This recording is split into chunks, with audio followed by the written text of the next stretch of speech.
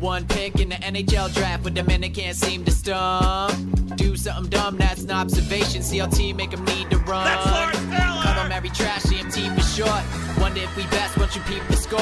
Up at the crack of dawn, top stories of the morning. While you're yawning, grab your coffee, rise and shine with 8:80 a.m. This is Drop Time. We provide highlights from your favorite teams. Got Dave and Rick making plenty of picks. It's Rule 76. Oh, yeah. I mean, who doesn't love a frigid Wednesday with snow all over the ground in February? DNR with you, ESPN New York. A lot to do today. We've got a little Stump Rothenberg. That's right. We got a Knicks Nuggets game tonight. Islanders with a big overtime win last night. Sabres with a sad overtime loss last night. Sabres had that game in the bag, and they let it go with 30 seconds to go. Giannis, we're a day closer to what's going to happen with Giannis and Antetokounmpo. And I say good morning to Sleeping Beauty, one Rick DiPietro. Why do you look so nice right now? I don't know. Why are you all dressed up? I don't know. You get some kind of meeting? Maybe. You do, don't you? Maybe I do. You got a lunch meeting. Maybe I do. What? Why is that a concern of yours? That's not a concern. I'm just saying you look nice. Thank you. You look put together. Thank you. This is only because you don't just do it every day. I don't do it every day. Right. So you get I something. woke up today. I was like, hey, why not? I'll live a little. You get something cooking. Maybe I do. Yeah. Maybe I don't. Maybe a little doc meeting. Maybe I do. Documentary part 3. 3 is not happening as of right now, but 2 is premiering late March. Oh, yeah. Yeah, late March. 5 consecutive weeks. Because 1 was great. You liked 1? I love 1. Yeah. I love 1. Yeah. It's great. That's why there's a 2. There wouldn't have been, if 1 stunk, there wouldn't have been a 2. There's going to be a 2, and hopefully there'll be a 3, and we go on and on. I run Gary.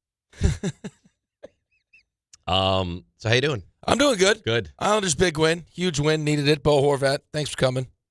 Just buried that one. RJ's team got RJ, what exactly happened with the little Vasilevsky where it looked like he was trying to play it and then just the whistle blew?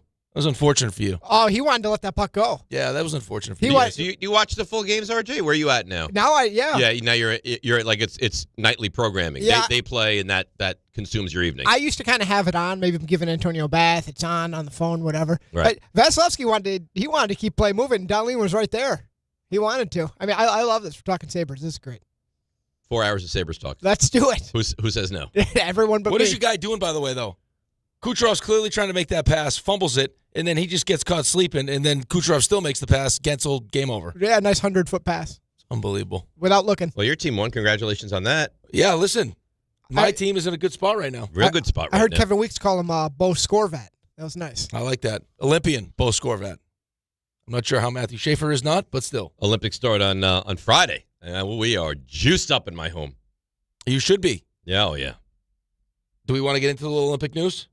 The Lindsey Vonn? How about that? Yeah, Ruptured ACL. That's terrible. She's got a chance. And if she's got a chance, she's going to race. How? It's not going to get worse, I guess. Okay, but if you have a ruptured ACL, how in the world could you ski? Well, at that level. Well, she's probably not going to ski at that level. Like, I have a hard time believing that her chances of winning are great, but she came back. She trained. What is she, 41 years old? Yeah. Can you imagine if she somehow won a medal? It would be an amazing story. It would be. An amazing story. I'll tell you what. It's a terrible story. It's a good story for NBC. Oh, it'd be, yeah. It's a good story for NBC. You're absolutely paying attention to it, yeah. Like, I'm being honest with you now. I'd be more inclined to watch Lindsey Vonn race now than I would have before this injury. Yeah, because you don't care. I don't. Disgusting, really. Well, you know what? Why do you have to judge? You know, I don't really judge. I don't really care. I get judgy, and then this is really speaks to just your whole American Idol mentality now. When it becomes a story, Right? I don't care that you can sing. Right. I want to know what happened. Right. I mean, were you abandoned as a child? Right. Were you left on the side of the road where you had to fight for food? Right. Yep. That's if you have that. Now it's more of an attractive Right. story. Now we're intrigued. Give me more of that. I totally agree. Now we're intrigued. So we are a day closer to the Giannis end, at least for this time period, right? I mean, by 3:00 Eastern tomorrow, we're going to know whether he's going to be dealt now or whether he's going to be dealt in the offseason. I think we would all agree he's going to be dealt. The question is, when is he going to be dealt? And then we have the Giants news, and the Jets are talking to Frank Reich. I guess Frank Reich is back in the mix. He's back. He came to town last night Yeah, or yesterday. you never know when you come for a face-to-face. It could be the end. Yeah, I don't understand how things work at the Jets. Most people believe once you've gone past the initial phone call, Zoom, and then you get the, hey, let's fly in for the face-to-face. Right. Like, this is getting close. But that's when the Jets could just tell you, like, listen, we're not interested. This is usually when the Jets Right. are like, you know what? Sorry to drag you here, but we're good. Right. We're really not all that interested. Yesterday was the first day. Now, I don't have a strong opinion on this, but yesterday was the first day that John Harbaugh got kind of some negativity. I felt like there was a lot of negativity surrounding the Matt Nagy hiring for offensive coordinator. Was it negativity because you don't like the hire, or is it negativity just because? Well, it wasn't for me. No, I just mean in general, because this wasn't necessarily. I mean, it was supposed to be Todd Monken. Right, and it would have been Todd Monken. He even said that. Right, like, and that's what he wanted, and unfortunately, that's not the case. He wanted to be a head coach, and he's in Cleveland, so, stirring it up with the defensive coordinator a little bit. But I listen. It happened like just at the end of the show, so we didn't really have time. It was like at 9:57. Yeah, it happened right, or something like that. So we didn't really get a chance to talk about it. I mean, you asked me, was I surprised? And no, I wasn't surprised, just because of, like, in his past who he's hired. Now, Nagy wasn't calling the plays in Kansas City, Correct. but he's got a relationship with Andy Reid. Mm-hmm. John Harbaugh's got a relationship with Andy Reid. Nagy's been a head coach, right? Who's called plays and then didn't call plays, but called plays. Like, so Right. he has a very experienced coach. Yes, right. He has the experience that I'm sure John Harbaugh is looking for, and also has the ability to run an offense that is geared towards getting the absolute best out of Jackson Dart. Right? So, like, I mean, I think there's probably a larger portion of the Giants fan base that is willing to give him the benefit of the doubt because it's John Harbaugh. Which was what I'm doing, but I'm telling you, man, I people all over Twitter, even I texted with Jordan Renan yesterday. I was like, what do you think? He's like, meh. Gary, what do you think? Don't love it. The one person that was like, I really, really like it was Jordan Schultz. He told me, he's like, I really like that. I was like, why? He's like, I think he's going to get a lot out of Jackson Dart. He's like, Right, well, I think they'll be creative offensively. Well, because, I mean, I think everybody wants to go with, like, it was in Charlie Weiss Jr. Right. Right, he's got the relationship. That's great, but He's Charlie got Weiss no Jr. experience. Exactly right. Now, they So- might have wanted him. I don't know that they didn't want him, but he stopped that process before. No, I know, but it feels along. like the conversation we had yesterday with Matt Miller, when you asked him about 2027. Does that have a chance to be a special quarterback class? And the first thing he said was, "Well, if Arch Manning came out this year, he'd have been the first overall pick." Right. Well, it's like, yeah, because he's Arch Manning, because you saw him get better, and because he probably has a higher ceiling than Fernando Mendoza. Right. Like, you get attracted to like that. Oh, we haven't seen it yet. Yes. Right? As opposed to Fernando. Like the Rams guy, Shieldhouse. He gets hired. It's like, oh my God, he's supposed to. Right, but you don't know. Right. But I guess the point is, and I don't think this is fair because I think Dart is way better than Trubisky and Fields. But it's like, well, he didn't get that much out of Fields. He didn't get that much out of Trubisky. Well, look at Justin Fields.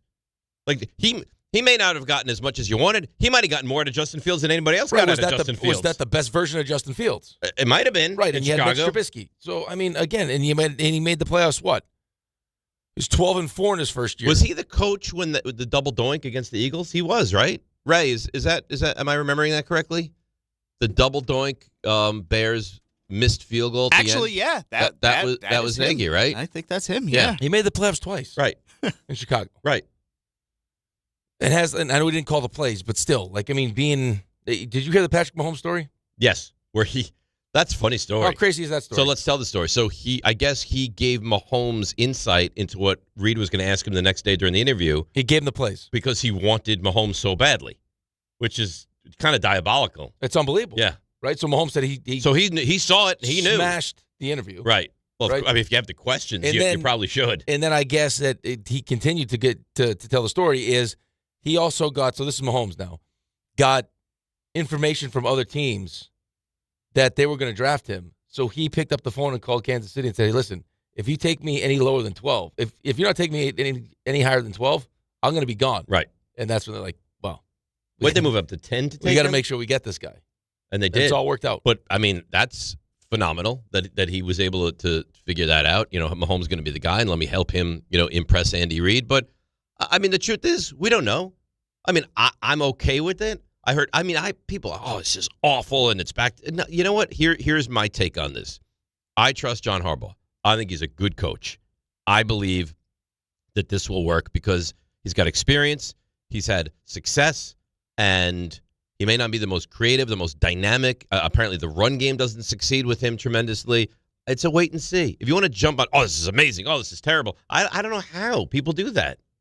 Well, because he's got actually like a body of work. Right. You know what I mean? So it's like it's easier to criticize him because he has, again, he has time as an offensive coordinator. He has time as a head coach. Well, it's like, oh, this past year, the Chiefs' offense was terrible. Did you see? And their offensive line was awful. The weapons weren't great. The weapons weren't Kelsey's great. They getting old. I mean, they don't have a dynamic running back. Like, the offense stunk. Oh, but he had Patrick Mahomes. He had Mahomes, and he that's didn't it. call the plays. Right. Like, which is probably part of the reason why he's not in Kansas City anyway. And then I heard a lot. Well, why would Kansas City fire him? Apparently, it wasn't a firing. Oh, his contract was up. It was he wants to get a head coaching job, so we're going to let him go explore a head coaching opportunity. And I guess he was close in Tennessee, and that didn't work out. And then he didn't get a head coaching job. And then it was like, well, the Giants are there, still available. I call plays. I'll take that job. Well, but he wasn't going back to Kansas City because they hired Eric Bieniemy. Right. But at a certain point, if you do want to be a head coach, I would imagine that as you're going through in your interviews, teams will be like, hey, I mean, it's Andy Reid. He's the one that's calling the plays, and he'll get more credit for the offense. I mean, I guess good or bad, but still, it's like, I mean, do I want to sit there and just help game plan and do all those things and not call plays, or would I like to go someplace where I could actually, be in charge of the offense? And I mean, listen, Mahomes obviously, but I don't know outside of Mahomes with the Bills or with the Bears or with Fields or with Trubisky that he had a quarterback that was even close to what Jackson Dart is going to be. No, I don't think he did. I mean, listen, there was a lot of hesitation when Trubisky was drafted in the first place, like just the lack of experience. Right. And he's fine. And he went high. Right, he's fine. And then Justin Fields, that was probably the best version you saw of Justin Fields. Which is kind of sad, but probably accurate. So, I mean... you remember with Justin Fields when he was on the Steelers? And they were, what were they, like 4-1? 4-2. 4-2, and they couldn't wait to get Russell Wilson back in, and we were all like, why would that be the case? Because, let's be fair, he's an athletic quarterback. He can't throw the football to save his life. He's a terrible thrower of the football. He's very inaccurate with the football. That's correct. He's probably one of the most inaccurate throwers of the football in the entire league. So, listen, do I love it? No. Do I hate it? No. Do I trust in Harbaugh? Yes. And I will sit here and be optimistic until there's reason not to be, which I'm not afraid to express either if we get to the point and he's not good. Well, listen, this doesn't have to be a long-term solution either. We had a guy that we wanted. That didn't work out. Right. So we go through the process. We wanted someone that has the experience necessary to be fully in charge of the offense. John Harbaugh is not going to be. No, he's not going to be involved. It's not Andy Reid. You know what I mean? Like, so this is going to be your offense, and we'll have. You decide who the quarterback coach is. That's going to be an important role. And also. the run game coordinator, very important. Right. Well, maybe that's one of the young, exciting names that you're grooming to be the next offensive coordinator. Yep. And then you don't have to worry about, does Matt Nagy, have a good season and maybe get a head coaching job? Yeah, maybe. It's possible. The other risk you run if you're trying to get, I would imagine when you're taking over a team or a franchise that's had the recent issues that the Giants have had, that you as a head coach would want to have some semblance of consistency and continuity, at least for the first couple of years. We're taking, this is big changes. These are big sweeping changes. Oh, yeah. There's front office changes that are happening. The locker room is getting, all these things are happening at the same time.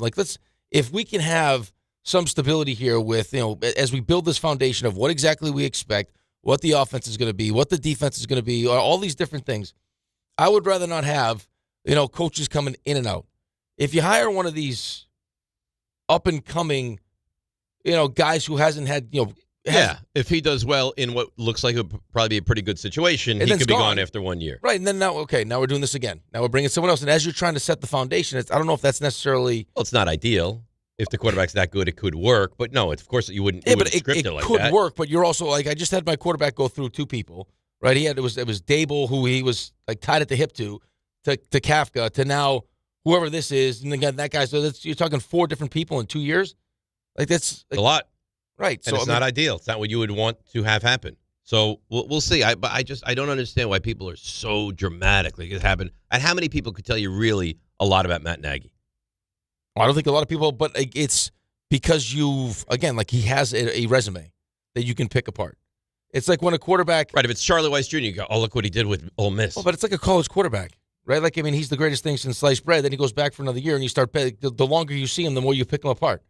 Well, he doesn't do this right. He didn't do this right. He didn't do that right. It's going to happen to Dante Moore.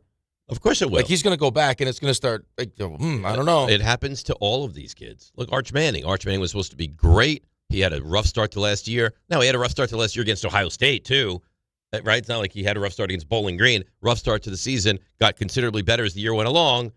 But there's some people are like, I don't know. It's like we're so quick to judge either way. This guy will never be good. He'll always be good. He can't be, defeated. He can't win. It's amazing how like quick to make a decision we are now. Yeah, well, I don't know if I heard as much of, like, definitive negativity. Oh, right. Didn't you hear a lot of negativity about Nagy yesterday? I was getting a lot of negative feedback from Giants fans that I know. Like, people were incensed. To the point where I actually was, like, turning around and was like, well, wait a minute. Didn't you tell me it was in Harbaugh we trust? Like, no matter what decision he made, you were going to be fine with this? Like, why is there an issue with this? I think it's a good hire. I actually think it's a good hire by them. I didn't think it was negativity. I didn't feel negativity. I felt more like uninspired. I felt like more of a lack of excitement than negativity. But I would say, like, if you put the line in the middle, I'd say uninspired was a lot. Negativity was some. Any level of positivity was much less. But again, yeah, there wasn't the positivity. But again, like Dave said it all the time leading up to when the Giants were first making hires. It was in Harbaugh we trust. No matter what move he makes, That's right. we're going to believe it. Now, so why doesn't that apply here? Could I change that when we get to the end of the season and I think this guy's not good? Absolutely. But right now, on February 4th, why in the world would I change that? Happy birthday, Lawrence Taylor, by the way. You beat me to it. February 4th, 1959. I heard it mentioned on SportsCenter. Was that right? Yeah. I can't believe you beat me to that. How about that? Why would you do that? Like, I could see if we get to 9:30 and I didn't make mention, but at 6:15? I figured it was now or never. I figured you'd get to it eventually. But what you jumped me. That's my guy. You threw the date out. How could I not?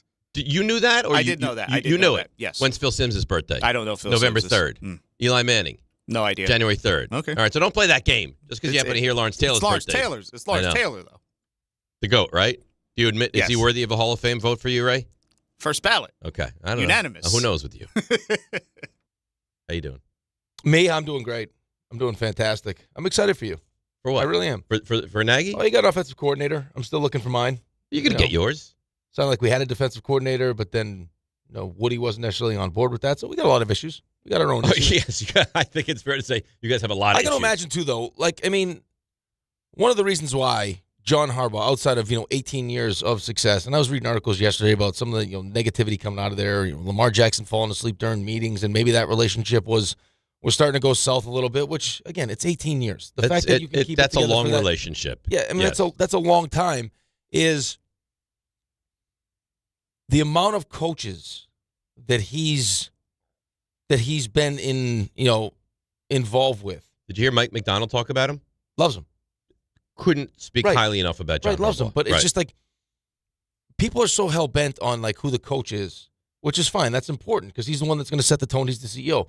But like right behind that is, well, how is this coach's relationships around the league to build a coaching staff? Like how is Mike LaFleur building a coaching staff, especially with that haircut? Ray, it was jarring, the haircut. But you wonder why he went to Arizona. Like it all makes sense. It all makes sense, but right? I'm saying but that is so important, and people take that for granted, like how important that actually is. Especially when it's like you're looking for a CEO kind of coach. It's like, okay, well he needs someone that's qualified on the defense. He needs someone that knows how to run the offense. You don't think that Andy Reid was a big part of John Harbaugh feeling good about this hire? Like, you take Andy Reid in a minute. Of course. Right, like Andy Reid, you take in a second. And apparently Andy Reid went to bat for Nagy. He's like, he'd be terrific for you. Right, He'll be so terrific with you Dart. got to remember that's part of it. Like, Charlie Weiss Jr. is sexy. It's definitely a sexy hire because it's like, we haven't seen what he could do. It's the unknown. It's the unknown, and he had success, and he knows It's the backup quarterback. He's going to be great. Why? We haven't seen him. He's the backup quarterback. But in actuality, he's just a guy. Maybe Weiss will be great. I don't know. Right, but you don't always have to. You already hit a home run. John Harbaugh's the home run. Right? So you don't have to hit. Like, I don't need another home run hire. Would I like that? That would be great, yeah. But if you hit a home run, you also run the risk of, hey, that guy could be gone in a year. He could. And now we're trying to go through this whole process again. This is a good, solid double. I agree. This is a good hire. And we'll reserve judgment until we see what it looks like this season. And guess what? If he stinks, they'll you move on. find someone else because John Harbaugh's not going anywhere. He's not going anywhere, and he's got connections all over the place. You're not going to be desperate for an OC, especially if Dart is what we think he probably is. Did you see this redraft yesterday? And let's face it, how long is Todd Monken going to last in Cleveland? I mean, you got to figure a couple of years. Well, hey, you could always get him back in a couple. I liked his press conference, though. He's feisty. When he talked about Schwartz. That's what I'm saying. He's mixing it up with Schwartz. It's like when we game plan for Cleveland, never once did I game plan for Schwartz coming off the edge? Yeah, dealing with it. It was all Garrett. Did you see they had this redraft? I did. So Tyler Shuck, too. Mm-hmm. I was very surprised. I got Abdul Carter. Congratulations. Yeah, thank you. Membo went ahead of where you would have taken him, right? At 7? I think you went at Abdul 6. Carter was not late for any meetings on my team. Oh, yeah. No. Abdul Carter would be eating tuna sandwiches while getting rubbed down during all the meetings if he was on the Jets. What do you think Woody would call him? He wouldn't even know his name. Amir. Abdullah, just jump in your car. Abdullah, head north, south, wherever. Find your way to Florham Park. Please. Hassam. You and Hassam, maybe you room together. But you did well with Membu. Yeah, Membu's fine. Yeah. I mean, our offensive line's good. Good. One of the things you would point to. That's a big piece to a team. Yeah, it's having a big pretty piece. Good young offensive line. I mean, coach is also important. Offensive coordinator is kind of all important. Of them means something. All right, so we lead with the Giants, 800-919-3776, and then we'll get into the Knicks. We got Stump Rothenberg. We got your calls. We got Twitter at Rothenberg, ESPN. We got it all happening on a Hump Day Wednesday. DNR with you, ESPN New York. Guys, quick PSA. Forgetting Valentine's Day flowers is not the move. Trust me. This is why I go to the Books Company every time. Books delivers modern bouquets fresh to her door. Plus, with my code CANTY, you get 25% off. Books flowers are cut fresh from the best farms in the world, so you get bigger, brighter blooms that last way longer. They've got incredible flowers, even roses grown on the side of a volcano. And the best part? Books makes it easy. Pick the bouquet, the delivery date, and you're done. No last-minute panic. That's why Books has over 50,000 five-star reviews. And listen, even if she says, don't get me anything, that doesn't mean no flowers. Flowers still score every time. Valentine's Day is February 14th, right after the big game, so don't fumble this. Order now. Go to Books.com, use my promo code CANTY for 25% off. That's BOUQS.com, promo code CANTY. Books, promo code CANTY. Hi, I'm John D'Agostino from D'Agostino & Associates, the injury firm. You know what's interesting about the words personal injury? The first word is person. And at D'Agostino & Associates, that word means everything. That's because I handpick every person in our firm, from the pleasant professional person who answers your call to the experienced person litigating your case in court. Because every person in my firm is an extension of me, and the only way to exceed our clients' expectations is to deliver the highest level of personal service every single time. And that starts with hiring the right people. You see, we know that every client is a person too, someone going through the toughest time in their lives and deserves to be more than just a file number. At D'Agostino & Associates, we put the person back in personal injury. So call 1-800-BITE-BACK. That's 1-800-248-3222 and ask for me, John D'Agostino. And let's talk about your case, person to person. D'Agostino, law, bite back. Benjamin Franklin, sir, I've just received news. Speak. They're multiplying you. Multiplying me? Yes, many times. Multiple Benjamins? Shall I stop it? No. Multiply your Benjamins with New York Lottery's Extra Multiplier Scratch-Off games. Play for the chance to multiply your winnings up to 100 times. Prizes up to $3 million. I've won! I've multiplied myself! We won! Please play responsibly. Must be 18 plus. Gambling problem? Call 1-877-8-HOPE-NY or text HOPE-NY. What if your instincts could pay off? With Robinhood Prediction Markets, you can put your sports IQ to work on the games you know best. It's not you against the house. It's you participating in a live market. Buy or sell your predictions all game long. Trade every play with Robinhood. Visit Robinhood.com/predict. That's Robinhood.com/predict. Futures and cleared swaps trading involves significant risk and is not appropriate for everyone. Event contracts are offered by Robinhood Derivatives LLC, a registered futures commission merchant and swap firm. Texting enrolls you in a recurring automated marketing text messages. Consent not required to purchase. Message and data rates may apply. The team's looking good this season. I think so.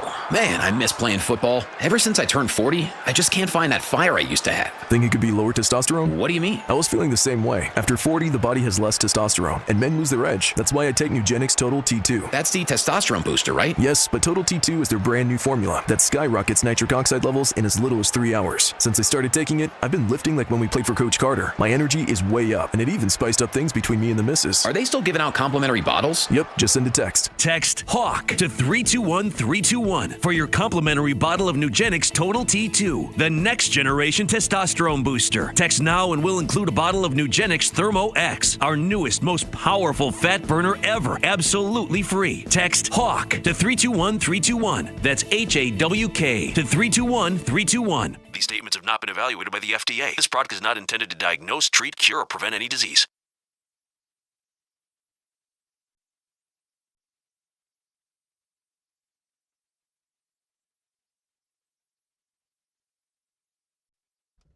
Clearly, the unbuttered roll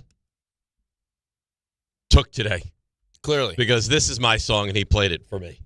Roll is very buttery. What are you is talking it buttery? about? I don't know. It's very buttery. I forget where we even left You off gave him a with the buttery roll. roll? I don't know. It's been buttery for quite some time, actually. Is it too buttery? No, it's been fine. I thought he had unbuttered. No, it was unbuttered, and then I think he's like, you know what? Let me flip to butter. Do you want to go back to unbuttered? No, we're fine. You sure? Fine. Yeah. Because I want you to be happy.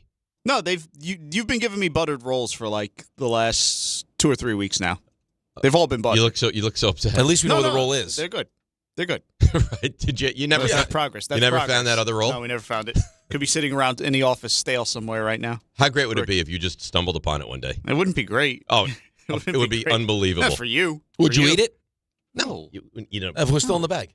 No. Why? A 3-week-old roll? It's not 3 weeks, is it? This is the dumpster diver over Has here. it been 3 weeks? Has it been 3 weeks? Have you ever had to eat a bagel that's like 3 days old? You want him to eat a at least 2-week-old roll? I don't know. Which I'm sure is not like the highest quality to begin with roll. How dare you? How dare I what? Veneer gets nice rolls. I'm sure they're That roll could fine. stay. I'm sure it's not like beautiful baguettes that are You fresh put it out in of the the toaster, oven. You're fine.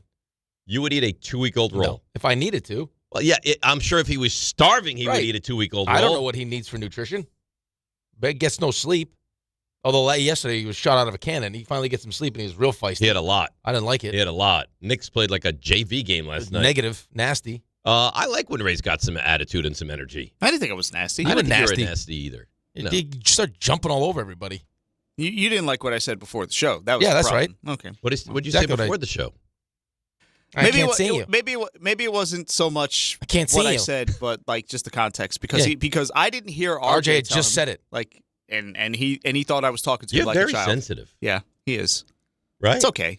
I'm not. It's not that sensitive. It's very early in the morning, and Right. I got RJ who's like. So if RJ says your shot doesn't look great, and Ray It doesn't wasn't know. a shot. It was like RJ's like, hey, yeah, camera. I was like, no problem, got it. And then he's like, and then 2 seconds later, I can't see you. Where are you? Do you remember that old Sprite commercial? Don't talk to me like a child. Yeah, What the that's hell? how- What the that's hell what it is sounded Old Sprite? Sprite. No, the It was an Sprite old commercial. Oh, Sprite the old. was I thought commercial. you were trying to say With- Old with- Spice, but you said Old Sprite. No, there was a Sprite commercial where the guy's trying to come off as a basketball player. That they yell cut, and then he speaks with an accent. Oh, yeah. Don't talk to me like a child. That Right. was Rick. That was Rick. Like I was an infant. Mm-hmm. Do you like- agree you were talking to him like Yeah. he was? I didn't think so. Yeah, I it was still- like I the still tone don't was like, think hey, dummy, Mm. turn your camera on. That's look at his. He's smiling. He knows what he's doing. And Rick's no dummy. I think we've established that. Yeah. I just got Went to another 100. Harvard. I just got another 100 Oh, on look my at assignment. you. You're just rolling along. My huh? pregame meal brochure. With the what? My pregame meal brochure that I would pass out to my team. You pass out a brochure? No, if I were to give a handout, like the guys on the team for like what you should eat for pregame meal and why it's so Oh, important, oh. I had to make one. And you couldn't just tell them, hey, That's what I thought. some protein. You have to make a brochure. They wanted me to make a brochure, so I had to like put pictures on there. Let's have fun, he said. So I put like an old gas pump, and then I put a picture of a Lamborghini, and I was like, "Would you put this in that?" Oh, that's good. Of course. Now not. you say you're not doing this. You're telling someone. I did it. You did it. I did it. You're like cutting and pasting it Yeah, all. no, that? I'm dragging and I'm Really? saving. Oh yeah, uploading. How do you know how to do that? I just was learning on the fly. Really? Yeah. That's really impressive. Very impressive. Yeah. Oh yeah, I have pictures, No wonder you're the star of all these meetings here today. recipes. Oh, do you need electrolytes? I have a easy at-home electrolyte recipe. How about that? Yeah. How about that? You know, and then I had pictures of food, Food. like a whole little Like protein, like garbanzo beans. no, like delicious full meals. Oh. Like, let's go with this grilled chicken. How about some rice and some veggies? You know what else is very healthy for you? Some avocado. Avocado, Yeah. nice healthy fat. Maybe some hummus. Which you're supposed to limit during a pregame meal because you want to promote digestion. Oh. More carbs More is where carbs. we're leaning. So yes. some pasta. Pasta, So rice. nice grilled chicken with pasta. Complex carbohydrates is what we'd like. Mm-hmm. Yep. So, and they'll know this from the brochure. 100, right. Right. Another 100. Thanks for coming. Really? And I had 2 quizzes yesterday, also hundreds. You're dominating college, huh? Dominating college. This is. I'll be a doctor soon. I think so. Yeah. It's weird that I'm getting my postgraduate before actually graduating, but it's interesting how that works. But you know what? I'm doing it. Whatever. You're doing it, and we're proud of you. Thank you. They offer it, I'll take it. Yeah. That's really just terrific stuff. Let's get to some of the calls. 800-919-3776. A brochure of how to eat properly before the game. Joe in Ocean Gate. Joe, good morning. You're on ESPN New York. Good morning, guys. Great start to the week as always. Your shows are awesome. Hey, Rick, you ever eat at the Chicken and Pickle? You ever go there before? A chicken like and a Midwest thing. Pickle? No, I don't believe I have. All right. So yeah, pickleball and courts everywhere, and then sports bar kind of stuff. But I was kind of talk about the Matt Nagy hire. Dave, kind of like you, I just was kind of like, all right, I'm just going to trust Harbaugh, and know that he's going to make the right decisions. And I mean, if I know that like he was good the first year. He was the head coach of the Bears. The offense was really good, and it kind of took a step down. And then obviously with the Chiefs offense wasn't as great, but we know Andy Reid, I guess, calls most of the play calling. Right. Yeah. Well, exactly. So yeah. But I actually do love the I guess the wide receiver coach that they retained that Dable brought in last year, and supposedly like Stephon Diggs was that was one of the reasons why he was so pissed and wanted to leave the Bills because they didn't keep him. And if you see the stats, like with the Jaguars receiver, when he was the coach there a couple of years ago, like every place this wide receiver coach has been, the wide receivers, like even the young ones, have like done really well. So I'm actually really excited about him. But I have all the faith in Harbaugh, so I'm not going to, I'm like, all right, good. I trust him, and I think we're going to be all right. It feels. If it was different, if Dable was hiring him or another coach was hiring I totally agree with you. Nagy, I would feel a little different. So I love you guys. Go Giants. Totally agree with you. But because there's some built-in equity when it comes from John Harbaugh that there wouldn't be from other coaches. Listen, I'm not trying to start a battle, but if this was Aaron Glenn and it was the same hire and there was negativity around it, it would probably spiral and you would understand it. But when you have a coach that's so highly respected and has been so good, I think you buy into it a little more than you would on a lesser team. I got to tell you, I'm looking at his year one in Chicago with Trubisky.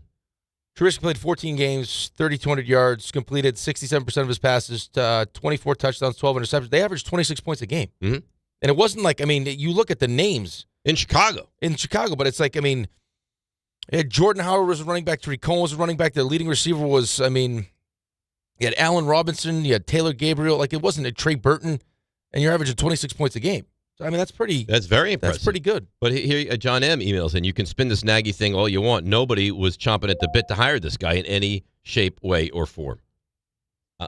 There's just a lot of what does that negativity. Matter, and that doesn't matter, but it's just Monday morning quarterback, and we could talk about it. It's fine. I mean, it's fine. You'll get your first feel when the Giants get rolling to start the season. Right, and you can be underwhelmed with it. I just don't know how you can be just hate it. Well, welcome to Sports Talk Radio. People have an opinion. No, I don't even think it's Sports Talk Radio. You just say you were hearing yesterday that there was like a lot of negativity. A lot of negativity. And again, I just don't know how you can be that negative about it. I mean, he has had some success in the league. I mean, he's as had a head success coach, in the he's had league. success as an offensive coordinator. He has experience. He's highly recommended from Andy Reid.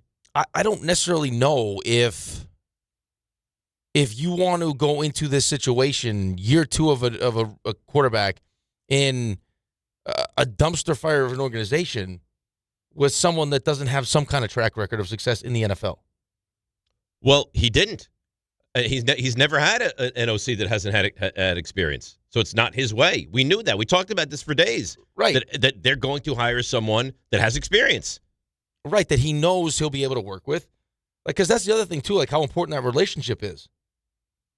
Right? I mean, and the tie to Andy Reid is an important piece of this. And how Andy Reid has worked with Matt Nagy is an important piece of this thing. Like, all of it. Like, I mean, I was also reading an article about him the other day. Like, he's not like one of these guys, too, that it's like, hey, this is how This is my system, and this is what I do. No, you have to fit the players into. And he's more than happy to listen to like suggestions from his coaching staff. That's another important piece of this thing. And maybe I'm wrong. I feel like if it was Cliff Kingsbury, people would be a lot more excited than it being. Well, what the hell happened with Cliff Kingsbury though? Why is he gone?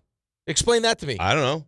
Right, like so. I mean, clearly he might not be that easy to work with, right? Like he was in the NFC Championship game with Jaden Daniels, talking about the greatest rookie season the quarterback's ever had. Right. In year 3, and gone. And by the way, they met with Kingsbury and still hired Nagy. Right. So I mean, but that's another part of this thing too. Is like why is he out of Washington? Yeah, I don't have the answer to that. Alan Berry emails in. You're going to just trust Harbaugh, huh? How did the complete trust of David Stearns go last year? LOL, loser.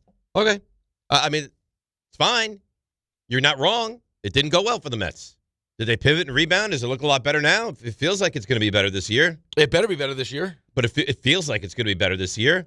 And I feel a lot of the reason they had to do what they did going into last year is because the year prior was so successful. I think he would have made changes after 2 years ago, but couldn't because they were so good and went on such a run.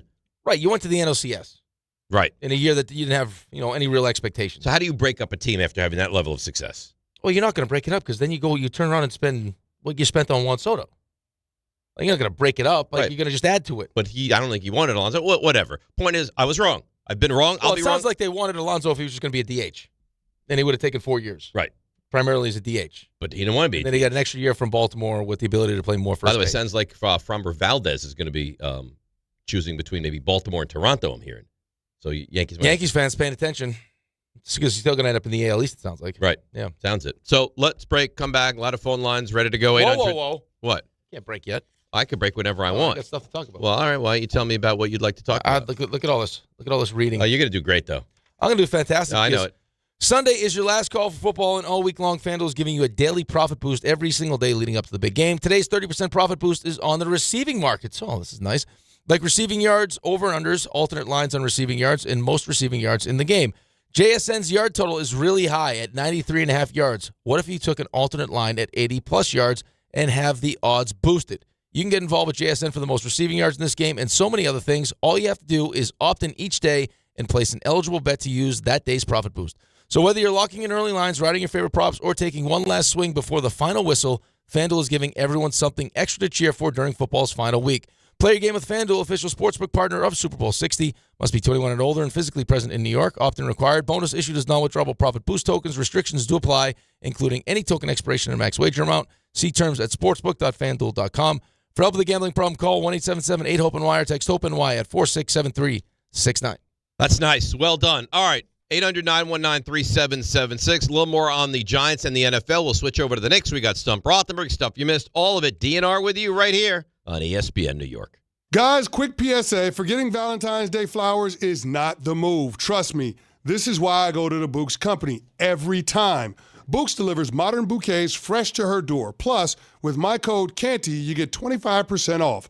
Books flowers are cut fresh from the best farms in the world, so you get bigger, brighter blooms that last way longer. They've got incredible flowers, even roses grown on the side of a volcano. And the best part? Books makes it easy. Pick the bouquet, the delivery date, and you're done. No last-minute panic. That's why Books has over 50,000 five-star reviews. And listen, even if she says, "Don't get me anything," that doesn't mean no flowers. Flowers still score every time. Valentine's Day is February 14th, right after the big game, so don't fumble this. Order now. Go to Books.com, use my promo code CANTY for 25% off. That's BOUQS.com, promo code CANTY. Books, promo code CANTY.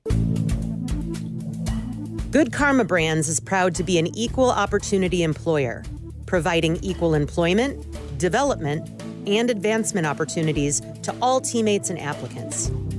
To learn more about careers with us, please send an email to talentacquisition@goodkarmabrands.com. That's talentacquisition@goodkarmabrands.com.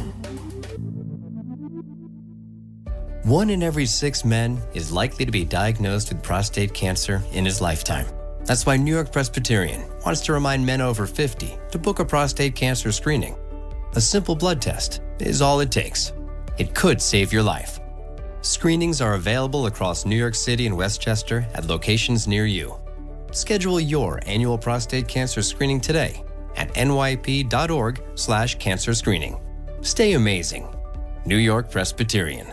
Hey, New York and New Jersey, commitment issues? No problem. Now you can get unlimited talk, text, and data for $25 a month forever, as in for life. Switch now at boostmobile.com. After 30 gigabytes, you may experience slower speeds. Pay $25 a month as long as you stay on the Boost Mobile Unlimited plan. DraftKings Sportsbook is making every snap, every drive, every moment of Super Bowl 60 count with DraftKings Live Millions. Open the app, opt in, and get your promo token. Place a live bet of $1 or more on the Super Bowl, and you're in. Download the DraftKings Sportsbook app and use code UNSPORTSMANLIKE. That's code UNSPORTSMANLIKE. Bet live for your share of $5 million in prizes with code UNSPORTSMANLIKE. In partnership with DraftKings, the crown is yours. Gambling problem? Call 1-800-GAMBLER. New York, call 877-8-HOPE-NY or text HOPE-NY. Connecticut, call 888-789-7777 or visit ccpg.org. On behalf of Boot Hill Casino in Kansas, wager tax pass-through may apply in Illinois. 21 and over in most states. Void in Ontario. Restrictions apply. No purchase necessary. Opt-in required. Minimum odds minus 500. Prizes either bonus bets or single-use 20% profit boost. Max bet $20 that expire in 30 days. See official rules at sportsbook.draftkings.com/promos for entry period and free method of entry. Sponsored by Crown Gaming, Inc. Attention, have you racked up $10,000 or more in credit card debt? Are you barely getting by making minimum payments? With credit card debt reaching all-time highs, National Debt Relief is notifying consumers about significant debt relief options currently being made available to help those with overwhelming credit card debt. These options may reduce a large portion of credit card debt for those who qualify. You don't need to declare bankruptcy or take out a consolidation loan, and you may only have to pay back a fraction of what you owe, even if you have bad credit. National Debt Relief has already reduced the credit card debt for more than 550,000 consumers. So don't wait. If you owe $10,000, $20,000, or even $100,000 in credit card debt, you can now take advantage of this financial debt relief as the cost of living continues to skyrocket. To check what debt reduction you may qualify for, call 800-288-9944. That's 800-288-9944. Once again, that's 800-288-9944. In the city that never sleeps and never stops talking sports, ESPN New York is always on. Now you can live and breathe everything New York sports wherever you are. On your radio dial, on the ESPN New York app, and streaming live on YouTube. However you watch or listen, ESPN New York is always on for you. Hear us, stream us, watch us. This is ESPN New York.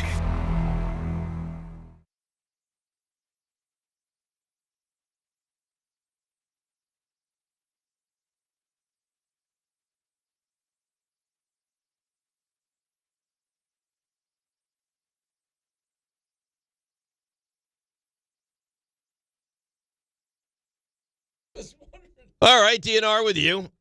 ESPN New York. I did notice it. And that didn't take, clearly. He had an AirPod in his ear, and I thought that was his new thing. It was not my new thing. How would the AirPod be my new thing? Okay, listen. How? I don't know. Right. But I saw it. Makes no sense. Why? How would the AirPod translate to So what the we AirPod do? was doing nothing? Nothing. So it was just a in my ear. It was a prop.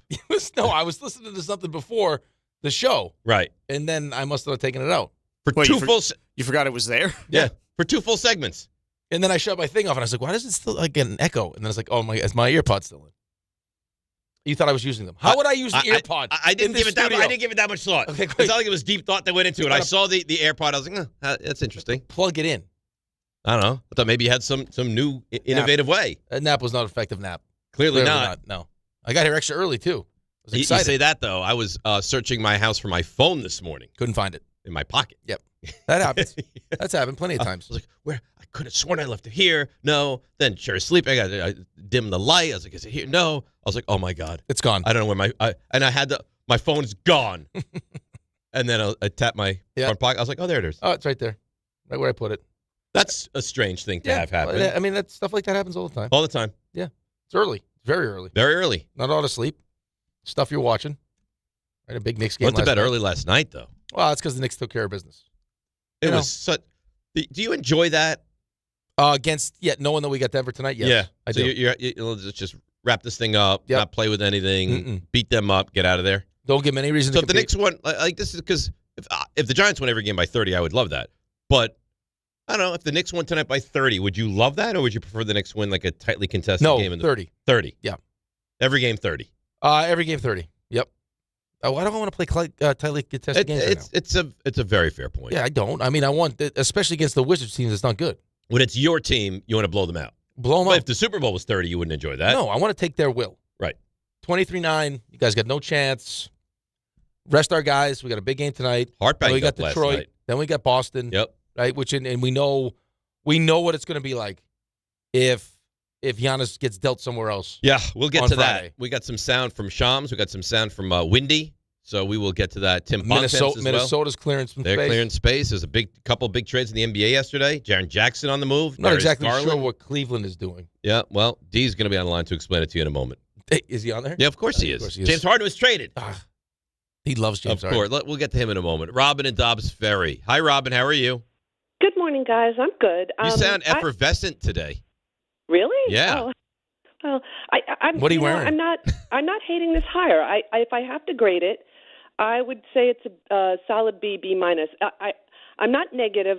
I would say I'm skeptimistic. I'm hopeful it will work out.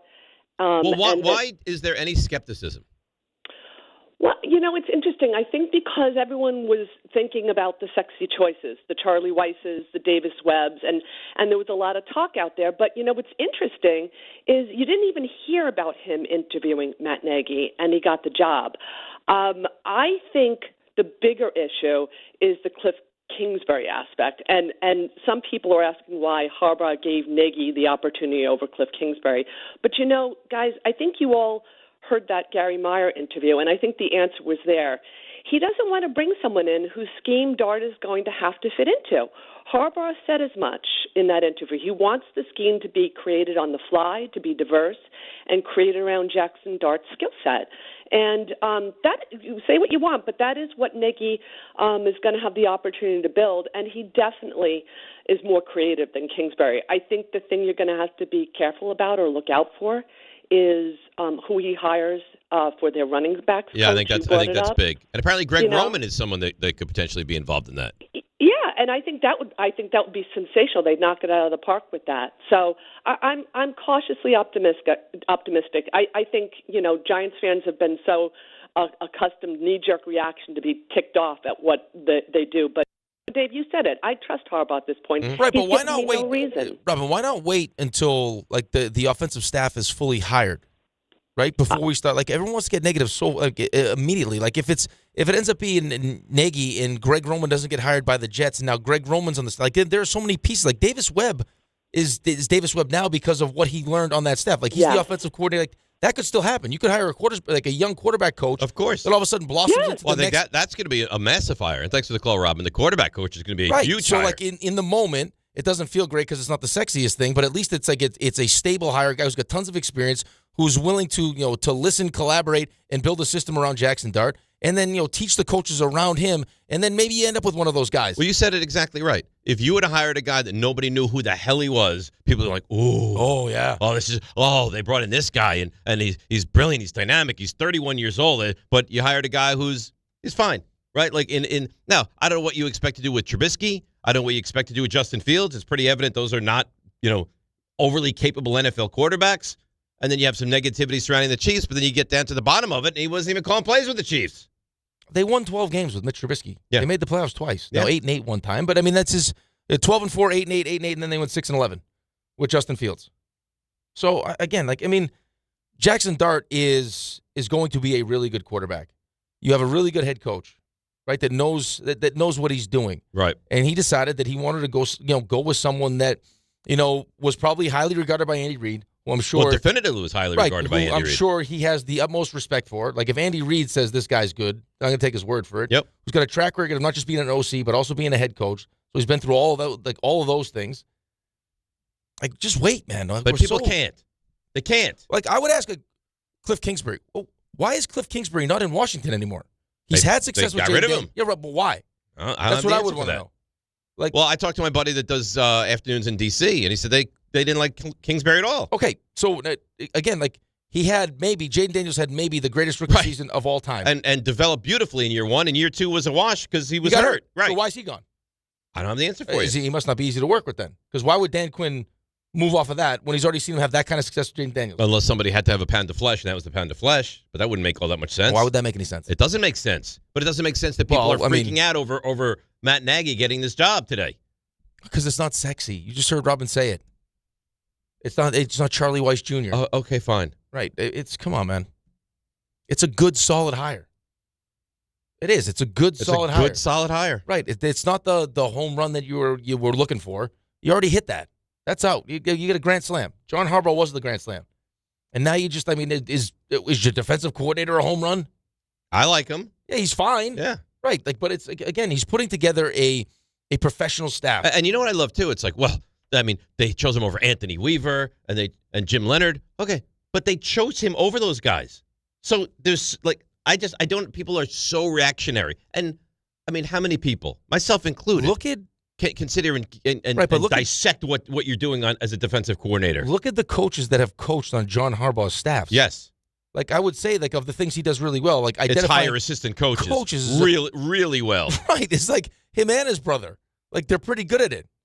So, if he sees something in Nagy, and he's got all the information from Andy Reid, who I think we would all take in a heartbeat if Andy Reid was going to be here. Of the coaches you could pick to be the head coach of your team, Andy Reid's at the top of everybody's list. So if I pick up the phone and call Andy Reid, hey, Andy, what do you think? How is this guy going to work with Jackson Dart? Great. You'll love him. Right. Easy to work with. He trusts Andy Reid. Andy Reid gave this guy flying colors. And then another thing, people are so quick to react, and then they're wrong. Why was he fired in Kansas City? He wasn't. Well, no. He wasn't fired in Kansas City. He wasn't fired in Kansas City. He wanted a head coaching job. And also, how long do you want to stick around in Kansas City and not call plays? Right? I'm sure he's been a head coach. Right, but they let him out of the deal and let him go find his way so he could get a head coaching job, which he didn't get. Right, so now Bieniemy comes in. He'll have success, which is because Andy Reid is having success, because Eric Bieniemy wants to get back in calling plays. And potentially be a head coach, yes. Right, so, it's not a step up, but it is a step up. Because now actually you're in charge of the offense as opposed to Andy Reid. You're game planning. It's your offense. You're putting an offense together for Andy Reid to call the plays, as opposed to when Sean, I told you, Sean Payton at the Super Bowl was during the week I'm doing all these different things. The offensive staff puts together all these a game plan. We sit down and then I get to pick and choose what I want. Right. So now he's in charge of that. You have one side of the ball. That's what I mean. You know what'll happen though? Giants will come out, score 31 points in the first game. Dart will look great. Be the guy's unbelievable. Love Matt Nagy. That's how reactionary people are. He's now the head coach of the offense, as opposed to he was just a person that helped on the offense, Andy Reid's offense. It's his offense. Run it. So it's a step up with a potentially stud quarterback, potentially, and a stud receiver. Yes, you got the offensive line was pretty good. You ran the ball well. You got did. A couple good running backs. You did. Hopefully they'll get Wandale back. You'll draft another wide receiver. It's amazing to think the Giants' offense was not the problem last year. No, offensively they were pretty good. It was why we both looked at each other and were like, hey, Dable, what are you doing, man? Your offense looks good. Fire the defensive coordinator. Make a change. I was wondering how long it would take to hear from D in Queens when Harden was on the move. He probably called last night and has been on hold since. Maybe. D, how you doing? The floor is yours. What's up? Listen, one, he didn't ask for a trade, but two, this might affect your Knicks because the bigs are going to get way better on the Cavs. And if you're frustrated with Cat now, you might get real frustrated soon. I'm just giving you a heads up of what's coming. The big men on the Cavs are going to get way better. So just be prepared to you be love more this. frustrated. You love this Harden That is trade the truth. for Cleveland, huh? I can't disagree with D on that one. Well, no, he's not wrong with the only that. interesting thing is that he's 36 and well, I guess to 26. me the question would be, what's the dynamic with Donovan Mitchell and James Harden? Because there's only one basketball. And he'll be fine. Yeah, he'll be fine. All right. No, they just the only reason this happened. The only reason this happened is Clippers didn't want to pay James Harden. That's the only reason this happened. He didn't want to get traded. Kawhi said the same thing. He's like, "Yo, this is not coming from James. This is the Clippers who did this." I don't agree with it, but hey, well, because they wanted to get younger. They got a decade younger with this Garland I get move. it. Yeah, but Garland is injury prone like crazy. Understand? So and he's small. Well, and the Clippers are playing good basketball right now. So are you a Cleveland guy now? Yes. Is that who you're rooting for? Listen, man. You guys have a worst case scenario coming up sooner than you think. Who does? What are you talking about? A fake James Harden beard on right now. Tell me your worst case scenario, please. I love it. You're the doomsday guy. Tell me why are my Knicks in trouble? Because the Cleveland was below you guys. Harden makes it so now you guys are back to even. So I can see you guys in the second round. Cleveland is softy. Have you seen James Harden in the postseason, D? Have you seen what Mitchell Robinson does to that front line? Okay. Where James Harden looks like he's just not even interested in playing? I got to go, guys. Oh, okay. Right? Sorry to keep you, Dave. Now you got to go. Yeah. That phone call was the best news as a Knicks fan I've heard in months. Well, the D thinks the Knicks are in That's big the best trouble. news I've heard in Mitchell months. Robinson urinates all over that Cleveland front line. Goodness. What's wrong with you? What do you mean? Putting it mildly. Why do you need to say it like that? Like what? He's not wrong. What do you mean? He urinates on people. What's wrong with you? On the He doesn't Cleveland actually front line. urinate on well, them, Rick. not figuratively. He's not dropping his drawers and urinating. Obviously. But you save that for the shower. Figurative urinating. You want to play a fun game? I'm going to pee on you. Yes. He's going up against Mobley. He's like, hey, you want to play a fun game? Yeah. No, like you're not wrong, but to D's point, I mean, that is one of the things that James Harden does really well. Yes. Which will help. They will get better, but I'm just surprised. It's 10-year difference. I don't like that trade at all. Garland's 26. Harden's 36. Right.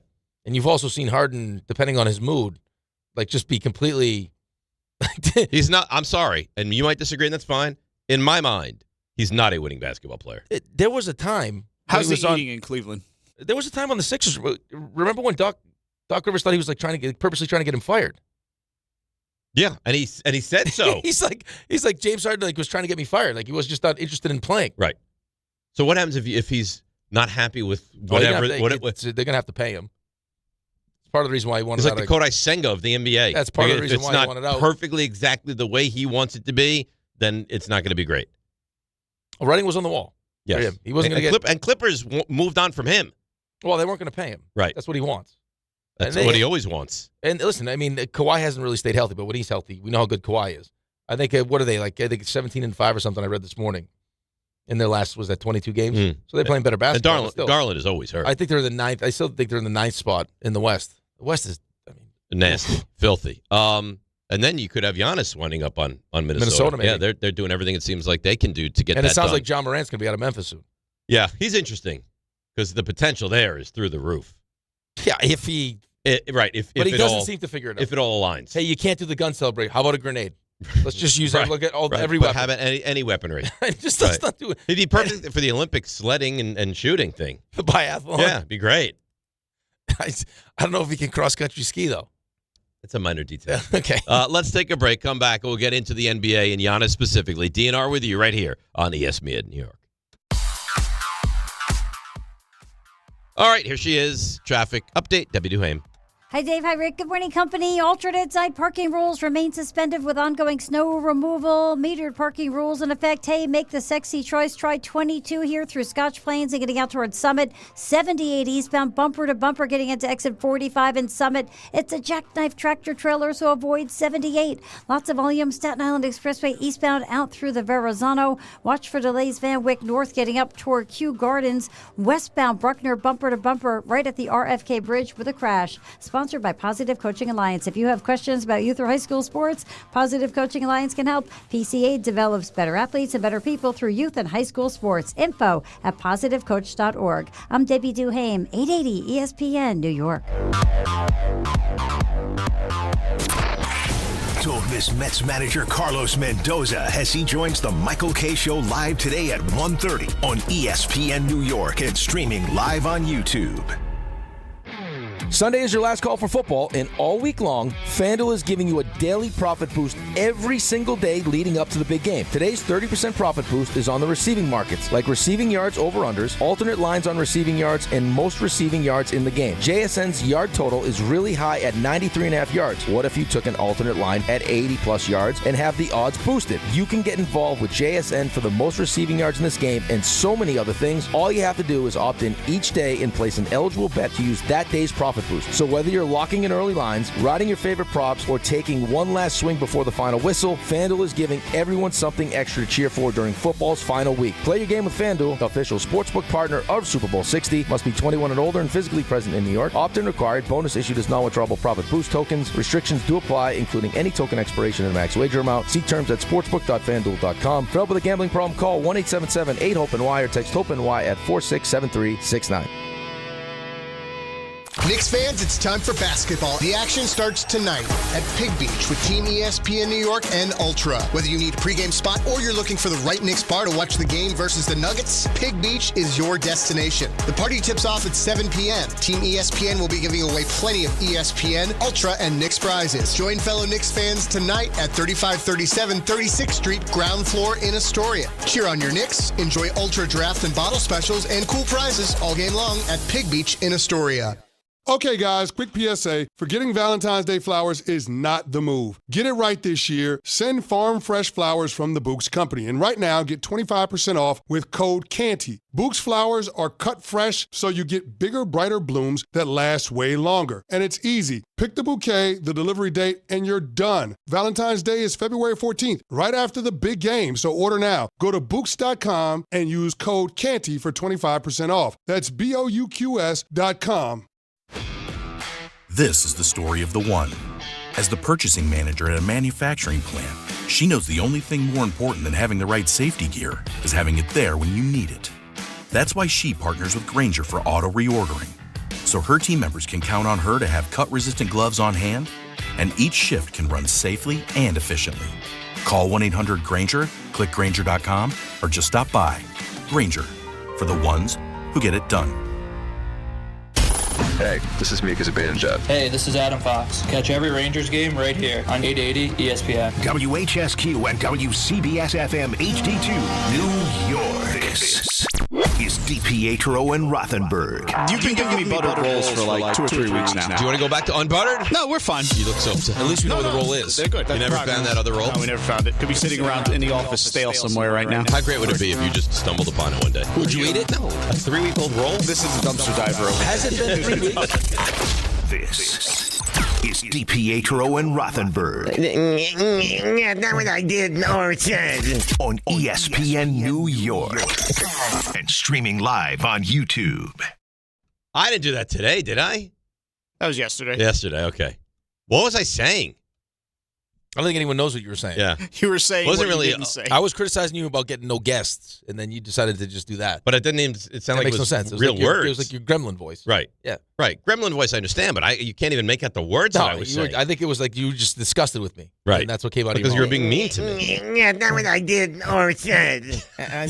I'll promise. And then you do whatever you want. Yeah. Whatever you want. I turned into like the coffee clutch woman. Whatever you want. Linda Richmond here. You actually sound like a skit from a Jerky Boys tape. That's what you sound like. You say that every right time we talk like that. It's like like, Saul it's Rosenberg. that's it.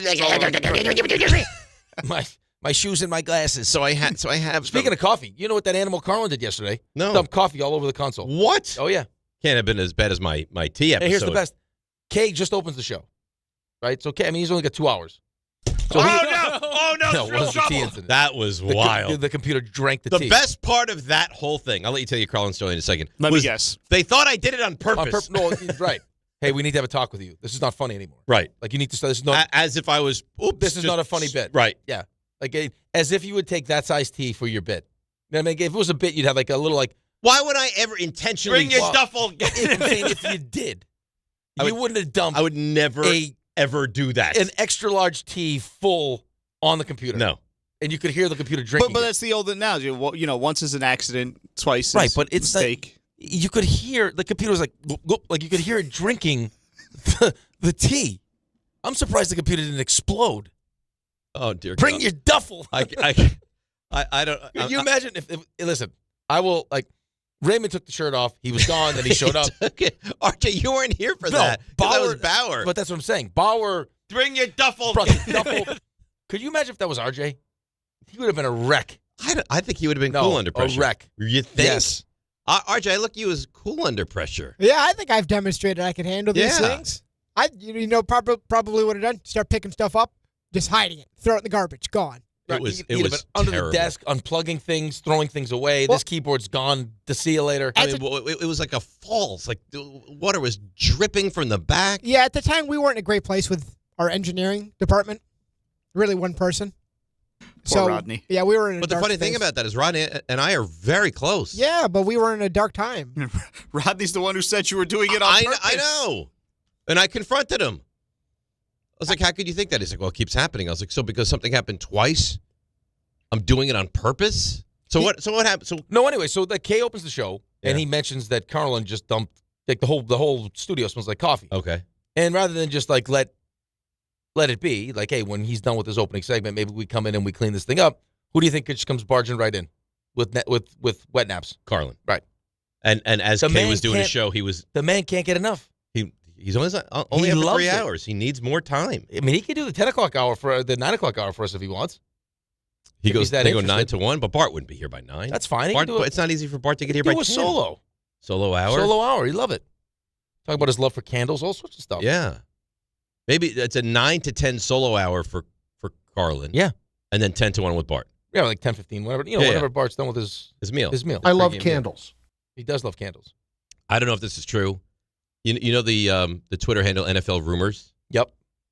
Russell Wilson could be a real option for the Jets if they hire Darryl Bevell as offensive coordinator. Why? Oh, back to their Seattle days. Yeah. But why do you feel like you need to do this? Oh my! Do what? You know exactly what you're doing. I'm providing information. Right.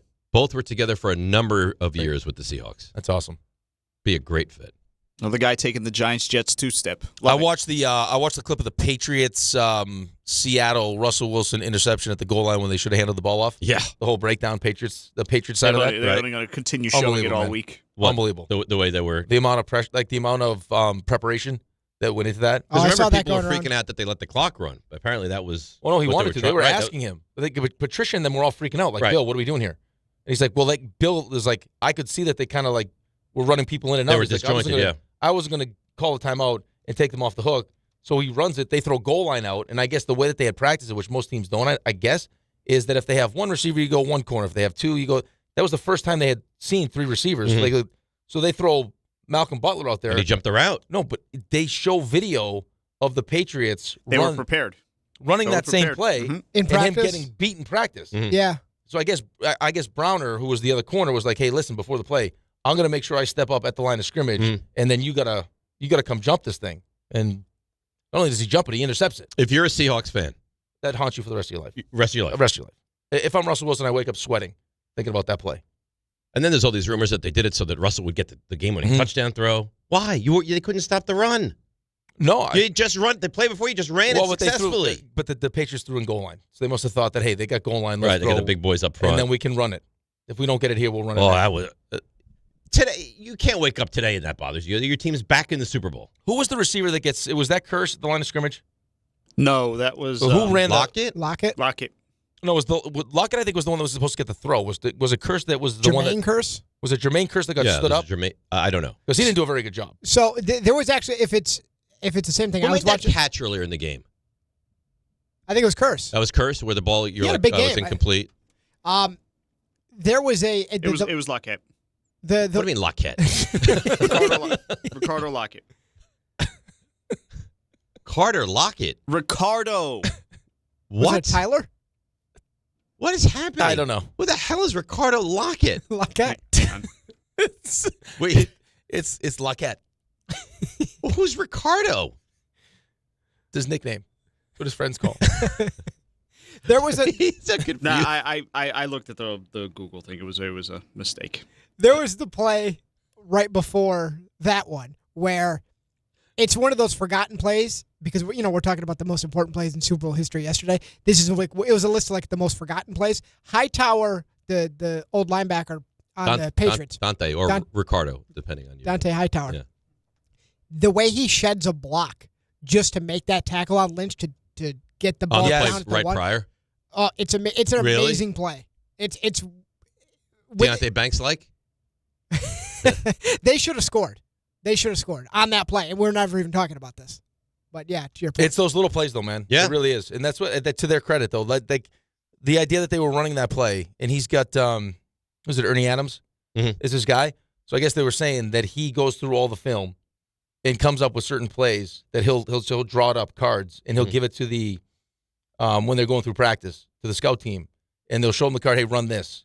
And then these are plays that we think that the team is going to run against us. And then this is one of the ones that they were running. It's amazing. And Butler was kept getting beat in practice, and then makes the biggest play in the Super Bowl.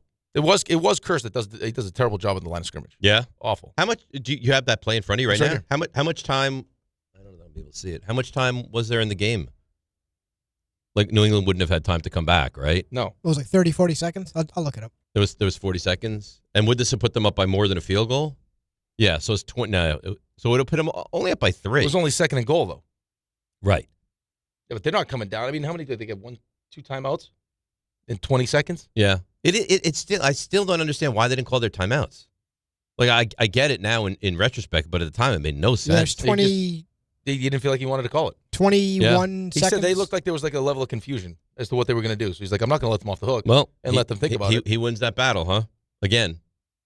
Well, listen, if you're that prepared, right? Like in that moment, you're that prepared, and you look like it looks like the other team is scrambling around a little bit. Why would you give them a reprieve of, hey, let's whoa? Well, wouldn't you think though? Because I don't know how many seconds were when the play started. Like before that, like as they were like, was it 40 seconds? When the play begins? Yeah, like 27. No, not like when you could have called the timeout. Oh. Like, could you have called the timeout at 45 seconds? Because that would make sense, All right, right? So when they snap the ball, there's 6 seconds left on the play clock, and there's like 26 seconds left. So that probably was like a minute.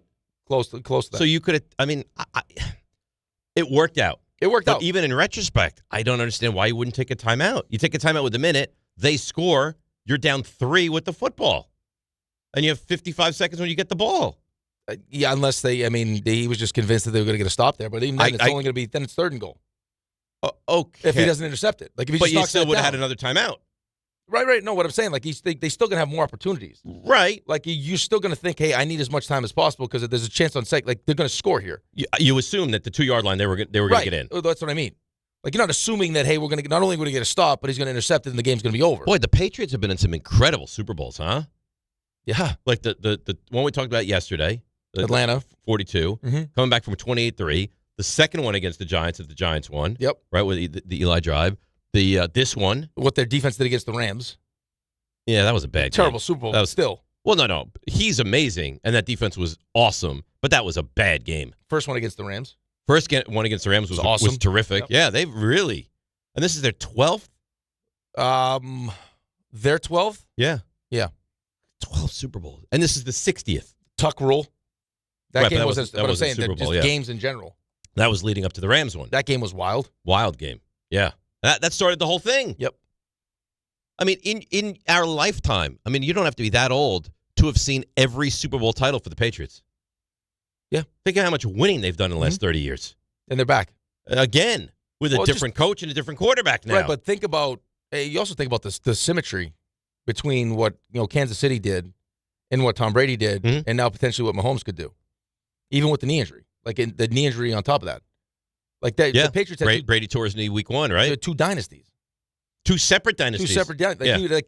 He'd be a Hall of Famer in both those different dynasties. He won 3. They took off a decade. Yep. They won another 3. Yep. And then he goes to Tampa and wins.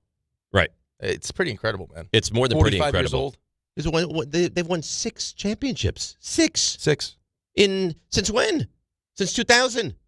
So in the last 26 years, they've won 6 and maybe 7?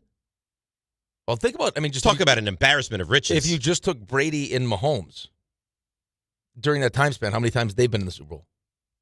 In the Super Bowl. I mean, oh my God. How many times Brady's they've won what? represented? He's won 7. And then there was the 2 Giants.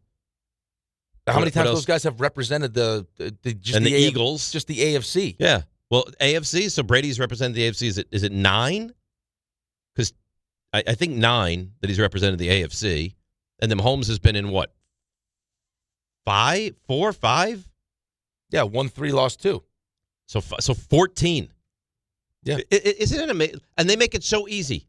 Like, you go to the Super Bowl, it's like, yeah, we go to the Super Bowl. You have other teams go to the Super Bowl, and there's like a parade just for going to the Super Bowl. Like, if the Jets win, if the Browns win. I mean, it's amazing how much disparity there is between the haves and the have-nots in the NFL. It's unbelievable. It really is. Yeah, I mean, that was what, 2002 was the Patriots-Rams Super Bowl. 2002. Yeah, it was right after 9/11, yes. And then you went on a run where it was Tom, then you had the Tampa-Oakland, where Tampa beat Oakland. That was Gruden. And then you went Patriots again. There's 3. Right. Then you had the Steelers, Seahawks, Colts, Bears. And then you had the Giants, Patriots. That's the Brady again. Right. And then you go on the run where it's... But you mentioned the Bears. The Bears have been to 2 Super Bowls since 1985. Right? So in the last 40 years, they've been to 2. New England's at 12. I mean, it really. And then you got the Rams again, 13-3, and then you got Mahomes. That might be the worst game I've ever seen. Then you got Mahomes. Then you got Mahomes, Brady. It's just Kansas City again, Kansas City again, Kansas City again. The one thing I will say is, if you're a Patriots fan, Chiefs fan, it's awesome. You enjoy it. You love it. You can't get enough. I stand by this. When it's eventually going to be your team, it's going to be more special. Right, but it is. When you endure this much pain and this much heartache, when you eventually get there, it's more special. No, I know, but I mean, you were talking about this yesterday, though, because the whole Robert Kraft thing, or whenever we were talking about it, like, Patriots were not good. They were a joke. Right, so I mean, they were the Jets. They enjoyed it, and then they really enjoyed it, and then they had 10 years off, and then they enjoyed it again, and then now they're again. I'll tell you what, they are a spoiled fan base. It's just Boston in general. I mean, the Bruins have won. The Celtics have won. Red Sox have won. Yeah. Boston is, I mean, the shame of it is you didn't dive into Boston sports as a child. It was gone. I left at 15. I know, but had you had that person that led you to Boston sports, think of how happy you'd be right now. You wouldn't know what to do with all your championships. I would just have, I guess that room would just be all championships is what it would be. Forget goalie mask. It would just be. Now you have nothing. I got no championships. You have nothing. I got a gold medal for pickleball. That's it. So you have seen not one of your teams win a title. Jets, no. Knicks, no. Islanders closest. Islanders. No, not really. I wouldn't say the closest. They never made the finals. Mets made the World Series. Yes. That was the most devastating run for me, emotionally. 15? Yeah. That whole thing. Yeah. But and how many would you have if you were a Boston fan? 6, 10, 17? Yeah. Well, what's amazing is I spent most of my time in Boston. It wasn't a lot of time, but most of my time. And still, my first real sports memory of being a fan of anybody was Walter Payton. Mm-hmm. That was my first full get-up. And disgustingly, they didn't give him a touchdown in the Super Bowl, which is grotesque. It's grotesque, but I used to love him, man. I was so good. We used to set up the ottoman, and I used to jump over. I used to jump over into the end zone. I used to put my brother right there. And you jump over him? Dive over him. Touchdown. Great. Walter Payton. Yep. From? Where did he go to college, Ray? Walter Payton. Sweetness. He was in Jackson State, was he? Look at you. Look at Raymond. Hey? This has got a full gas tank. He's not just pretty. It's got a full gas tank. Yep. All right, let's break. 800-919-3776. Upon our return, we'll get into this Giannis and the Knicks stuff. We'll get to your calls as well. DNR with you on ESPN New York. At Uline, the prevailing opinion is, if you don't live it, you don't believe it. The people at Uline believe in hard work, and they live it by being there 24/7 to answer your call, having 41,000 items in stock, and offering same-day shipping from 12 locations across North America. Business owners, sellers, buyers, shippers, and packers believe it. Uline is the hard-working, dependable source for your shipping and industrial supplies. Visit uline.com. DraftKings Sportsbook, the #1 sportsbook for live betting, is making every moment of Super Bowl 60 count with DraftKings Live Millions, featuring over $5 million in prizes. Here's how it works. Open the DraftKings Sportsbook app, opt in, and get your promo token. Place a live bet of $1 or more on the Super Bowl, and you're in. And every live bet means another shot to win. Download the DraftKings Sportsbook app and use code WHSQ. That's code WHSQ. Bet live for your share of $5 million in prizes with code WHSQ. In partnership with DraftKings. The crown is yours. Gambling problem? Call 877-8-HOPE-NY or text HOPE-NY and 467-369. 21 and over. New York only. Eligibility and restrictions apply. No purchase necessary. Opt-in required. Minimum odds minus 500. Prizes either bonus bets or single use 20% profit boost. Max bet $20 that expire in 30 days. See official rules at sportsbook.draftkings.com/promos for entry period and free method of entry. Sponsored by Crown Gaming Inc. I'm Boomer Esiason. My mom died from cancer. She was only 37 years old. She didn't have life insurance, and that was devastating for my family. That's why having life insurance is so important to me. Ethos makes it fast and easy. Get a quote in seconds, apply in minutes, and get same-day coverage. You can get up to $3 million in coverage with no medical exam. Get your free quote at ethos.com/play. That's ethos.com/play. Paid spokesperson. Time spent on application may vary. Online health questions required. Ready to order? Yes. We're earning unlimited 3% cash back on dining and entertainment with a Capital One Saver card. So let's just get one of everything. Everything? Fire everything. The Capital One Saver card is at table 27 and they're earning unlimited 3% cash back. Yes, Chef! This is so nice. Had a feeling you'd want 3% cash back on dessert. Ooh, tiramisu. Earn unlimited 3% cash back on dining and entertainment with the Capital One Saver Card. Capital One, what's in your wallet? Terms apply. See CapitalOne.com for details. The post-crib assembly press conference, brought to you by Progressive. Michael, you had some trouble putting the crib together today. What went wrong? You know, those instructions can be tough, and, well, you saw the outcome. Were you upset when your wife pulled you and called in the backup? No, I mean, the baby needs a crib to sleep in, so whatever it takes. You've got a changing table to put together next. It's got a lot of drawers. What's your comment? You know what? We're done here. Like it or not, sometimes you need a backup. That's why there's Progressive to protect your home and auto. Progressive Casualty Insurance Company affiliates and other insurers. Not available in all states or situations. Okay, guys, quick PSA. Forgetting Valentine's Day flowers is not the move. Get it right this year. Send farm fresh flowers from the Books Company. And right now, get 25% off with code CANTY. Books flowers are cut fresh, so you get bigger, brighter blooms that last way longer. And it's easy. Pick the bouquet, the delivery date, and you're done. Valentine's Day is February 14th, right after the big game, so order now. Go to Books.com and use code CANTY for 25% off. That's BOUQS.com.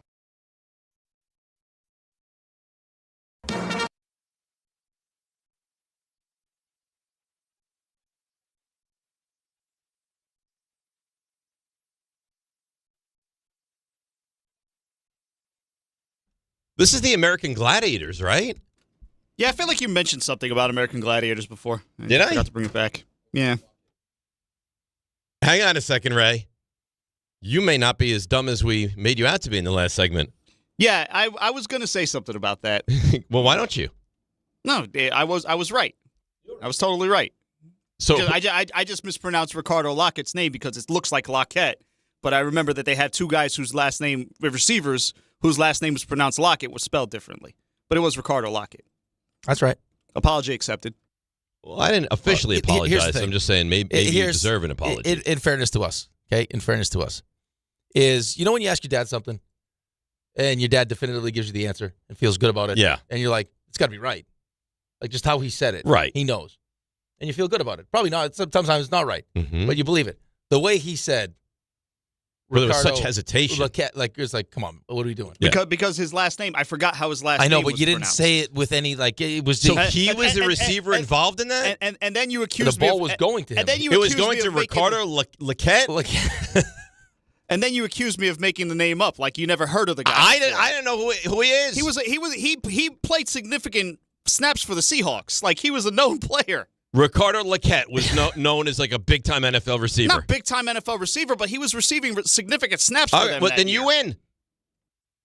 You made me doubt everything about myself in that second. Hang on a second. Terrible. In his NFL career, he got 22 passes. He was on the field. In his NFL career, he got 22 passes. He was on the field a bunch. I specifically remember him. He had a high of 11. Me not knowing Ricardo Lockette does not make me not know football. You should have conviction. Where'd he go to school? In that game, I don't know who he is. In that game, he had he went to Fort Valley. In that game, he had 3 for 59. That was as big a game as he's ever had. Yeah. It was in the Super Bowl. You would think you'd remember that. Not a recollection to save my life. Yeah, Dave's right. He said he had 22 career receptions in 4 seasons on 33 targets, 4 touchdowns. Yeah. So don't jump me for not knowing who this guy is. Don't jump me. Well, you're like, well, I mean, he's very well known. He was a real receiver. He had 4 catches that entire season. You thought I made him up.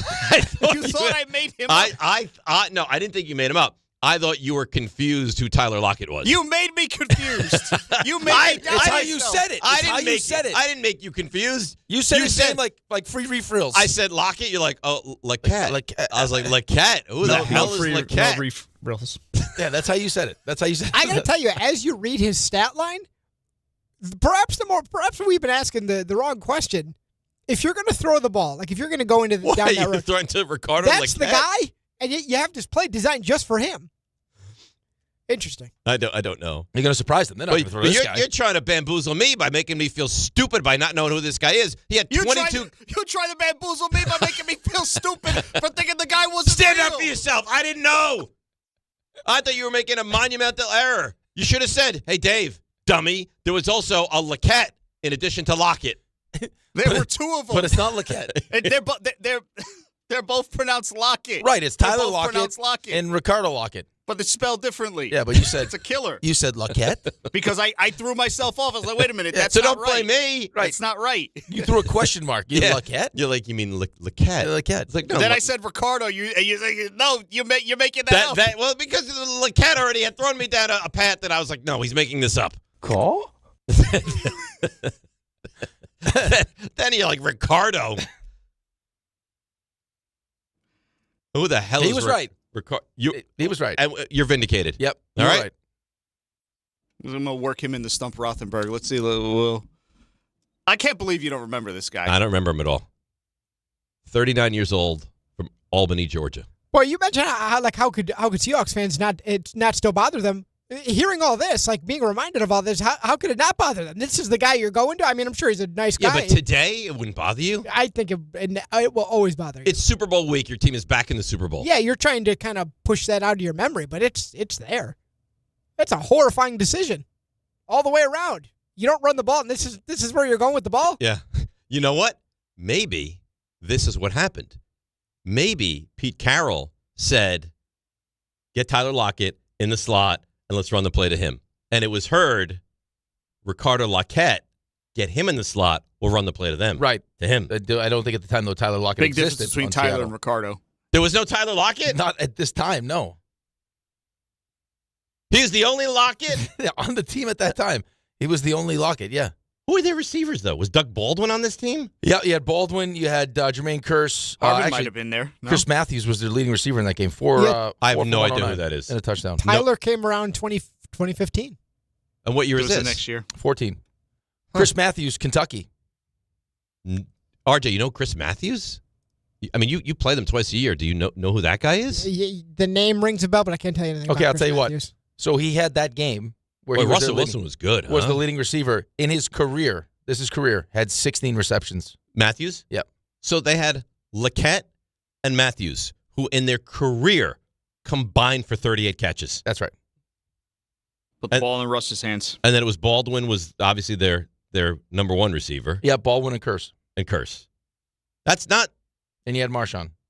That's not flush with talent on the outside, though. It's their defense, though. It was their defense flush with talent. And their quarterback was awesome. Was great, yeah. But that was the early stages of him, though. Which is why people were like, I mean, why make that decision? Listen, you get late in the game, it's time to let Lockette eat, baby. let him and Matthews eat. Boy, Matthews and Lockette. Who would have ever thought that? Lockette? Ricardo? Lockette. Don't try to turn this around and make this my fault. This is your fault. You don't even remember the guy. You know who wouldn't remember the guy? A football casual. Oh no! Wow. You know what? You can attack me. Did you remember him? Lockette? No. You think John knows Lockette and Matthews? It sounds like a law firm. Once he said Ricardo, and then we got to Lockett. I do remember Ricardo Lockette, not Lockette. Don't blame me. You're the one that started down the Lockette road, and then it would be anti-me if I didn't jump you for that. I had to jump you for that. Again, this is don't blame this on me. This is your fault. No, this is your fault. If you had conviction and you had pronunciation proper, it wouldn't have been discussed. If you had said, "Oh, the other Lockett, the first Lockett," I don't believe you. Okay, I don't believe you. This, you know what this is? This is your free refills all over again. Yeah, exactly what it is. This is exactly what. Yes. No, it's not. Yes, it is. No, it's not. The tone of how you said refrills is exactly how you said Lockett. Lockette. Again, you're trying to spin the fact that you're football casuals who don't remember the actual play. Forget about who why are you was spinning involved this in the up? play. You call him Lockette.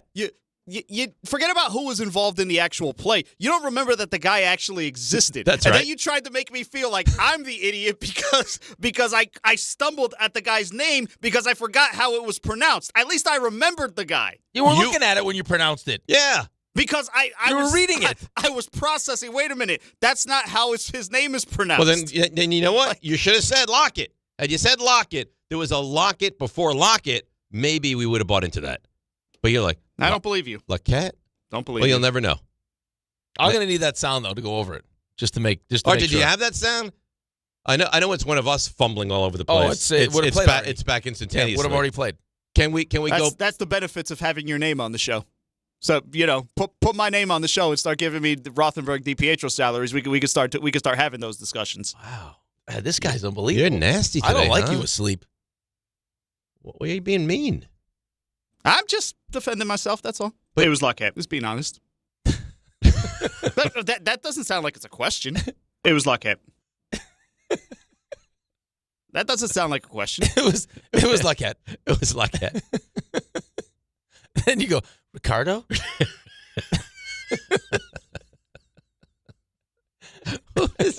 I mean, were you looking something up? How did reading? Yeah, I was reading it. Okay, I was reading it. So then why were you trying to help you out? I'm trying to help you out. Wait, then why were you questioning Ricardo? You knew it was Ricardo. Because you made me question it. But you were reading it. This can't be right. Lockette? Ricardo? Let's go to Danny in Long Island. Danny, good morning. How are you? Ricardo Lockette. Danny? Hello, am I here? You're here. Fascinating conversation, but nothing better than Rick saying as I was driving my car drinking coffee, you don't urinate on the court. You save that for the shower if you want to play some fun games. Somehow that slipped in and nobody noticed it. Thanks for that. We noticed it. Thanks for bringing it back. Yeah, Danny. we got you. Really Thanks, appreciate Danny. it. A little peek into Rick DiPietro's life. Listen, I can't believe the furor over the hiring. This guy is a professional football coach, and Harbaugh is a Hall of Fame head coach. Everything's running through his headset. If you ever watch him on the sideline, he's not a spectator. He's in charge of every element of the field, every element of the game, and this guy will run an offense based on the quarterback's skill set, just like they did in Baltimore when they had two different types of quarterbacks. So everyone getting all in a tizzy over an offensive coordinator, it's completely ridiculous because you have the head coach, and he's not worried about being overshadowed by anybody or anyone who really wants his job. No, he's the man, and everything is going to run through his headset, period. It's funny, you mentioned the filming of the Patriots putting in that play. If you watch the Steelers Super Bowl with Arizona, they show you in practice how they had picked off a couple of Ben's passes, and then they stopped the play. And Tomlin stopped the practice and said, no, when you intercept the ball, James Harrison, the play is not over. We rally to the blocks, and we're going to get a touchdown. And they actually show that in the NFL films, that he put that thought into their head, that you just, you now become a blocker. And you look at, we had probably one of the most exciting plays in NFL history. Anyway, love that stuff. That's all I got for you today, guys. Enjoy the Super Bowl. I'm heading to South Carolina tomorrow, and that's it. That's it for the week. All right, Danny. Appreciate it. Boy, college baseball. How did their college baseball start in January? Well, especially with the weather they're getting down there right now. Right. They're getting crushed down there. Yeah. And then when they get snow down there, in South Carolina. but then it shuts down everything. Yeah. It's a big mess. They can't even leave the house. Complete mess. Yeah. Because they don't have the equipment to properly dig out. No. I mean, you saw what happened in Nashville. It shuts down the whole city. Brutal. Shuts down the entire city because they're not equipped for that. I have one of the guys at school whose brother's down there. And he's like, yeah, he's at a hotel. I was like, oh, wait, all the trees, just as soon as they iced over, just falling right in his house. Really? Jesse James Decker had a video of it. It's just like trees just falling. That's dangerous. Super dangerous. Yeah, weird weather, man. Yeah, it really is. All right, let's take a break. Come back. We'll get into the Giannis stuff, and then, of course, Stump Rothenberg, 800-919-3776, and more Ricardo Lockette conversation, possibly. DNR with you, ESPN New York. Don't miss Mets manager Carlos Mendoza as he joins the Michael K. Show live today at 1:30 on ESPN New York and streaming live on YouTube. It's Chuck Devine with SnowCountry.com. You expect more from yourself, expect more from your money. Get started today at Robinhood.com/yourmoney. Our Snow Country crew spent the last few days in New Hampshire's White Mountains with soft, squeaky pack powder at every turn. Groom trails in terrific shape, whether you're up north or you're close to home at Shawnee and Camelback in the Poconos or Mountain Creek, New Jersey. They're all at or near 100% day and night. Mountain Creek loaded with terrain park features on their South Peak. Thunder Ridge and Mount Peter both 100% day and night with pack powder close to home. Wyndham has the steep groomers by their high-speed 6-pack chair, and Bel Air 60 trails cover 20 miles with pack powder. Southington, Sundown, and Mohawk all 100% day and night in Connecticut. Same for Jiminy Peak in the Berkshires, both Jiminy and Butternut with 14 miles of trails. Killington explores 70 miles on 6 big mountains in Vermont. Smuggler's Notch loaded with cruisers, steeps, glades, and moguls. You don't just ski or ride, you dominate. At Killington, we fuel your adventure. Be the beast. Ski and ride Killington.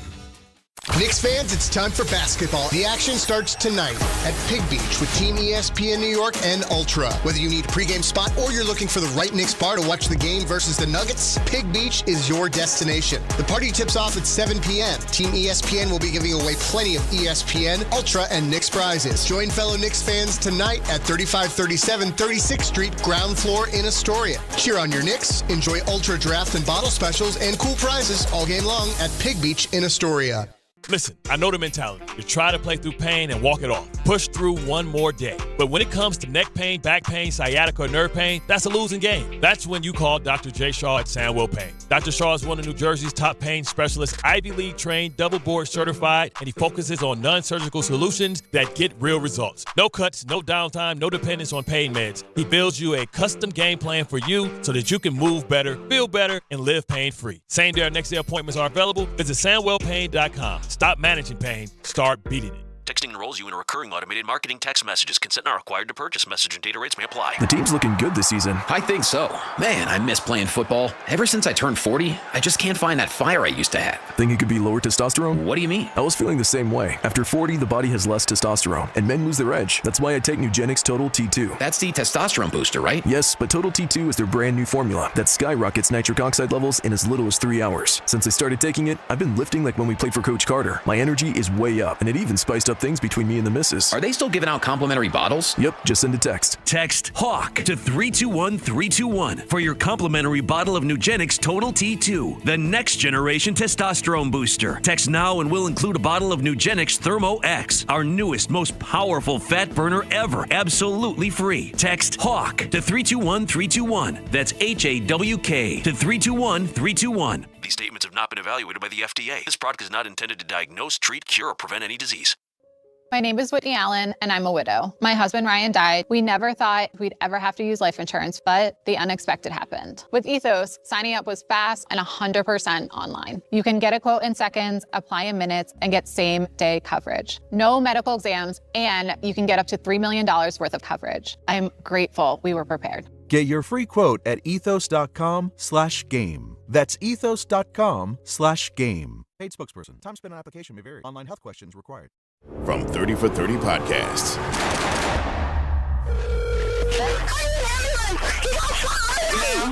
Did you say someone got shot? Brian Pata, senior defensive lineman from Miami, gunned down. The key to this case, it's Brian. An hour before he died, he was on the phone arguing with somebody. This might be a hit. You want the truth. They just want a conviction. Being placed under arrest. We had a killer amongst us. Murder at the U, coming soon. Step inside the game you love with the NBA app. Tap to watch every game as it's happening. Jalen Brunson does it again! And never miss a moment of the jaw-dropping action. Get closer to the players than anywhere else. Follow the latest schedules, scores, and stats. Keep up with every story from across the league. And with NBA ID, it's all personalized to you. The game lives here. Download today.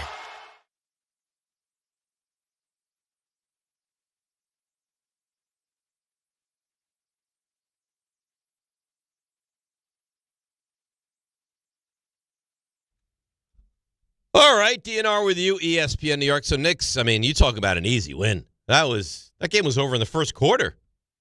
Yeah, it was pretty much over after the 23-9 run. Not many NBA games end that quickly, and the losing team never, ever has a chance to get back into the game. That's what the game was last night. Right. A non-competitive game. It was Which beautiful. is exactly what you wanted. Yeah, it was great. Going into a back-to-back against Denver. I mean, you couldn't have asked for more. Outside of Josh Hart hurting his ankle. And he hobbled off, and hopefully that's not serious. And by the way, defensive player of the game, Jalen Brunson.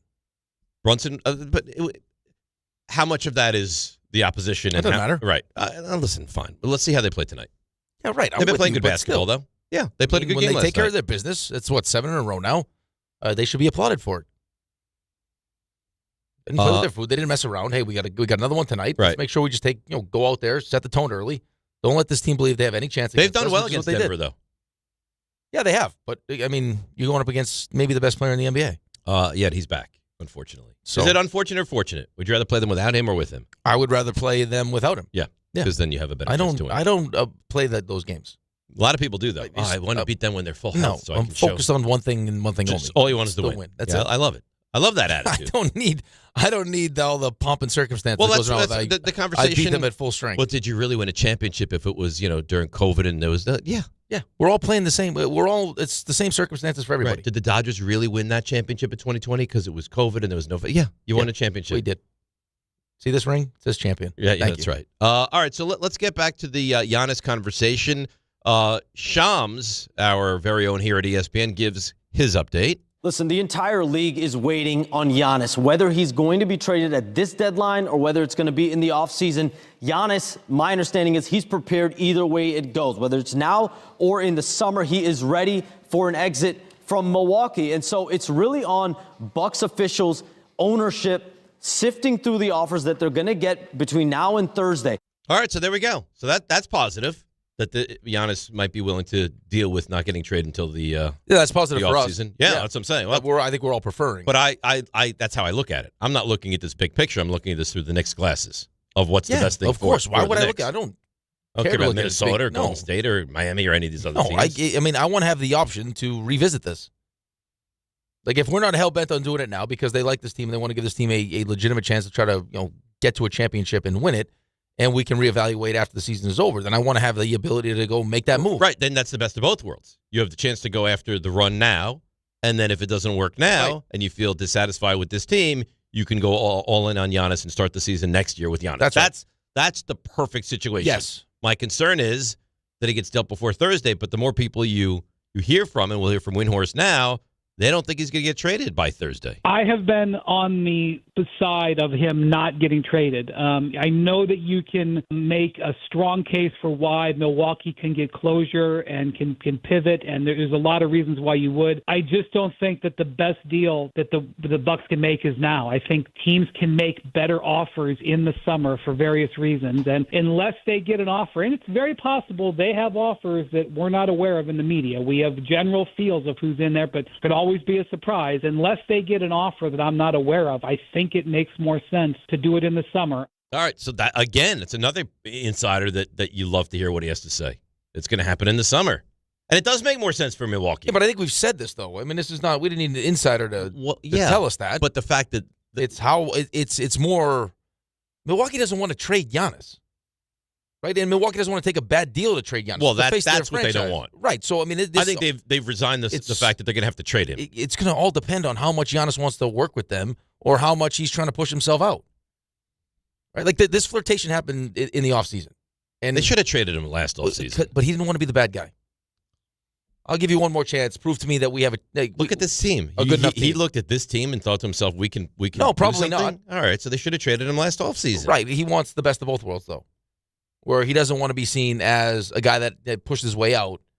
He just wanted to. What other choice would I have? Look at this. I can't. I mean, come on. He's not wrong. This is not a team that a 31-year-old aging superstar right, but should now be he's on. put himself in a situation where he probably looked at this team and was like, I don't love it, but because of all the other stuff that goes along with making this decision, I'm going to live with it. And now he ends up burning in a year. Because if he doesn't get traded, because Milwaukee's like, no. Well, that's the only downside for him. Like, what do we like? We play this game where it's like, oh, hey, you won us a championship, but it's not like you did it for free, right? Like, I mean, we're paying you the whole time. No, I think it was a great marriage, right? But some great marriages end. No, I know, but it's not. But it should be on. If I'm the owner of the team, it should be on equal terms, as opposed to me bending over backwards and now purposely taking a bad deal just to appease you. Well, I don't think you would take. You certainly wouldn't want to take a bad deal just to appease him. Well, but I'm not even saying a bad deal. If I get a better deal in the summer. But you don't. You're sitting here. Well, how desperate are you if you're Milwaukee to get this done with, or are you just content and let's wait and let's wait till the Knicks get more picks and then we can make that trade over the summer? It's probably better for us to. We'll have a better idea of, and maybe there's more teams interested this offseason. It's not going to be less. So, like if you're them, I would want to wait.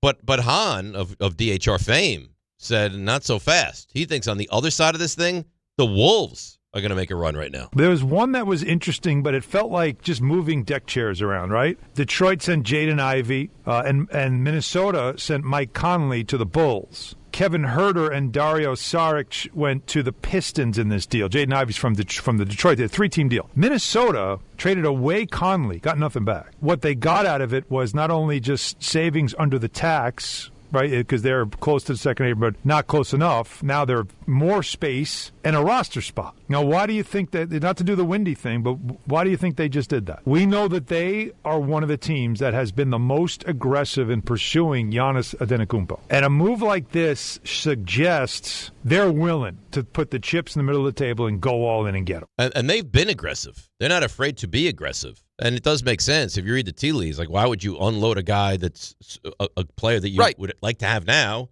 unless you're going to go all in to get Giannis right now? That's right. Or you had some kind of inkling that the deal was close enough where you would do it. You could push it over the top. Yeah, otherwise, if it doesn't happen, I'm sure they have, you would think, right? These are supposed to be smart people making these decisions, something else lined up to fill that spot. Right. You would think so. Yeah, but I just don't know. Again, I mean, it was New Yorkers where he wanted to be, and now is playing with Anthony Edwards in a loaded West enough to make you want to go to Minnesota? I mean, only he would know what he'd be willing to accept. I don't know, right? Because you got to be willing to sign the extension. If I'm going all in, I'm putting all my chips. You have to. It's the whole school conversation. Yeah, we're not playing this. Hey, I got 1 year and then an option. Let me see how it goes. How much I like it. No, you got to guarantee me that you're going to want to stay here. Because adding him now, I don't know where that puts him in the West, but that doesn't make him better than OKC. I don't think any team can get better on paper than OKC. San Antonio is a monster. Houston is really, really good when they're healthy. Denver is an NBA champion with the best player in the world.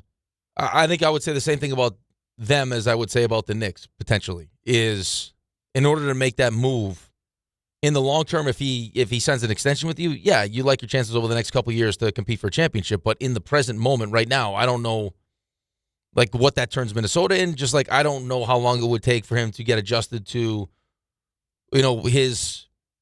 his new role here on this team and what that would look like. You know what I mean? That's the thing. That's the wild card in this whole thing. Man, the West really is loaded, huh? It's loaded. Oklahoma City's 40-11. Mm-hmm. Spurs are 33-16. Nuggets, who have gone quite a bit of time without Jokic, are 33-18. Rockets are 31-17. Lakers, who I don't look at as a legitimate threat to come out of the West, but they're good. Well, they got Reeves back now. I get it, but you don't think they're coming out of the West. No, I don't think so either. But they're 30-19. Phoenix in the 6th spot is 31-20. 31-20 in the 6th, and in the 7 is Minnesota. They're also 31-20. It would make them better, right? But it's also like, again, you're making this move not necessarily for right now. Right. You're making it for what it does for you in the next couple of years. Like just kind of what we've explained with why the Knicks would do it. Well, it makes you better. You have probably a 3-year window to get a championship in there. Right. I don't know I don't know definitively if it makes you better now, just because it's a new situation, it's a new system, it's trying to figure how these pieces fit and everything else, and plus what you would lose. Like that's the hard part when you're making these deals, especially mid-season. It's like, well, you don't know how you're going to react to it, right? How are you going to react to it, but what you're like, how much of your team you're gutting to bring that player in. Like if Giannis really wanted to maximize his chances to win a championship, he would suck it up, play one more year in Milwaukee, and then just sign with the Knicks if that's where he wanted to go. Pick his team, right? But he's at an age now. Carmelo, same thing, right? But he's in an age now where it's like, well, I can't keep wasting years. And the Knicks bit the bullet back in the day, and they said we'll trade head over heels to get Carmelo. Now, is there a team right now that's willing to do that for Giannis? It sounds like Minnesota might be. All right. Well, is Giannis willing to sign an extension with Minnesota? That's the question. Because if you're Minnesota, you cannot make this trade if you're not going to get him for an extended period of time. No, because you're not a Giannis away right now from being this year. He could also make this untenable. Now, you talk about being a bad guy. He could say, I'm only going to the Knicks. I'm only signing an extension with you. You can trade me anywhere. But but then Milwaukee could turn around and say, well, wait then. Okay. We'll trade you to the Knicks in the summer. Okay. So you just waste this year. Okay. Yeah. Well, maybe that's what happens. It'd be fine for me. No, it'd be great for us. I wouldn't mind it. It'd be great for us, but I'm just saying, if I'm, again, going back to the other side of this, the ownership side of this, it's like, okay, we want to help you out. Thank you for this, thank you for the championship and all these great things, but we have been paying you a substantial amount of money. So, we'd also like to get, some pieces to build this thing moving forward. Of course. So we'll wait, and you can wait. Yeah, he may not want to wait. Well, that's fine. Okay. We're still paying you. It may be come a little contest here. That's fine. The 11th hour, see who blinks first. Heal up your calf. We'll trade you in the offseason. All right? Well, I want you to trade me now. Otherwise, you go to Minnesota and sign your extension. It's going to be interesting. It's going to be interesting to see the way it plays out. And what are we? 8 o'clock, 4, 7, 20, 31 hours away. Yeah, but on our side of this thing, too, is Celtics just made a move. They did? I like that move. I like that move a lot. A lot. I don't know. I don't necessarily know what's going on in Cleveland with this. I mean, you lose DeAndre Hunter in that defense. You bring in Harden, who's 10 know years what Cleveland older. is doing. Okay, and then Detroit. I mean, right now that's the team. That's the scary. That's team. the team. That definitively. That's the one team that you're scared of in the Eastern Conference. I think you're starting to get a little bit nervous with Boston too. But you're not scared of Boston. No, I don't think you're scared of Boston necessarily. But again, that's a championship caliber team. Jaylen Brown is and you see Tatum is like, you see he's coming along like right. Well, he doesn't know. Like I saw an interview with him the other day. He's just like I think he wants to come back, but also doesn't want to like disrupt what they have going on. And that's scary too, because what version of him are you going to get? Right. But even what if I get him off the bench? You probably would. I mean, I let Jaylen Brown do what Jaylen Brown is doing, and then I bring Tatum off the bench. But the thing is, it's never going to be easier. It is never going to be now. easier than the East is right now if you're the Knicks. Because Detroit's only going to get better. Boston's only going to get healthier. Orlando's only going to get healthier, right? And just the talent is going to continue to pour in. You can't afford to waste time. This is the year. The window doesn't stay open forever. No. And in fact, I don't know how long it's going to be open for at all because teams are going to get better in this Eastern Conference. Now, to the Knicks' credit. To the Knicks' credit. Yeah. Yep. The defense has definitely improved over this 7-game stretch. Yes. Lockette, relax. Especially the second half defense, which is good. Yes. Really good. And now we'll see if we can, like, the offensive. But that was on the heels of you were like, what the hell is going on? Right, and they made an adjustment. They keep pointing to that one adjustment, which is great. And they're playing better defense. Right. I'm not going to argue that. Mikal Bridges was super efficient last night, which is nice. And then Karl-Anthony Towns gave you the 19, and his rebounding's been fine. Like, you don't question his rebounding. No, his rebounding's been great. Offensively, he looks somewhat lost.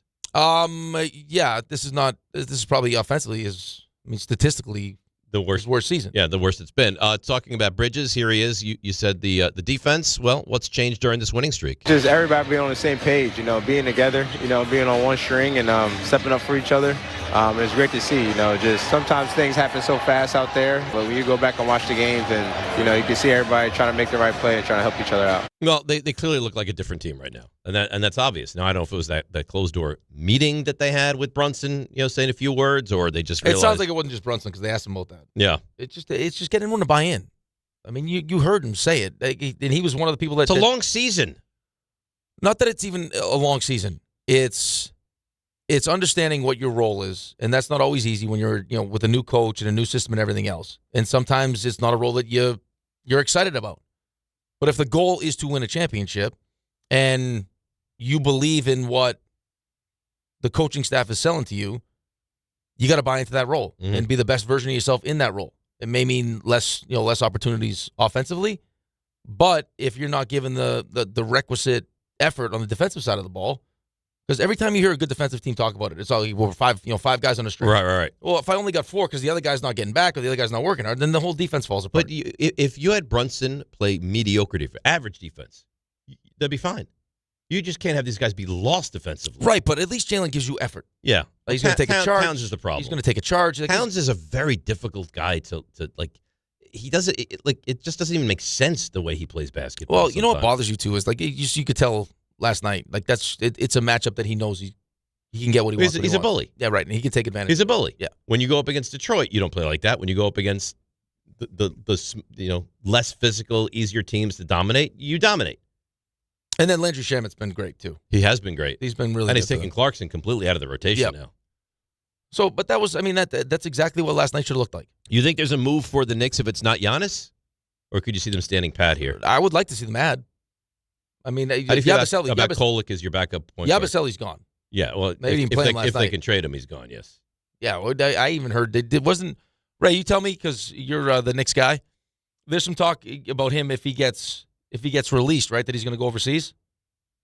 I mean, probably. I think he's the captain of the French team, which is why he was so friendly with Sarr last night. But I think he has a player option on his deal, so it's kind of tough to get rid of. You know? Yeah. Well, I guess there's people overseas that are looking for him. That at least helps you. He'd have value overseas, but That at least, I think that helps you create a little bit of space where you have a better chance of keeping Mitch this offseason if you're going to play that game. Like if you're just going to look ahead to try to.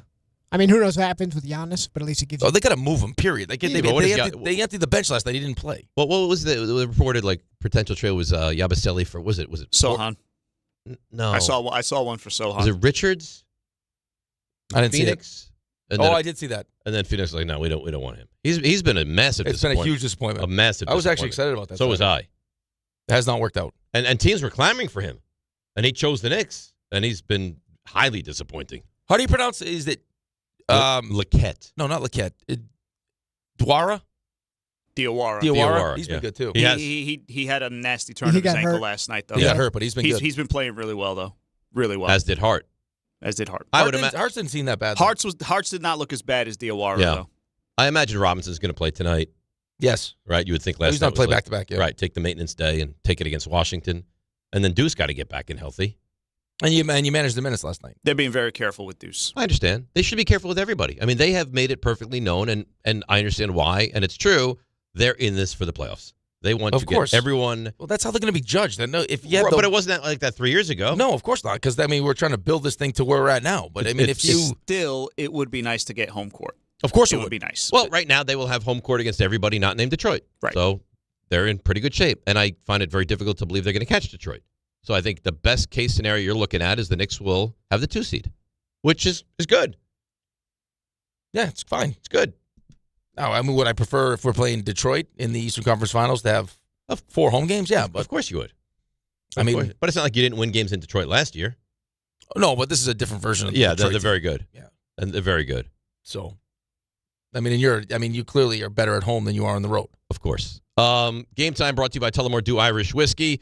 When it's game time, it's Tully time. 7 o'clock tonight, Knicks host the Nuggets at the world's most famous arena, Madison Square Garden. That's game time brought to you by Tullamore Dew, the original triple distilled, triple blended, triple cask matured Irish whiskey. Be sure to grab a Tullamore Dew or try the new Tullamore Dew Honey during today's action. Glass up to enjoying Tullamore Dew responsibly. How you feeling? You feeling ready? You feeling excited? For Stump Rothenberg? Yeah, I'm excited. I mean, the first couple weeks have been tremendous. Red hot, right? Yeah, red hot. You get 2 wrong? That's it. I think. That's it? I think that's RJ, it. where are we standing here with the record? 39-2. I was right. That's impressive. That's Domination. too much pressure. Impressive isn't even the word. Yeah, you've almost set the bar too high. It's 39-2. You're a juggernaut. That's what you are. Maybe you're better off just kind of being average for a week and. I think we go No, 5-5 this week. No, and expectations back. then like the pickleball. See, you have the wrong attitude. You just be great today. Yeah, Don't now worry we about- pour. don't worry about Just the- win the day. Just be Just great win- today. win this day, yeah. Win the next one and move It's on. one shift. That's it. So I tell my guys, one shift. One at a time. shift. One That's it. shift. Win the shift. Just win that shift. What if you lose it? Yeah, then what do you do? Well, Then then you win you the win- next shift. then you win the next one. Right. What if you lose that one? Well, then you win the next one. Well, then you go home. if you can't win a shift, then you pack up and you go home. If you lose a third shift, then you're a loser. Yeah. then back you're it up. probably going to be the grocery stick that separates the defenseman from the forwards. Wow. And you just sit there on the bench.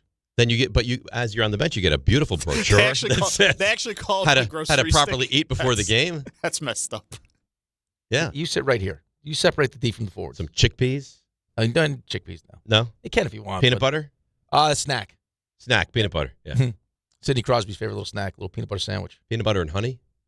Peanut butter jelly, peanut butter honey. I see a lot Peanut of guys butter go. banana. People go. I love that. Peanut butter, banana, and honey. Delicious. Or back in the day with us, you had to buy your own snack because they wouldn't provide it. Really? Yeah. Stop it. Wherever. They wouldn't give you a snack? No. All the other teams, beautiful snacks. They give you soda. No. So nobody gives soda. Nobody gives soda. I don't think. No. We had soda. Yeah. They give we had soda. ice cream too. Ice cream. Yeah. And soda. A little sundae, little ice cream and a root beer float. You could make a root beer float if you wanted. I love the root beer float.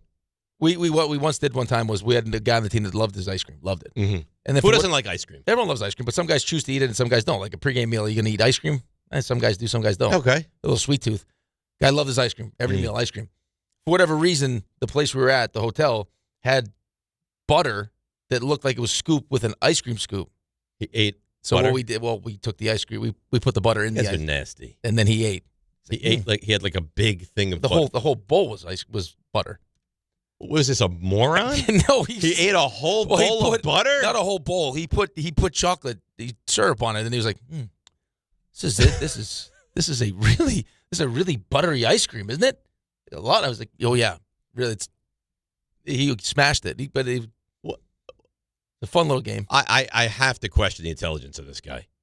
How many bites of a butter sundae would you have to take before you realize I'm not eating this? He probably ate like close to a full scoop, probably. Yeah, it was like that is 100% Russian dressing soup, right there. 3 solid bites, right there. And I'm sure you guys were dying, beside yourselves. We loved it. So the intelligence factor for this guy was not through the roof. It was more the how many bites of a butter sundae would you have to take before you realize this is butter? One? I don't know. I've never eaten a butter sundae, so I don't know. Like I didn't eat the butter anyway, so I don't know what the butter tasted like. And he chocolate syrup decided to continue. It's butter. Well, it was probably he was more naive than anything. Like these guys, like it can't be butter. It's probably just the taste of the ice cream. Little did he realize that we're all bad guys, and it was butter. Mm-hmm. Yeah. So his IQ was very low. I don't think it was an IQ thing. I think it was I just trust my teammates thing. You know?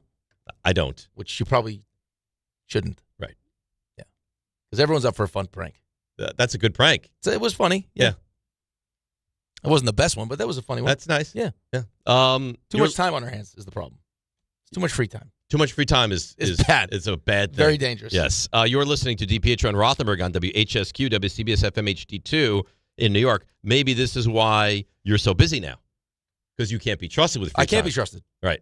You should see, guys used to purposely go, like when we check in a hotel, we had roommates, the guys would purposely get up to the room quick so the other guy was late coming into the room, and then they would hide.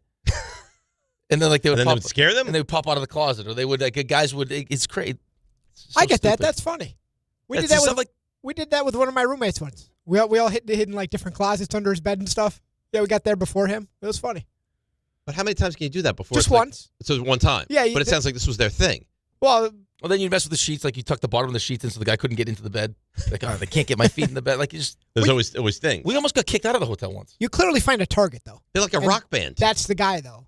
This is the guy we... Was it one guy that took all of the... Was it the butter guy that you jumped out and scared? No. There were certain guys that you could mess with because you knew the retaliation wasn't going to be Was crazy. there any one guy that you're we can't mess with him because he Snowy. will kill us? Snowy would, whatever you did, Snowy would do, way worse. So here's the thing, because for Snowy to get that rep, he had to have done something. Yes. Well, because when he was younger, they messed with him, and then he got his retaliation. Right. So what did I do? I just took your expensive dress shoes, sawed them in half, and then nailed them to the ground. It's just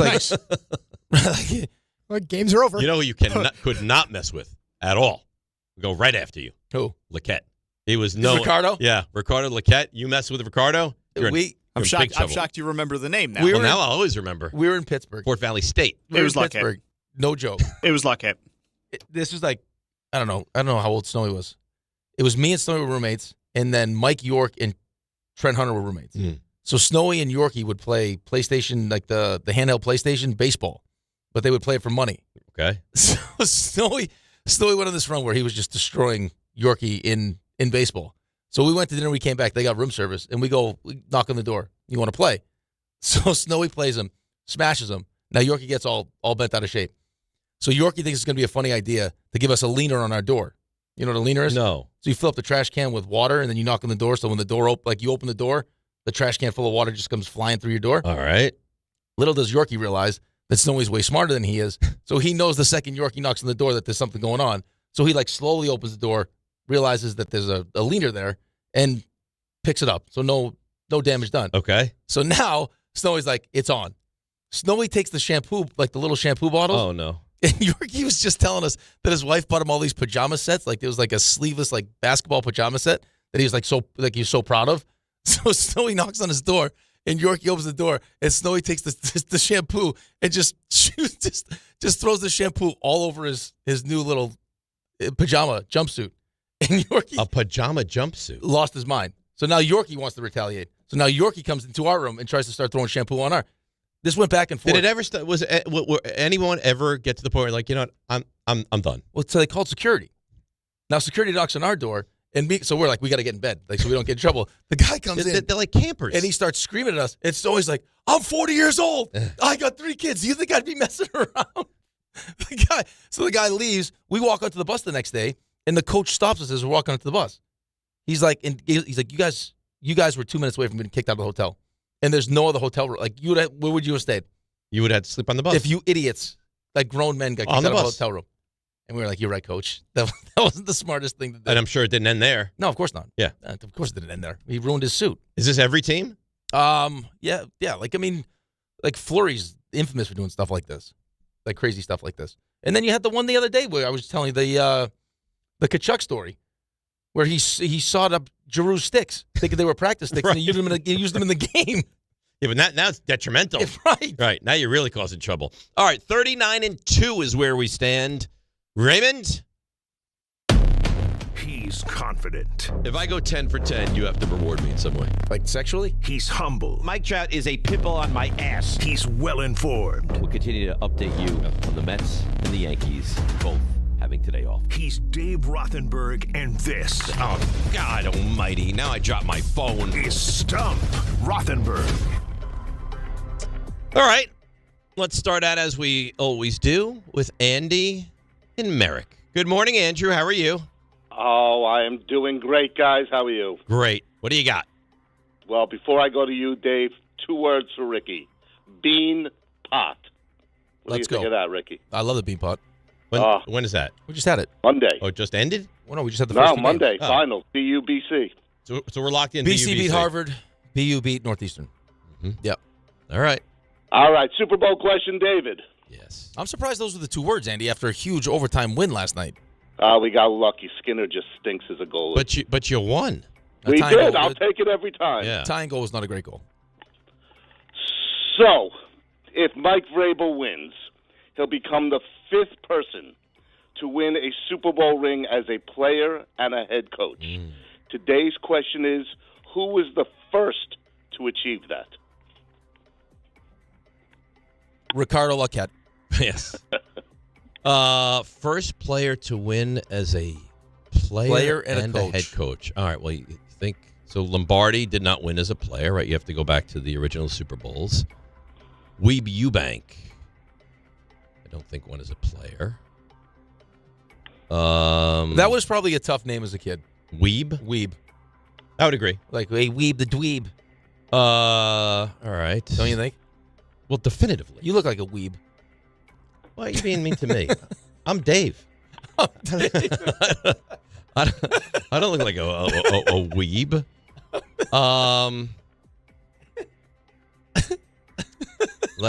I'm Dave. I'm Dave. I don't think Weeb Eubank won is it? No. This is gonna take a minute. Andy, you got a tough one right off the bat, man. Yeah. 39-2 is going down. It's possible. How do you like your hat, Andy? I would have liked it better with a personalized note. That's Ricky. my wife's fault. I didn't listen. She gave me. I guess I was just signing 100. What do you want to tell you? It's a beautiful hat.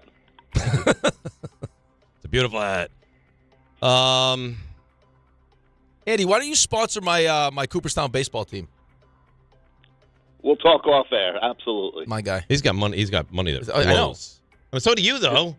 You're stalling, Dave. Let's go. I don't have the. Well, so here's the thing. Now let's think this through. So to have won it as a player, like it can't be someone that early, because it has to take some time to settle in. So that the guy could have actually played and then won as a coach, right? Yep, that's right. I don't know. It's not Landry. It's not Knoll. No, Ditka. It could be Ditka. That's Super Bowl 20. That's a good one. Was it anyone before Super Bowl 20? I mean, it's not. So you take Knoll. It wasn't Knoll, and it wasn't Landry. So now you're wiping out a ton of them. It's not Eubank. It's not Lombardi. It's not Shula. Could it be 20, the earliest one? I know Forrest Gregg won as a player, took his team to the Super Bowl. It's not Bill Walsh. Maybe it is Ditka. But I feel like I shouldn't get credit for that if it is, because you got that right. Tom Flores? Joe Gibbs? Just trying to think of the ones before. First person to win a Super Bowl as a player and a coach. Yes, head coach. I think you've said the name. Ditka? Yeah. All right. I'm trying to think of someone else because I don't want it to be Ditka just because Why? I feel let me shine. Let me shine once in a while. Well, you shine, but I don't want it on my ledger. Why? Because I didn't get it. What do you mean? You said, "Are you excited? Are we ready?" It's a team effort. Ditka, final answer. Tom Flores was the third-string quarterback on Super Bowl IV's Kansas City Chiefs. Thanks a lot. You got it wrong. That's why I was immediately saying you said the name. You said the name. You know what? Bye, guys. Bye. I didn't know that. I didn't know it. I didn't know. that. You knew Flores was on? Flores. Why don't you help then? I told you said the name. And I said Ditka. What is going on with you today? Just help. If you knew that was the answer, why would you play games? Why not Ricardo just say Lockette. That's why. Ricardo Lockette. Oh, now you're going to punish us. It was Lockette. This guy. It was Lockette. You're in one today, huh? People think he's a good guy. You know what? You know what it is about him? He's obstinate. People think you're a good guy. I don't know if I agree. I think you're a good guy. I think this is a bad guy tendency, though. I want you to hold it. How so? You knew the answer. I told you. You said the name. You want me to spoon feed it to you? Say when we say, "Well, Ditka." No, guys, you're looking in the wrong direction. Say something. Don't say you said the name. Say who it is. I enjoyed it. Leary, Bergenfield, Leary, Stump Rothenberg, go. Hey, what's going on, fellas? How you doing? Hey, Dave. I'm hosting a Super Bowl trivia contest on Saturday. I'd love for you to make it. That's not going to happen, but thank you for the invitation. All right, here we go. So, fellas, there are two players in Super Bowl history who have multiple catches in the Super Bowl that are only touchdowns. One of them is current Patriots head coach Vrabel. Mike Vrabel. Yeah. Who is the other? So every catch this guy has been a touchdown in the Super Bowl. Yep. Wait, in the Super Bowl? Well, you probably know the answer. And No. And Every catch he's made in the Super Bowl, or every touchdown catch he's made, period? Give it to us again, please. Ray, we had to switch the question up a little bit. You got it so easily it concerned me. What? What are we talking about? I don't. Yeah, it wasn't. You me. knew the talk answer. to me. Yeah, I knew it. It was not. I don't think it's easy. I'm not pretending to be Dave Rothenberg. I got it quickly. So just repeat the question exactly. Every catch this guy had in the Super Bowl was for a touchdown. Yes. But there's two people who have done it, who have had multiple We know catches in the Vrabel. Super Vrabel Bowl. had right. Yep. Multiple catches in the Super Bowl, and they're only touchdowns. There was a different way. If you ask it the original way, No. I don't know if it's overly easy, though. But this is a different way to ask it. This is a different way? This is a better way? No, it's a different question. Whoever the producer is got it so fast it concerned me that Dave was going to get it. So I pivoted to a different question. So this question I have not screened. This is an off-the-cuff question. I mean, it's got to be an offensive lineman. Or it's just a very bad receiver who did very little. I don't know.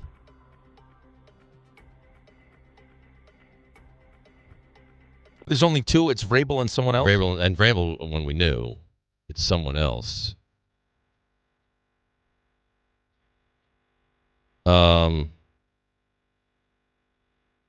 Ray, you don't know it, right? I don't think we know it, Leary.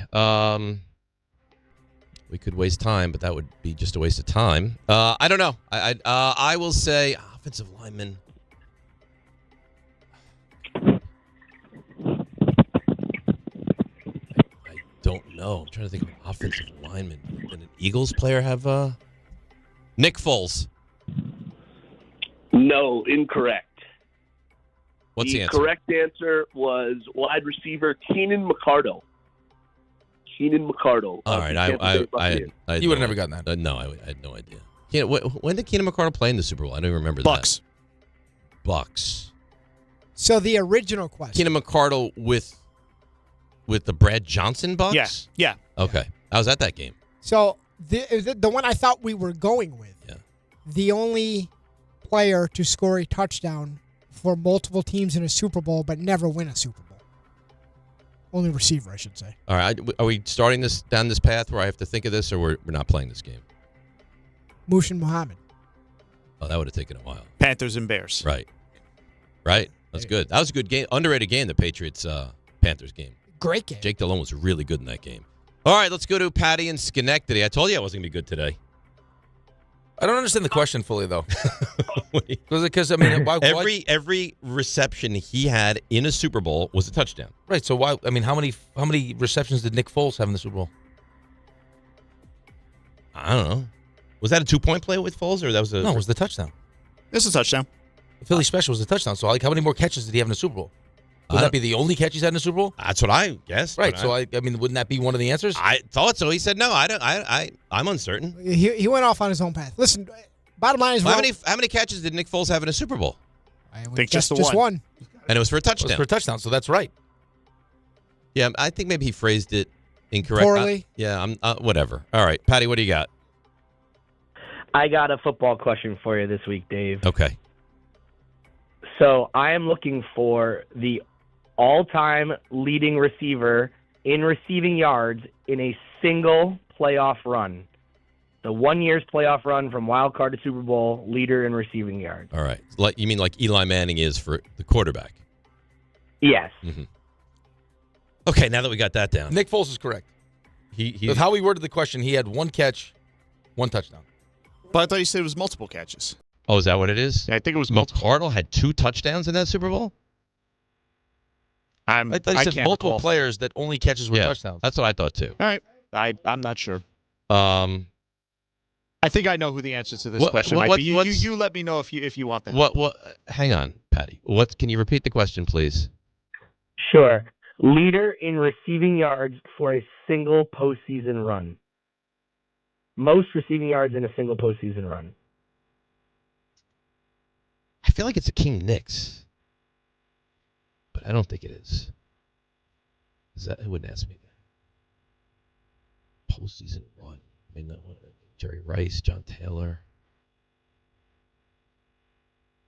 I think he probably had to play that first game, right? It's probably got to be a player that played 4 games. So what team played 4 games? Ray thinks he was. John seems to know it too because he's exuberant on the other side of the glass. Most yards in a playoff run from a receiver, right? Yep.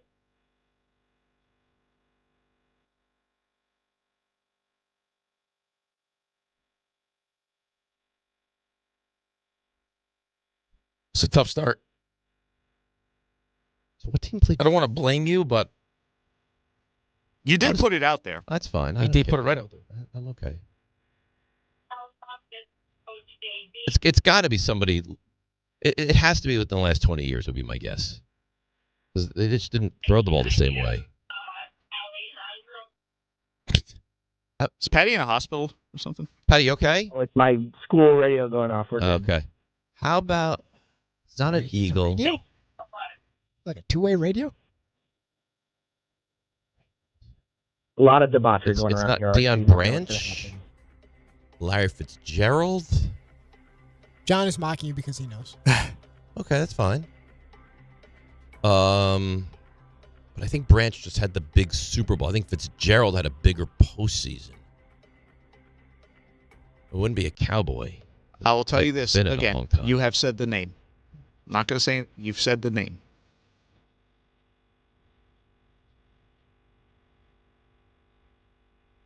Said the name.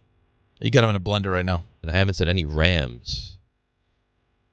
I'm going to go hesitantly with Larry Fitzgerald.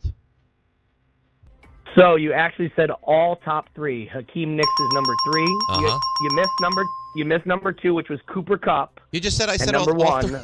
I mean, I know, it was my fault. It was my fault. And then Larry Fitzgerald is the first one. Number 1. Okay. All right, we're back. All right. Isn't that amazing? You said all 3. But you only said 2. You said 3, but you didn't say 2. But you said 1. I actually think you're 2-1. Because I think Nick Foles is right. Okay. Let's continue along. Let's go to, I love this guy, Chris and Bethpage. Chris, you're on Stump Rothenberg. Hey, Dave. Love you, too. And the guy did say, sorry to correct you, Rick, the guy did say multiple catches because I was trying to think of it. All right. So, yeah, so Nick Foles wasn't an answer. I was trying to think of it, too. Anyhow, but I'm surprised McCardle had 2 touchdown catches, and that was it. I'm surprised. But anyhow. Well, I mean, he never went to a Super Bowl other than that game. And I guess he had multiple catches, and they were both for touchdowns. That was a terrible football game. Go ahead, Chris, what do you got? Okay, so in the history of the NFL championship games, the game getting into the Super Bowl, championship games, 60 years, NFL championship games, there's been one quarterback who's thrown for 390 yards plus twice. Only one has done it. 390 yards in individual NFL championship games. Conference championships or? Yes, conference championship. Yep, in 60 years. Well, it's not Warren Moon because he never went to a conference championship. It was a shot at Ray, right? Mm-hmm. Yep. At least it didn't go unnoticed. Thought about that. 390. 390 plus? How he about did it twice. Kurt Warner. Um, 390. That's a big number. I mean, Brady seems so easy, but I mean, did he ever get to 390?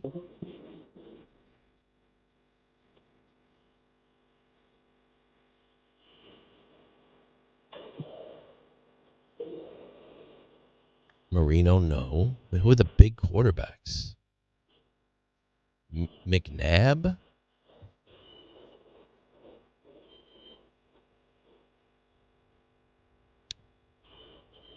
What? I guess I shouldn't ask for help. I was going to say, was it you need a hand, Jay? No, I was going to say, is it the same team? But I don't need that yet.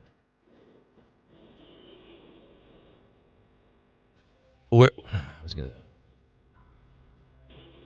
Dan Marino might have 1, but 2.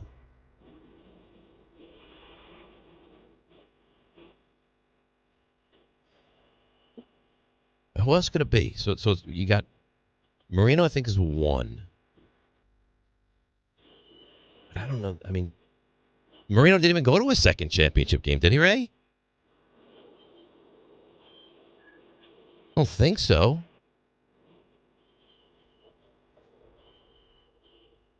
Right? He only went to 1. Brady, I mean, 390. Could be Elway?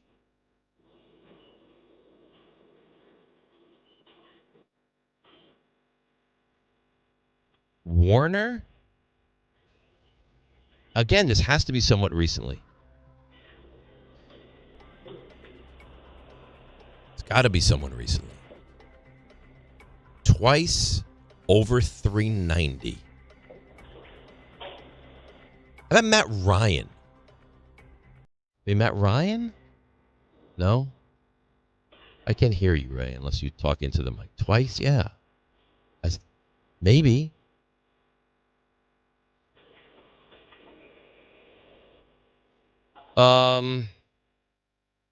It's got to be within the last 20 years. Because Marino, I think, had over 390, but did not do it twice. So you eliminate him. And then I don't like the guys that went numerous times. I mean, Jim Kelly, but it's not going to be him. So Kurt Warner's the guy that jumps off the page. Matt Ryan, I think, could be him. Who else could it be? It's not Eli. It's not Rodgers. It's not Russell Wilson. All right, I'm between 2. I'm between Kurt Warner and Matt Ryan. What do you think? What do I think? Yeah. I'm not answering. You have no idea. No, I'm not answering. I don't want to be blamed. Ray, do you have any idea what the answer to this is? No, but John has wanted me to relay to you that Marino did go to 3 conference championship games. 3? Yeah. Great. I would trust where you were. 3. I think Marino has the most yards ever in a championship game, and maybe the only one to ever go over 400. Now I'm in a pickle. I got Marino, Ryan, and Warner. But one of those championship was the 52-7 game. Was that a championship game or that was a divisional game against the Jaguars? That was not a championship game.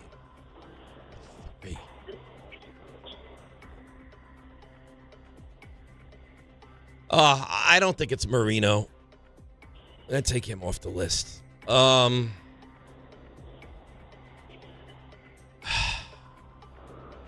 Ryan, final answer.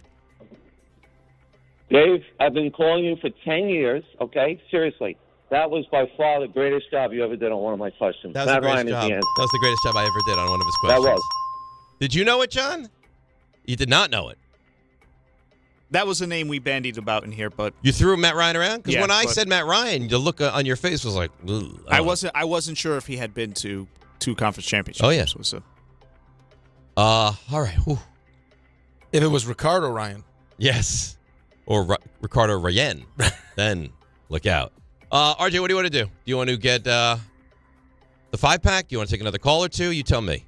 John's standing behind you, and he will get angry with the clock situation at some point. So I'll let you. I've hit 3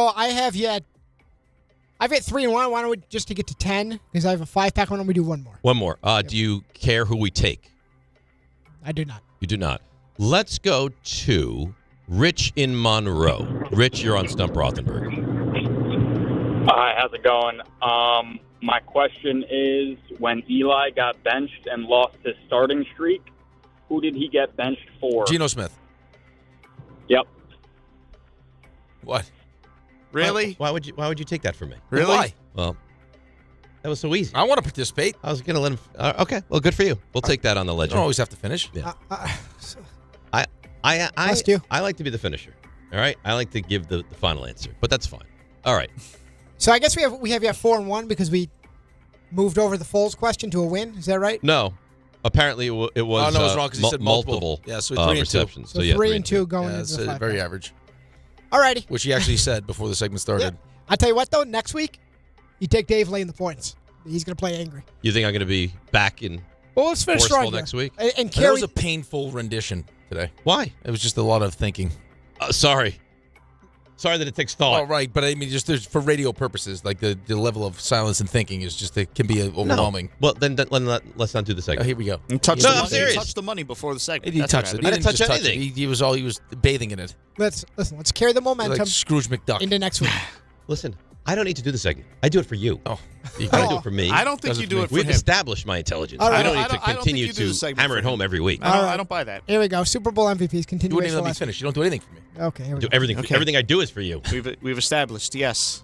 John Riggins. Friday Night Lights. No. Not. No. His name's not John Riggins. Oh, it's Ricardo. It's not Ricardo. What is Riggins' first name? It's called Riggins. I don't know. have they ever referred to him as anything more than Riggins? He's like Cher. Do we know anything about him? I gotta look. John Riggins? No, what about John Riggins, a football player? The 4th and 1 fame against the Dolphins in 1983. Friday Night Lights heartthrob. Manhattan, Kansas. There you go. University. Good job. Didn't we just do this? I was doing it to mock you. It's in Lawrence, Kansas. He went to the University of Kansas. Steve Young. A BYU. From Greenwich High School. You mentioned his name earlier. Kurt Warner. Which one? K. See? He gets it because he's a purist. Northern Iowa. Good job. Also in a movie. Hines Ward. Hines Ward, number 19, played quarterback with a pin in his pinky finger when he was at the University of Georgia. Go Dogs. And finally, I love that commercial. There's a good commercial. Julian Edelman. Oh, he's a MAC guy. I think he's Kent State. You think correctly. Also a quarterback. Yes. That's also a quarterback. That's a good rally. You feel better about that? Was that quick enough for you? Yes. 8 and 2. That's not terrible. No, it's fine. It took a long time. So where are we now? 47 and 4? Yep. All right, that's nothing to complain about. Yeah, but I mean, you kind of set the table for what this was going to be. All right, listen, I'm sorry. I'm 39 and 2. Here we go. I hope I go 5 and 5. You want to start No, voices? I don't want to start voices. I want you to be great. It's so much pressure. Oh, you got to start a read, I'm told. Yeah, I'm not going to start it. I'm going to smash it. You're going to start it. You're going to finish it. You're going to make love to this read. Yeah. Go ahead. Let me hear it. All about JSN and his receiving yards. Sunday is your last call for football, and all week long, FanDuel is giving you a daily profit boost every single day leading up to the big game. Today's 30% profit boost is on the receiving markets, like receiving yard over-unders, alternate lines on receiving yards, and most receiving yards in the game. JSN's yard total is really high at 93.5 yards. What if you took an alternate line at 80-plus yards and have the odds boosted? You can get involved with JSN for the most receiving yards in this game and so many other things. All you have to do is opt in each day and place an eligible bet to use that day's profit boost. So whether you're locking in early lines, riding your favorite props, or taking one last swing before the final whistle, FanDuel is giving everyone something extra to cheer for during football's final week. Play your game with FanDuel, official sportsbook partner of Super Bowl 60. Must be 21 and older and physically present in New York. Opt-in required. Bonus issued as non-withdrawable profit boost tokens. Restrictions do apply, including any token expiration and max wager amount. See terms at sportsbook.fanduel.com. For help with a gambling problem, call 1-877-8-HOPE-NY or text HOPE-NY at 467369. I got the answer to the one question we want the most right now. I got Riggins' first name.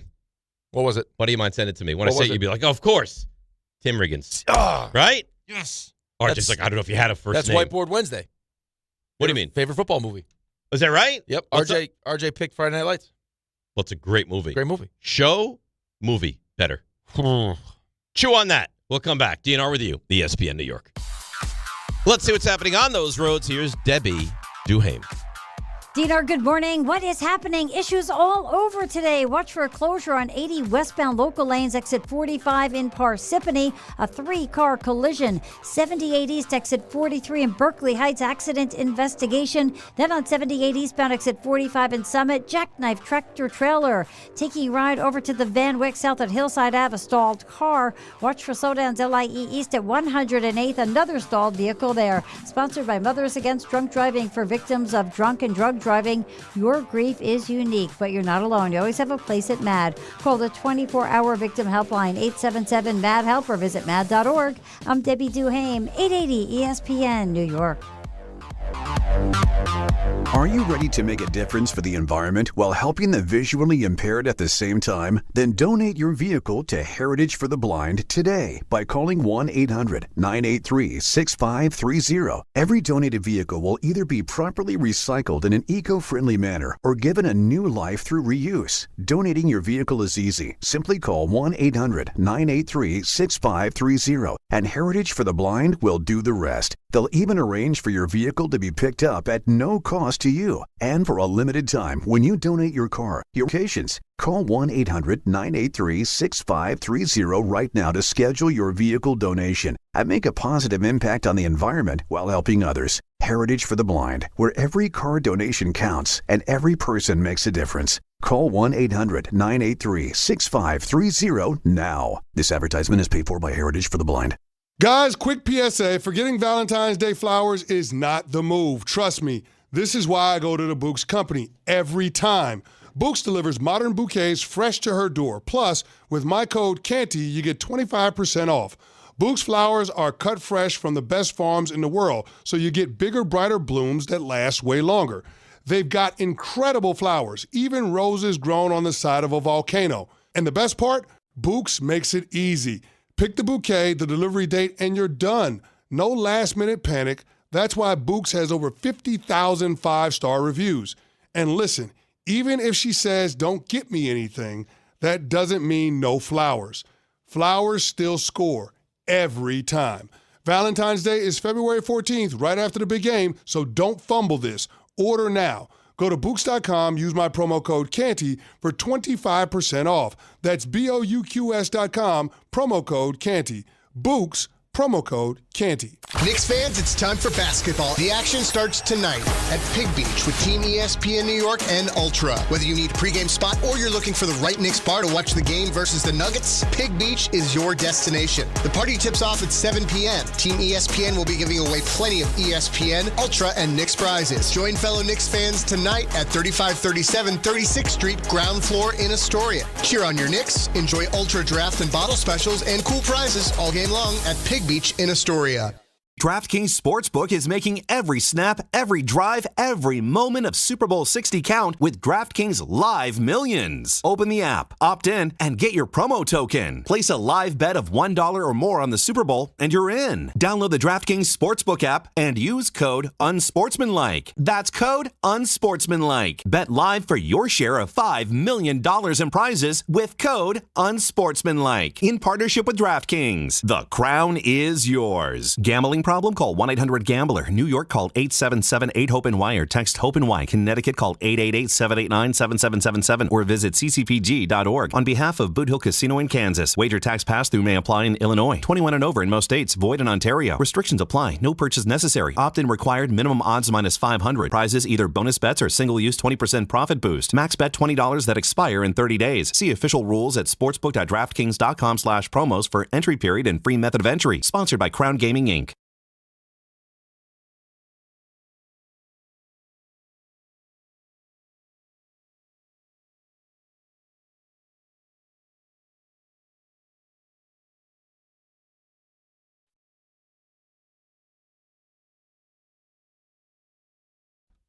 All right, DNR with you, ESPN New York. So I asked you the question. Show. Friday Night Lights, the show or the movie? Show. I love the show. The show is great. Love the movie, also great. How about this now? Okay. As a question. Okie doke. You're like Wendy. I'll give you the pointer fingers. out there. The best movie into a show ever. What was it? What are my options? We'd have to like. Yeah, right. I mean, look them up. But I like because when I think of Friday Night Lights, the movie great. Right. The show maybe greater. You know. I think what, I think the show is. You know what could be up there? The Odd Couple. It's a good one. The Odd Couple could definitively be up there. That's a good one. I'd have to look up what the list is. Right. I'm sure there's a list, and I'm sure that you'll look at some of them and be like, "Wow, that was great. That was great." And that's not. I mean, this is not the right list. No, but the best. The So what do we have?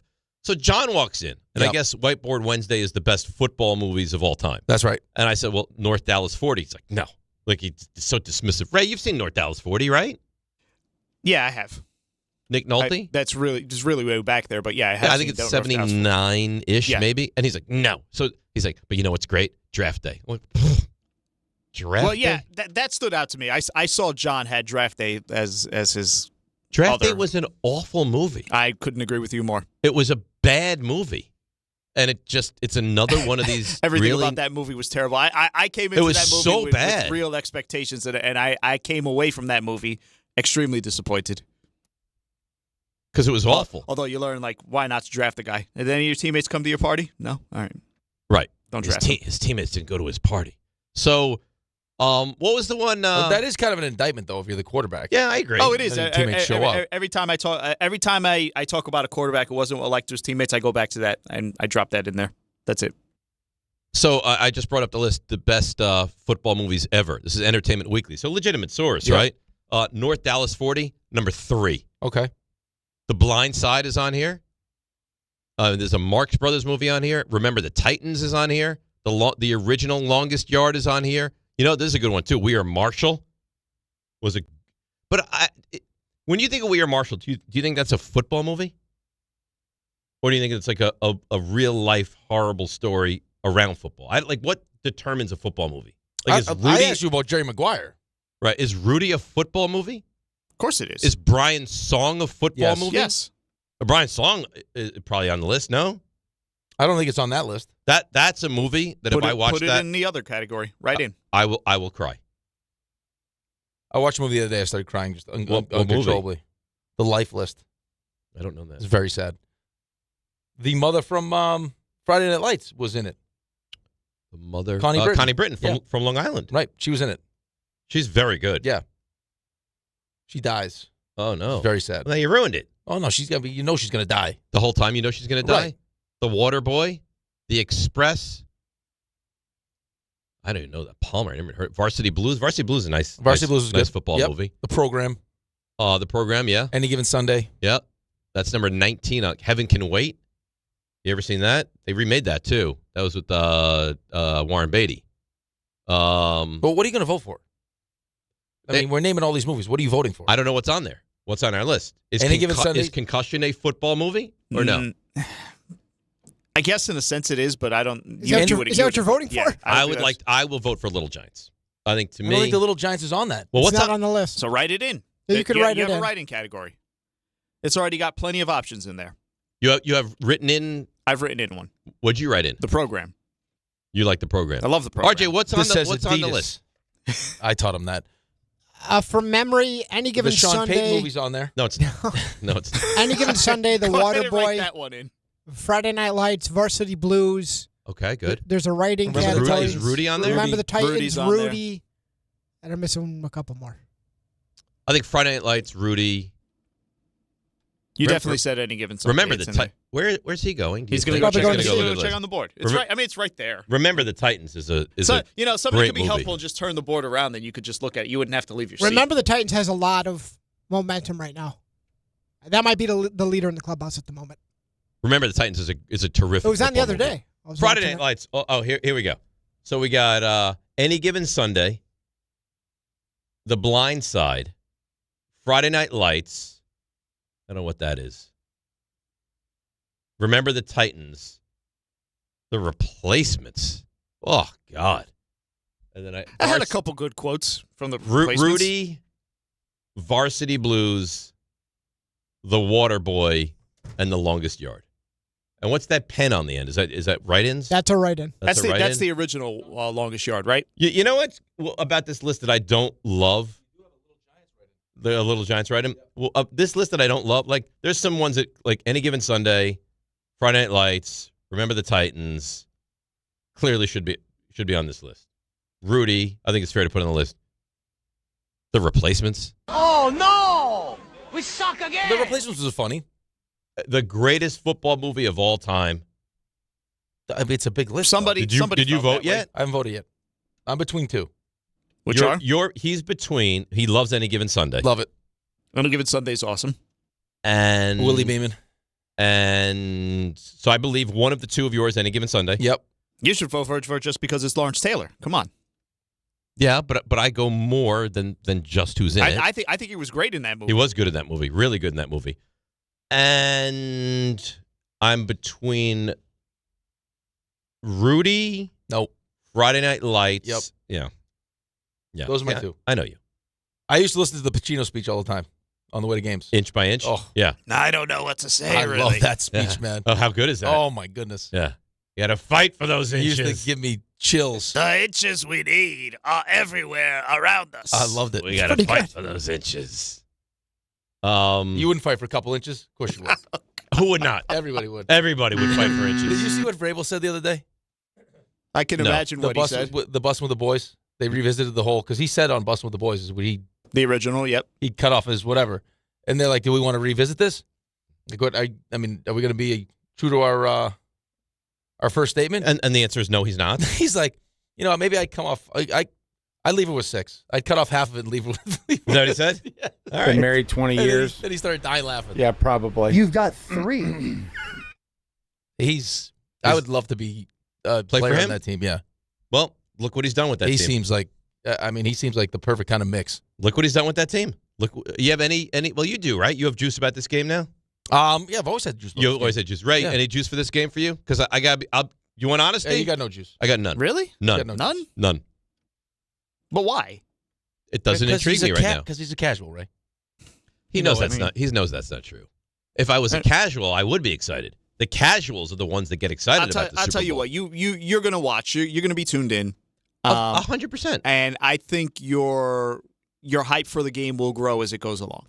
I think agree with you more. I think you'll be pulled into it. By the time we get to 4:00 on Sunday, and they start to do the introductions, I will. Because I'm not going to sit here and tell you, oh, I'm hyped for this game. I can't wait. That's what you just said. But it is the Super Bowl, Dave. Like it's the last game of the year. We will get there, and I will have a legitimate level of excitement. At this moment, that does not exist. Also that emotion of it being the last game, and that just upsets me though. For me, it'll be 30 plus years that my team has been in the damn game. Dave's gonna be the first one though if the game stinks. Told you, no juice. Game stinks. No. Yeah. Oh yeah. No. Absolutely. I will be into the game once the game starts. No, but if it gets out of hand and early, I don't think this will stink. I think it'll probably be a pretty good game. I agree. There's nothing like sexy to me with these teams. I'm not saying it won't be a good game. There's just nothing sexy to me. You got 2 sexy coaches. A sexy coach. RJ, you excited for this game? Good defense is like sexy. this juice for you for this game? Good defenses. Good defense is sexy. Not the typical amount, but it's All right, so building. you understand where I'm coming from. But Drake May's 23. He's in year 2. You got Cardi Listen, B. there are Cardi B. Cardi B. Come on. This what is does the that do for me? This is what annoys him. You know what? That's You're exact onto thing that something. annoys him. You're onto something. Yeah. Yeah. See, that's the crap that I don't like. I think we found it. I think we found the issue. I'm not interested in the bunny. I'm not interested in Cardi It's B. Bad Bunny. It's not the Bunny. Cardi B could end up doing something for halftime. That could be a thing. I hate Oh, here we go. halftime. Yep, here we go. There we go. And we figured it out. Halftime's going to be awesome. I don't know. You should get on board. I'm going to probably shower during halftime. Why? Bad guy. Because He Bad never guy. watches. I'm halftime. anti-halftime. He never watches halftime. I'm anti-halftime. But why do you need it's to go big, shower? What are you it's doing big during for the game? culture. It's big for the people. Like Dave's you need to be ensconced in halftime. He's- Halftime's a big deal? This year, it's a huge deal. Dave's as anti-halftime of any year as anyone I know. Yeah, but why go shower? Though? Am I the only one? You know who I would bet, and I don't know this to be true. I would bet you that Don LaGreca shares my sentiments and is also anti-halftime. Okay, but A, does that shock you? And B, No, I said it, so it wouldn't shock me. So, and okay, it's Don. Like that. Right. That's Because I'll tell you why. Because halftime. There's a chance Don doesn't watch the Super Bowl. No, come on. It's supposed to be 15 minutes. Halftime is 15 minutes. And now, for It's some like reason, 22 or something. in this game, it's a Oh, 33-minute halftime. Is it 33? Yes. You get a beautiful concert from some kind of. If I want to see a concert, Music I was star. looking last night. Paul Simon coming to Forest Hills. I might go see that. Great. Yeah. I don't need a concert in my football Why? game. You get everything. Because I It's don't not need taken a away- concert it's in my not- football It's game. not taken away from the football. It's So not happening during the football. Some of us drive you nuts that there's halftime now at the Thanksgiving games. I don't. When what the guy with the tattoos on his face was doing the thing, I wasn't Post interested Malone. in that. Yeah. Post Malone. Yeah. Who had it for How about Detroit Dolly this Parton? year? Dolly Parton was nice. Yeah, that was. It's fine. I I mean, don't it was need something. special halftime. What about the guy that came out of the igloo? They couldn't afford the igloo. the inflatable M&M? igloo? It's fine. It's a lot of budget cuts. Just give me football. That halftime show was great, though. Which one? The one with Eminem and that was awesome. Detroit. Yeah, fine. Awesome. Just give me football. That's all I want. I get it. There are people out there that enjoy more than that. They want. Dave, how many years has the halftime show been a thing now? No. Like The first spectacle halftime like ever, this? they had like a guy with a trumpet. And it goes back in, and now the It Packers was come back on the 60 field. years ago. Well, that's what I like. This is Dave reminding us that while we all share a room together, we're all on the same team. I am above you when it comes to football fandom because I don't value halftime. You do, and therefore I'm a better fan. But it he makes can't no remember sense, a player involved in a pivotal Super Bowl. Right. Ricardo Lockette. It No. doesn't, but it makes no sense though. The Super Bowl is still the football game, and you get the benefit of a concert on top of it. Well, enjoy it. It's added. You're getting added value. Enjoy it. I will not. You enjoy it. I will probably walk the dogs and take a shower during halftime. That will probably be my Anything halftime else you want to show. throw in there? We know what to take a shower means, guys. The actions of a casual. We all know what that means. That's not a casual. It's a casual. Please. Honey, I'm gonna go take a shower. Right. Yeah. I might make love to my wife. That might be my halftime show. Yeah. And You talk, gotta get back and for you halftime. talk about him losing. They probably all wouldn't even have the subtlety. stage rolled out by that Oh, time. they'd have the stage rolled out. They'd be well into the third quarter. You got a lot of stuff you're going to get done at be halftime. tantric. You don't know what to do. Tantric. Yeah. Gotta take a shower at halftime. I am not interested. You guys watch it. Let me know how it turns out. So you have some time with your wife. You're going to shower, then take the dogs for a walk. We get some wings toilets are and flushing. pizza. You got some Toilets are pizza. flushing. I might at make a halftime, not this bouillabaisse. guy. I don't know what I'll do at halftime. You don't even know what's in a bouillabaisse. There's no chance. Yeah, it's a stew, and I believe there's some fish in there. Mussels. Okay. Are there mussels in a bouillabaisse? Yeah, well, listen, it's going to be tough to do all that, but I'd love to see you try. We'll let you know how halftime What do you is. think I could get done during halftime? Probably all of it. It's a long. It's a. Bouillabaisse. No way. I'll tell you No? what. No. Try to do as much as you can and let us know. I might make muffins. Well, I don't understand why you're so anti halftime. I don't get it. I don't know either. I mean, it's a show. Let's break, because now it's dragging on according to RJ. Let's break. It's DNR with you. Come back into Giannis and more of this Giants and Jets football conversation and halftime talk. DNR, ESPN New York. It's Chuck Devine with SnowCountry.com. You expect more from yourself. Expect more from your money. Get started today at Robinhood.com/yourmoney. Our Snow Country crew spent the last few days in New Hampshire's White Mountains with soft, squeaky pack powder at every turn. Groom trails in terrific shape. Whether you're up north or you're close to home at Shawnee and Camelback in the Poconos or Mountain Creek, New Jersey, they're all at or near 100% day and night. Mountain Creek loaded with terrain park features on their South Peak. Thunder Ridge and Mount Peter both 100% day and night with pack powder close to home. Wyndham has the steep groomers by their high-speed six-pack chair, and Bel Air 60 trails cover 20 miles with pack powder. Southington, Sundown, and Mohawk all 100% day and night in Connecticut. Same for Jiminy Peak in the Berkshires, both Jiminy and Butternut with 14 miles of trails. Killington explores 70 miles on 6 big mountains in Vermont. Smuggler's Notch loaded with cruiser steeps, glades, and moguls. You don't just ski or ride, you dominate. At Killington, we fuel your adventure. Be the beast. Ski and ride Killington. If you've been injured in an accident that wasn't your fault, then you need a lawyer who knows New York's unique personal injury and workers' compensation laws. At the Parisman Firm, they have decades of experience handling all types of accident cases and a proven track record of delivering huge results. Their team has already recovered nearly $1 billion for injured New Yorkers. From construction to car accidents and slips and falls, they've got you covered. Call the Parisman Firm now at 718-WORKERS, where your case is their cause. Get the justice you deserve today. Hey, New York and New Jersey, Boost Mobile has an unlimited talk, text, and data plan that's only $25 a month forever, meaning you'll only ever pay $25 a month for the rest of your life. Who wouldn't want unlimited wireless when it only costs $25 a month forever? If you don't, you must be one of those people who enjoy overpaying for their phone plan. $25 a month forever is truly as good as it gets. So go online and switch now at boostmobile.com. After 30 gigabytes, customers may experience slower speeds. Customers will pay $25 a month as long as they remain active on the Boost Mobile Unlimited plan. Knicks fans, it's time for basketball. The action starts tonight at Pig Beach with Team ESPN New York and Ultra. Whether you need a pregame spot or you're looking for the right Knicks bar to watch the game versus the Nuggets, Pig Beach is your destination. The party tips off at 7 p.m. Team ESPN will be giving away plenty of ESPN, Ultra, and Knicks prizes. Join fellow Knicks fans tonight at 3537 36th Street, ground floor in Astoria. Cheer on your Knicks, enjoy Ultra draft and bottle specials and cool prizes all game long at Pig Beach in Astoria. Access to education changes lives. That's why National University provides flexible online and hybrid programs from associate to doctorate degrees. Since 1971, NU was built to serve non-traditional working and military learners nationwide. NU understands the demands of work, family, and service. Each year, more than 130,000 learners trust National University to move forward. Visit nu.edu to learn more. Switching to Progressive is a game-winning call. And that reminds us of other game-winning calls in the history of sports. So it was the fourth quarter and we're down by 5. Sweat pouring down my face. Suddenly it hit me. If only I could wrap part of the towel around my forehead. And that's how I became the first basketball player to wear a headband. Okay, not really a game-winning call, but it was a good call. You can make one too. Switch to Progressive and you could save hundreds.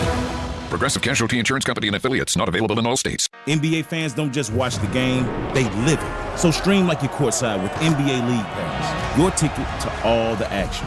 Watch your favorite team shine and catch the league's brightest stars and rising stars at the same time with multi-view on your favorite devices. From the plays you can't believe to the most live games and the drama that comes with it. If it happens on the court, it's happening on NBA League Pass. Only select out-of-market games available. Blackout restrictions apply. Additional charges and other conditions may apply. Visit NBA.com/subscriber agreement for full terms and conditions.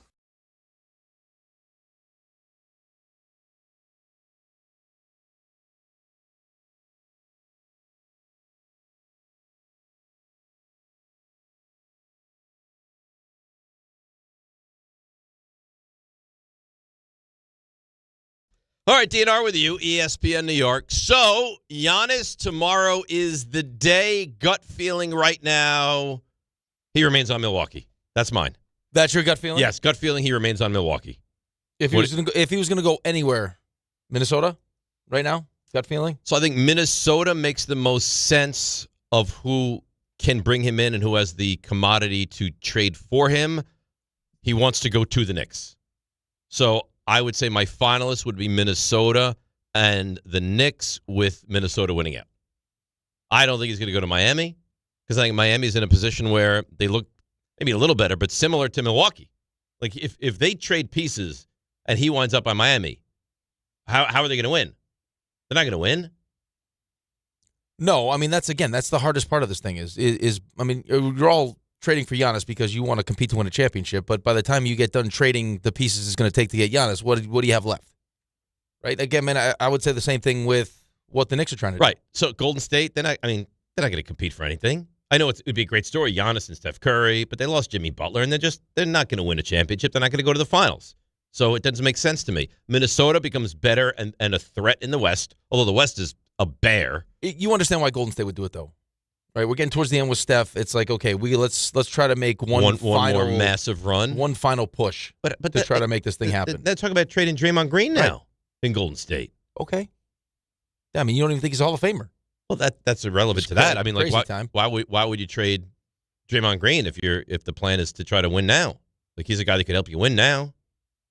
Right, but you're getting towards the end of Draymond Green. I mean, you're just the focus would be like, we just got to get Giannis, and then we'll figure it out. Get Giannis. Okay, but Giannis, a Giannis-Steph-led team, that's not going to be the best team in the West.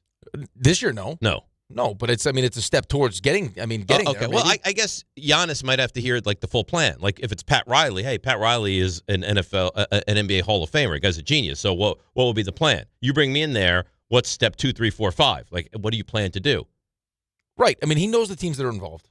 Right, so they've had aggressive offers, is how it's being characterized, and then Milwaukee has gone back with counters to the aggressive offers. It doesn't sound like, I mean, over the last couple of days, depending on who you listen to, like Wendy didn't make it sound like the Knicks were very aggressive, and then Shams came on and was like, no, the Knicks were one of the teams that's still involved. Right. So I don't know where it sits, but I mean, in a perfect world, and I'll keep saying this, and I think you agree with me, in a perfect world, he doesn't get traded. Deal doesn't get worked out. The perfect scenario for the Knicks is that he doesn't get traded now. The Knicks stand pat-ish. We get to the offseason, and the Knicks make a trade for Giannis. Although, I mean, the perfect scenario is they don't make a trade for him now. They win a championship, and then it doesn't matter. But the perfect realistic scenario is he doesn't get dealt, and then the Knicks acquire him this offseason. Yes. Yeah. How willing is Milwaukee to make a deal when you played Wendy earlier? The thought is that there's a better deal to be had during the summer, and how much of that could just be because Giannis in the background of this is like, I don't want to waste another, like I don't want to waste this year. Mm-hmm. Like I don't want to just sit out as we tank here. I want to go to a team that's at the very least in the playoffs competing this year. But if you're Milwaukee, from the flip side of it, are you supposed to trade him just to do him a solid? No, that's the point. It's like, I mean, there's a two-way street. This can't be a one-way street. Right. Like, hey, we love the fact that you've been the face of the franchise and all the championship and all the money that we've made because of you, but you didn't do it for free. Like we've done our best. We bent over backwards. We brought in Dame Lillard. We didn't think that was a good idea. Like we've done everything within our power to try to get you another championship. We're trying to get our own picks back so we can do this tank the right way. Right. But yeah, it'll be interesting. I mean, that's the scary part for me though. Is this is what we were begging for so many years, and like LeBron, and you name the big time, NBA superstar, and they never wanted to come to the Knicks. And now there's one of the best players in the league that it feels like, just going off of what happened last offseason, the Knicks is where he wanted to be. And now we're sitting here a day away from the deadline with other teams involved and us maybe not as willing to pull the trigger on this thing. Well, because I think there's still a belief that this team is really good, right? Whether they're NBA championship level or not, they're a really good team.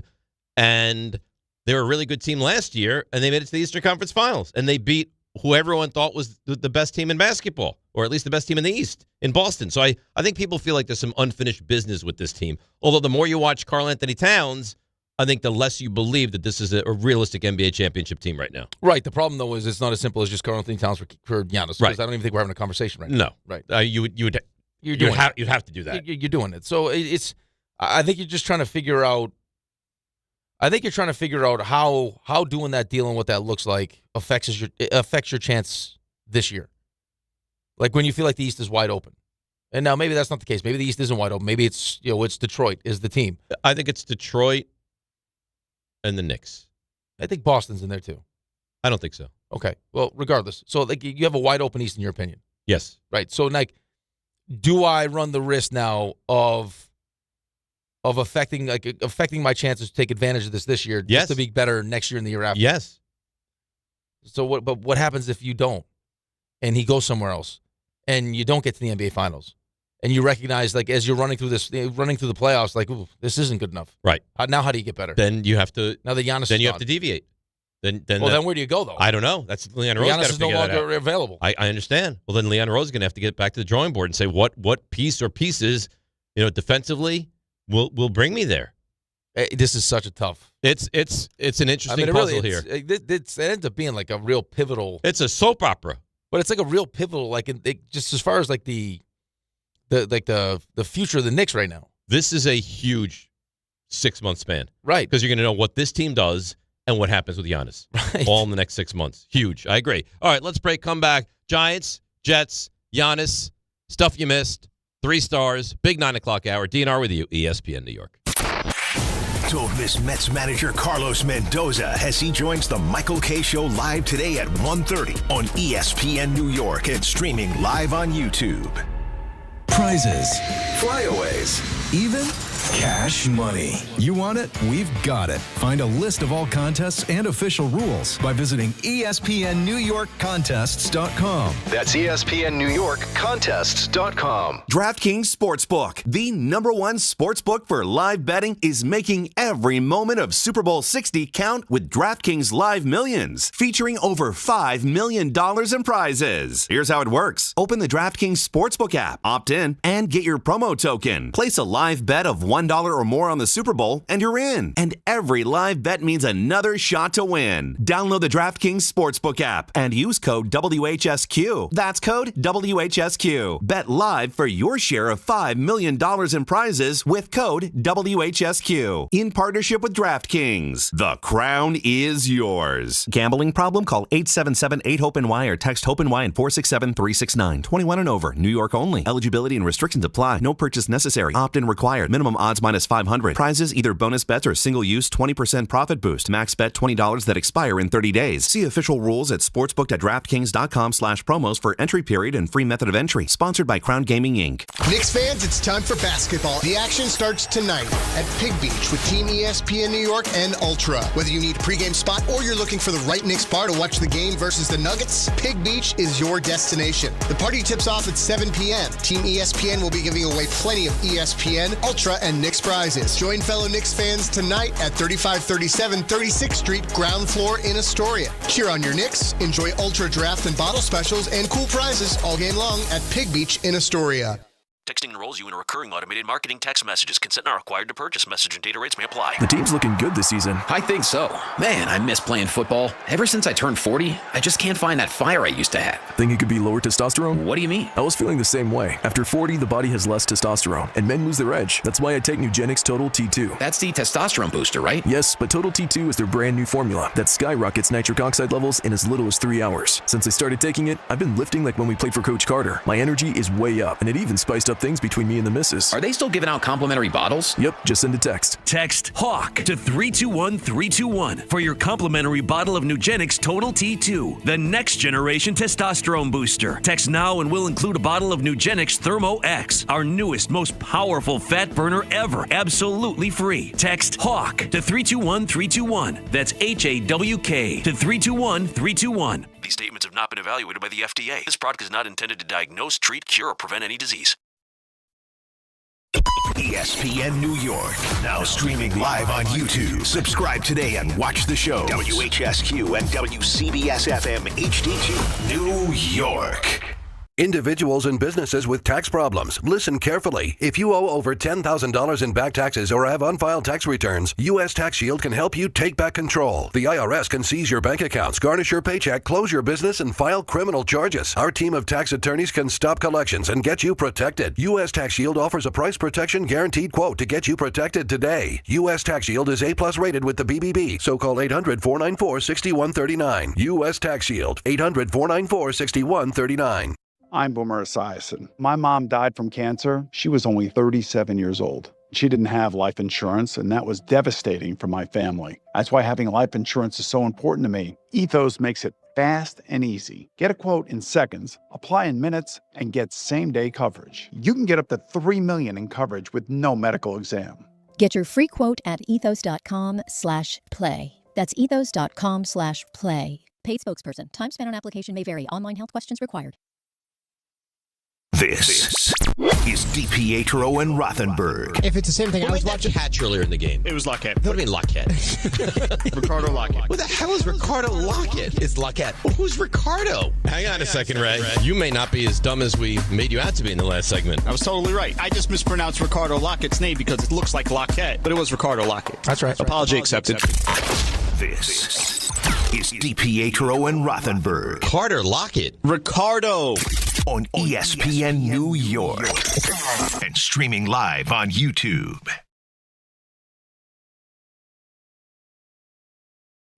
All right, DNR with you, ESPN New York. We've finally gotten to the bottom of the Ricardo Lockette situation. Yeah, we figured it out. Yep, and there was a man named Ricardo Lockette who was the intended receiver on the pass that got intercepted That's right. by Malcolm Butler in that Super Bowl. And now we get the same teams in this Super Bowl. Curse was setting the little pick, and it was supposed to be for Ricardo Lockette. Right. And then Malcolm Butler jumped right into it. And interception. Changed everything. Night. Yeah. Who do you blame for that? You blame Pete Carroll for that? You blame Russell Wilson for that? Like, who do you... Well, no. I mean... Because you should have run the football. Yeah, you should have run the football. I mean, 2nd and goal. I guess because of... I mean, I guess on 3rd and goal, if that play doesn't work and doesn't get intercepted, they're going to run it. You got 2 chances to run it, right? So, I mean, that's what you're going to end up doing. Or do you not place I think blame? You got to give some blame and then a lot of credit, especially when you kind of get the backstory of how, that whole thing happened. Yeah, like that was like last second too, like throwing Malcolm Butler in there. It's like Malcolm, get on the field, and he goes running out. So like just the whole thing. There's not calling timeout. I mean the play to stop Marshawn Lynch from getting to the end zone to get to that play. Right. I still can't believe they didn't call timeout. That to me is wild. Well, they kept asking him. I guess in the headset too. I guess there's a minute to go. I guess you'd be down by 3. Right. Patricia came up, asked him. He's like, no. And then someone from the upstairs on his headset. He's like, no. I know. We're fine.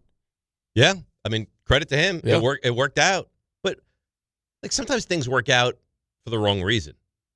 It doesn't really make sense that you wouldn't take a timeout with a minute to go. Yeah. I just think that. I mean, I don't know what you want to credit it to. It's the sports gods. Yeah. It's whatever. Like divine intervention. I just think that when you prepare a certain way, it just seems like those teams that are the most prepared get the most of those bounces. You know what I mean? Like it's just. Oh, it's always. What do they say? Luck is when. Opportunity meets preparation. Mm-hmm. Like the amount of preparation that went into that, the fact that they're practicing those plays with Malcolm Butler and Bill Belichick's like the coaching point on this play is that we got to do better. We got to do a better job at the line of scrimmage, and then Malcolm, you can't go underneath that. You got to come up on top of that. Mm-hmm. And he recognized it because they practiced it. Amazing. And that becomes one of your habits. What do you think happens if they run it again with 20 seconds left, score the touchdown, and this guy's sitting there with 2 timeouts? He'd get killed the next day. Right, but he again, his player made a play for him. That's how close it is, though. Yeah, I know. Look at how close it is with the helmet catch. Right. Or some of those, like the interception. Asante Samuel has a chance to make that interception. He had it in his hands. So think about this. Super Bowl 21, the Giants, they beat up on Denver second half. Trailed at halftime. Beat up on Denver. They were going to win that game. Super Bowl 25, good fortune to win that game. Could have lost that game. Super Bowl 35, they lost. Yep. Super Bowl 42, they could have lost. Super Bowl 46, they could have lost. The Giants are 4-1 in the Super Bowl. It's like razor thin to being a 1-4 Super Bowl team right now. Right. It's just it's making plays and not making plays. It's the difference. And then having some good fortune. Right. Where the ball bounces your way. Like, I mean, there's no reason the Patriots should have beat Atlanta. Like, the amount of things that had to go right for them to win. And call it mistakes, why don't we run the football, whatever it is. But those are decisions that were made.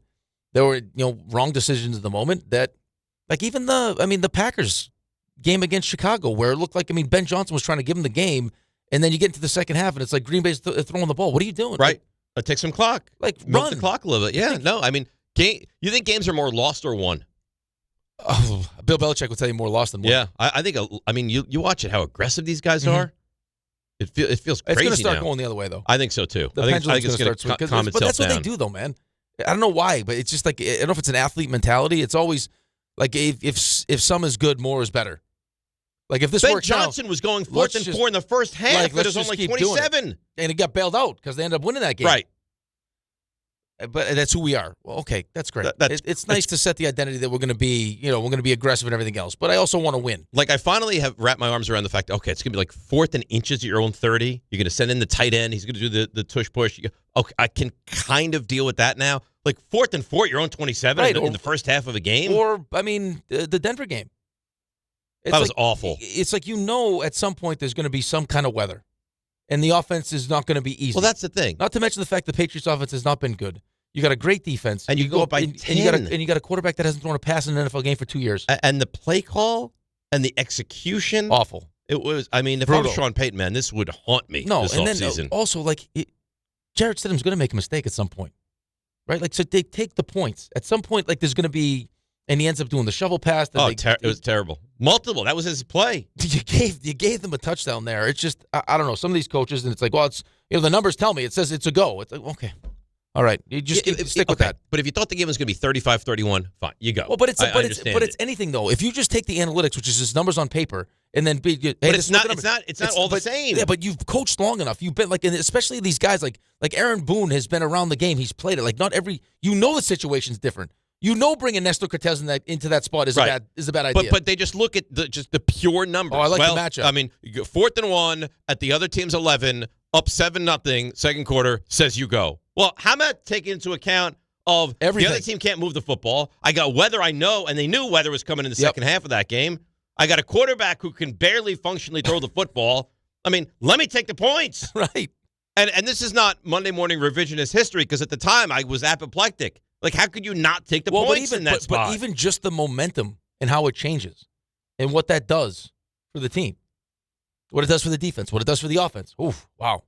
We dodged that bullet. Right. And you really thought the way to go about it was to put the ball in Jarrett Stidham's hands? And this is I'm a Hall of Fame-esque coach. Right. I don't know what constitutes going to the Hall of Fame anymore, but he's considered one of the best coaches in the history of football. Yes. So anyone can screw up. Listen, I stand by it. I know it worked out. It's awesome. I think Belichick was this far from getting crucified the next day on Boston Sports Radio. Listen, he got crucified for the whole Malcolm Butler situation when he didn't play him. Yeah. It's you do what you believe is right, and if it works out, great. If it doesn't, then you got to have conviction in what you do. Yeah. But Dan Campbell all the time now? At least in that moment, though. Like I said this to my guys the other day. We had a state qualifying game. It was to lock up the 1 seed. How'd we do? We won. Nice. We locked up the 1 seed. Back to Buffalo. The whole point of the speech is that actually I was pretty impressed with where I went. I just kind of was winging it. You gave a great speech? Yeah, no, I said just in general, just like your life in general. It's about experiences and the memories that you take away from those experiences. Right? That's essentially what it is. Yeah. Right? So it's like you have a moment right now to be the 1 seed, to try to get yourself to the state championship, and from the state championship to the national championship. And to have this, and I know you're 16 years old, whatever it is, the last thing you would want to do is go through all of this and not put in all the appropriate amount of work for the next 4 weeks to give yourself the best opportunity to win it. There's no guarantee that you win it, right? You may lose it. Right. But if you know that you poured every single ounce of energy you have into it, you'll be able to look back at it and be like, you know what? It didn't work out, but I gave it everything. I have no regrets. If you don't, and you mess around and you don't take it seriously, you'll look back if you lost with all the regret in the world, and it'll eat away from you never get away for from the rest that. of your life. Right. I think that's with anything. But that's just life in general. Yeah. Right? And that's so in that moment, I'm sure Bill Belichick saying, listen, I put all the time, this is my feeling. And I'm going to do it. It's hard to crush. Well, you don't crush him. He never gets crushed for it. Well, but again, because there's a whole process he goes through. That's why everyone's always so focused on the process, not the result. Because as long as you believe in the process, you'll feel good about the result either way. And in that moment, even with everyone, all the noise, he's like, no. They're scrambling around. Let's let them scramble. It worked out. He saw something I didn't see. He saw something a lot of people didn't see. But again, back to my original point, it's razor thin. Well, from being a champion to being a goat in the negative is razor thin. Well, just think about that, though. I remember saying at the time, if he doesn't catch that, the fact that he doesn't just break it up. Right. He picks it off, right. There's still, if that just gets batted down. No, they have 2 plays to pick up a yard. Right. Right. With Marshawn Lynch. Well, look at game 1, the Halliburton shot, right? It hits the back of the rim, it bounces up to the ceiling of the garden, and then goes in. That's how razor thin so many of these games are. It is, and you try to explain that to people, or even to your teammates or when you're hey, it may seem dumb in the moment, oh, no big deal. But it could be that moment that changes everything. That one turnover. Dude, there's a turnover. It was like 15 seconds left. We lost in the Calder Cup Finals. 2 home games, then we went 2-3-2. So you got to win the first. If you got to win the first 2, because otherwise you're going back. You're screwed. Hold your home ice. Lead with 15 seconds left. Hits a scansion, puck stays in the zone. They score, tie it up, and we lose in overtime. Now it's 1-1 going back. We never got home. They won all 3. They won all 3 at home. I think the last one's in like double overtime. But that's that one little play. That's it. It's like, it's 1-1. We'll be fine. How about the Rangers and the Kings in the finals, right? Or final? Everyone, same kind of deal. They beat them up. Yeah, they didn't beat them up. Like they won 2 games in overtime. A puck bounces the different way, and all of a sudden you talk about something completely different. Let's go to Alfonso in Hawthorne. Alfonso, you're on ESPN New York. Hey, how you guys doing? I love you guys. Oh, we love you. How you doing? Good. I was thinking about the Greek Freak. I don't want to trade for him. I feel like I compare him to like DeGrom. Every time he's going to go down, they sit him down, and I think that Achilles is ready to go. So you're concerned injury-wise. You're concerned in acquiring him. Yeah, I am. Okay. Yeah. I mean, I can't crush you for that. I mean, it's a fair assessment. I mean, he's had continuous calf injuries. He's had calf now. issues. I just don't know how serious this.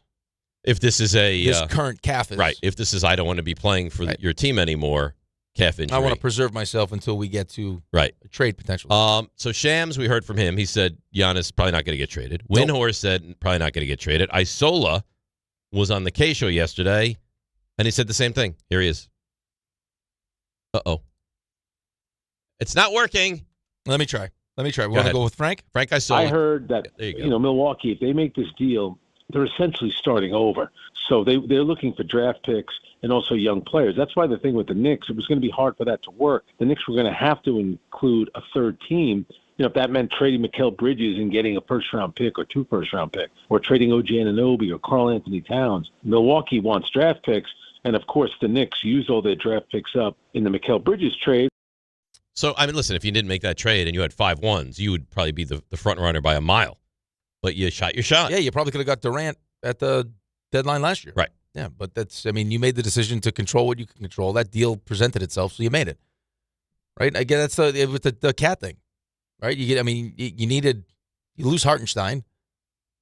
Right? We heard Cat's name for how long? And it's like, well, we can't sit around and wait for Giannis.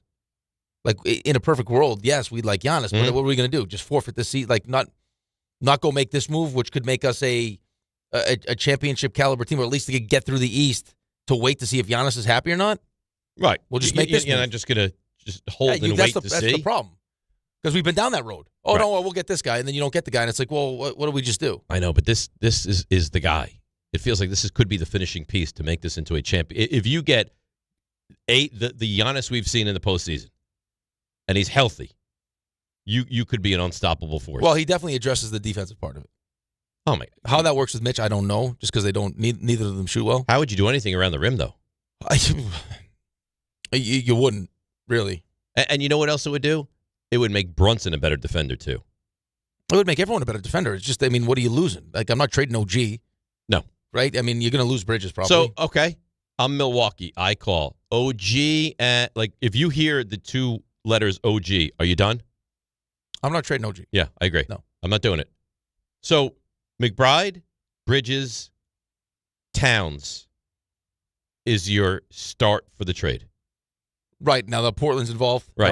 So we get Drew Holiday. So we get draft picks over to Milwaukee. We get Drew Holiday. We get Giannis. Right? Like, that's something it tightens up your window, right? Just because you don't know what the calf looks like for him. Drew Holiday's an older player. So it's just, but again, as these teams around you get better, it feels like how open is the window anyway? The window's, it's not wide open. The window's, it's open. It's open. Like, at what point, you're still going to have the same core group of players.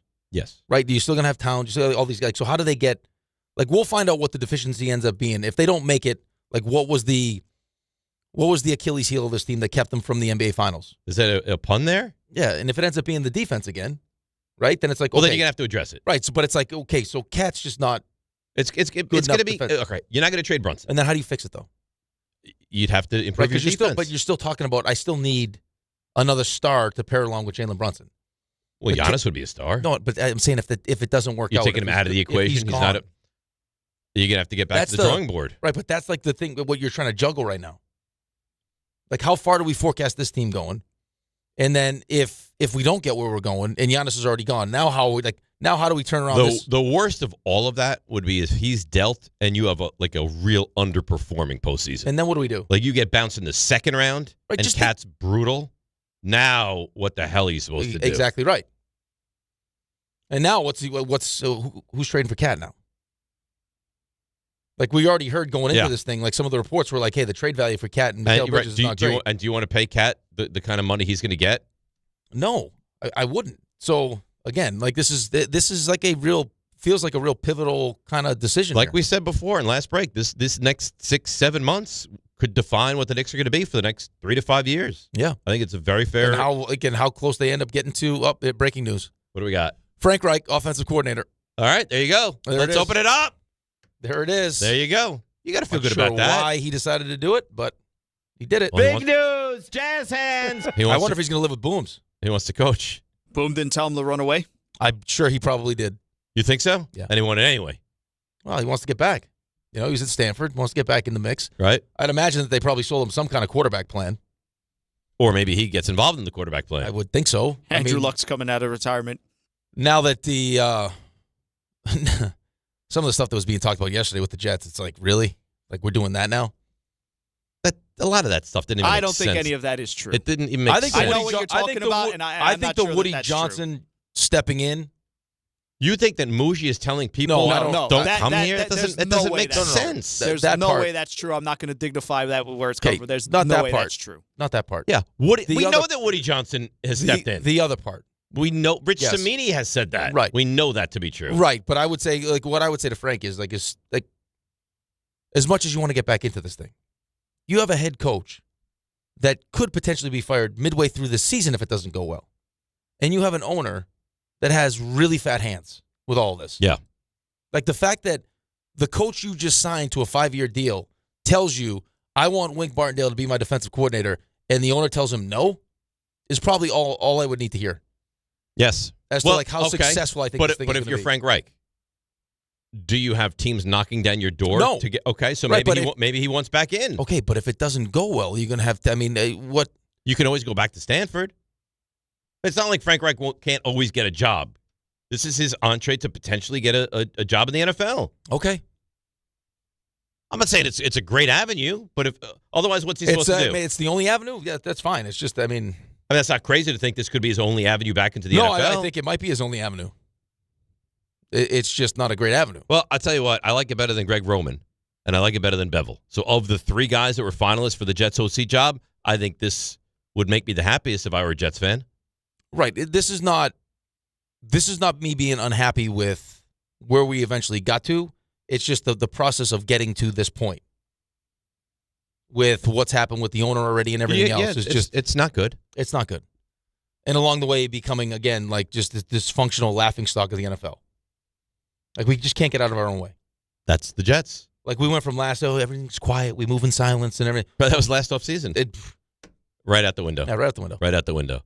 So there you have it. Frank Reich is the new OC for the Jets. OC. Yep. Now we just need to focus on who the next quarterback's going to be. Just kind of the most important piece of this whole thing. If they trade assets for Kyler Murray, I would not understand that at all. It would, again, be, right, there's different sides to this whole thing. Right, this feels like the other side of the building, like hey, we still need to sell tickets and get people excited part of the building would be like, hey, let's do this. I guess. I don't know. Listen, he's got durability issues. He's got how committed he's never he is. Played in the Northeast. How committed is he to football? Right. Like to the point where they try to put it in his contract. Like there's a lot of stuff around it. He's a small guy. Small guy. He's a terrific athlete though, but it's such a weird conversation to have because there's a piece of me, too, that just recognizes as a Jets fan that we just don't draft and develop anyone anyway. So you need, but you're not going to, ultimately, you're not going to win big things with Kyler Murray. No, he will probably put you back to being capable and I think it's going to be to your detriment, though. I think it'll probably make you too good. I want to take advantage of 2027 now. Yeah, but it's hard. But here's the counterintuitive thing. Give me Brady Cook for 17 games. If you are Aaron Glenn and you're Darren Muji, again, how are you going to punt on a full season? The problem. When you bring him back. Yes. Because he can't. Know he stinks. And rightfully so. He can't punt on a season. Now, if they told him, Aaron, you go 2-15, you get the 1 pick, you got nothing to worry about, you'll be back here for another year, that's one thing. But I think we all think he's fighting for his job. Well, how could he not be, though? I think he is. Right, like you approach the owner, here's what I want to do, and the owner goes, no, I'm already paying you enough money. You be the DC. Well, but that's not going to help me be a good head coach. I don't care. Get it done. Figure it out. I'm paying you. Yeah, it's very strange. Oh, by the way, I got a big juicy announcement. Oh. Big juicy announcement. Oh, yeah. Is this what you were talking about earlier off air? About what? About the hats? That's a different one. That's not ready. The Olympic. I didn't know. No, this is about the hats. The Olympic hats. Red, white, and blue, American flag, available today. How about that? Give the site again, please. Dress to 39s. RJ's going to tweet it. I'm going to start calling. Get choked up. It's emotional. I mean, to open your own site and apparel company, it can be emotional for people. It's a lot. I do know that. RJ, will you tweet that, please? Dress to 39. Dress to 39s. But was it the number? Number 9. The number 9. So everything it's else THREE number 9. Apostrophe S. Yeah. Apostrophe. Yes. Yeah, I'll put it on Twitter. At DR on ESPN. There you go. When do I get some kickback from this? You don't. Can I get a second hat? Yep. What color you want? I'd like to look at the website. Well, you got this one. You got yours. I don't want the one I have already. You got already. the black and white, and then you got the USA one. Which is nice. I'll let you know. And then you could get the when I get the baseball one. Then you get the baseball one if you want. You get all the money. You can get every color if you want. Okay. All right. Just got to tell me what you need. All right. You look nice in the hat. I love this hat. I wear this hat I represent this hat all the time. Terrific. Yeah. It's beautiful. Yeah. This outfit? I mean, I don't know if you're going on a date. If I was Sherry, you walk out the door like that, I'm like, where are you going? What do you have going on? I opened the door and leaving this morning. She's making lunches. Like, what are you already? doing? Yeah. For who? Alex. You said lunches. Well, I think she makes a couple and then pops them away and look at you. He grabs one on. How Wednesday, lucky are you? Very lucky. If she could only figure out the laundry thing. There's no laundry thing. What does that even mean? Don't get me into a fight and get me in trouble. That's not funny. RJ. Yeah. Because you know what he's doing. I don't know what he's doing now. Stuff you missed. You ready to do that? Okay. Okay. Now. Walk up 3-pointer. He got it. See ya. Score! Put it in the box. The you missed. Oh, all righty. Well, the Knicks, they did win. So we don't know what's going to happen with the Owls, but they beat the Wizards badly. Should the Falcons do a reset at quarterback? That's where we're at already, huh? That was coming, too. They have a quarterback going into year 3. Well, that happened fast. Matt Ryan was non-committal yesterday. That was on my list, but we can go there now. Matt Ryan, non-committal towards Michael Penix Jr. being the very same Matt Ryan who's thrown for more than 390 passing yards. 2 times. Look at you. Twice. Multiple 2 times. Championship games. Knicks did lose Josh Hart to an ankle injury. Dale Warrior also got hurt, left that game. Mikal Bridges had 23. Jalen Brunson, who got the hard hat, defensive player of the game for the first time this season, had 21. Karl Anthony Towns had a double-double, 19 and 14. Knicks got to, after the injuries, got to rest some guys late. Back at it, second half of a back-to-back tonight against the Denver Nuggets, who lost to Detroit in Detroit last night. Am I the only one that gets aggravated when Karl Anthony Towns is like the mean mug and stuff? It aggravates me. I feel like a lot about Karl Anthony Towns aggravates you. I don't know. I feel if like a lot. I just feel like the mentality is like a foreign thing to me, though. It's like they're just like not like. I get it. You know, I get it. Not your style of player. No, it's just it makes no sense to me. However, let's give some credit to the Knicks. So they did go 2-9, and we were asking a lot of questions, rightfully so. They had that rough 11-game stretch, but 7-game heater they're on. During this stretch, I mean, they were up by 41 last night at one point. They have wins of 27, 30, 31, and 54 just in this run. So 54 is against the Nets, though. Yeah. That's not a real team. The Nets got mauled last night, too. Speaking of the Nets, yeah. LeBron, you see the dunk LeBron had? It looked like it was from 15 years ago. He had a nice dunk against the Knicks, though, too. He did. LeBron had 25, Luka 24. Lakers rolled. I mean, this is a 125-109 final score. This was a domination. Austin Reeves was back his first game since Christmas. He had 15 off the bench. In the first quarter, the Lakers from the field, I had to check this because I didn't think it was real, shot 83% as a team. Yeah, that's good. You can do that, you're going to typically win. Draymond Green's name, so we know the Warriors are one of the 4 teams in contention for Giannis. Draymond Green's name was surprising to see. Not from a structural standpoint, but just to actually see Draymond's name in trade talks. So there was actually reports yesterday that Steve Kerr's actually running, not damage control, but having talks with players about, hey, you might see your name here and there. So Draymond's kind of been one of those guys that's always been pushed to the side. You haven't seen him get involved in such matters. Well, Dave doesn't even think he's a Hall of Famer. So what? Dave thinks Draymond stinks. I never said he stinks. That's what you said. No, I never said he stinks. I just said I don't think he's a Hall of Famer. You did tweet at him, which I give you credit for. You tagged him that one day. Isn't he with Schultz? Yeah. He's going to get you on that show, right? No. That's what Jordan had said. You guys can battle? He'll pummel you. Oh, he'd kill you. He would kill me. Yeah. But it'd be good for our show if he killed me. Great. Yeah, but then you're gone. Well, I don't think he'd actually kill me. Oh. Jalen Duren of the Pistons, he joins the dunk contest. So you got Duren, you got Jackson Hayes, and you got Spurs rookie Carter Bryant. So there you go. NBA All-Star Game rosters revealed. So they divvied this up into the U.S. Stars, the U.S. Stripes, and the World Team. It's 3 teams. How is Towns playing for the World Team? Dominican. Ties to the Dominican Republic. Okay. And they need to even out the roster. So they also added Kawhi Leonard because they needed another American-born player. So the NBA All-Star Game. Yeah, they're trying. Stinks. They're trying. All-Star games in general. The slam dunk contest stinks. Did you watch the NFL Pro Bowl? All-Star game? I saw Jamar Chase run back a pick six at Garrett one point. Bowles was catching And then touchdowns. Micah Parsons was in a scooter. Playing? Micah Parsons was trying to get into the game on his scooter. Yeah. George I Pickens, crashed a scooter like that one time. George Pickens and Antoine Winfield Jr. were your MVPs. NFC wins. I saw somebody projecting that George Pickens leaves the Cowboys, which would be so phenomenal. I think I'm actually not concerned that this George Pickens thing is going to go the same every other contract situation goes. You're not concerned. No, I am. But you are. You got Mingo though. Oh yeah, Mingo. Excited. Well, we got Flournoy. So he's good. How do you say his name? Flournoy. It looks like it's another one that doesn't. I thought it was like Flournoy. No, it looks like Flournoy. It's Flournoy. Flournoy. Flournoy. There you go. Lockette. St. John's, who's playing good basketball right now, up to number 22 in the AP poll, beat DePaul by 12.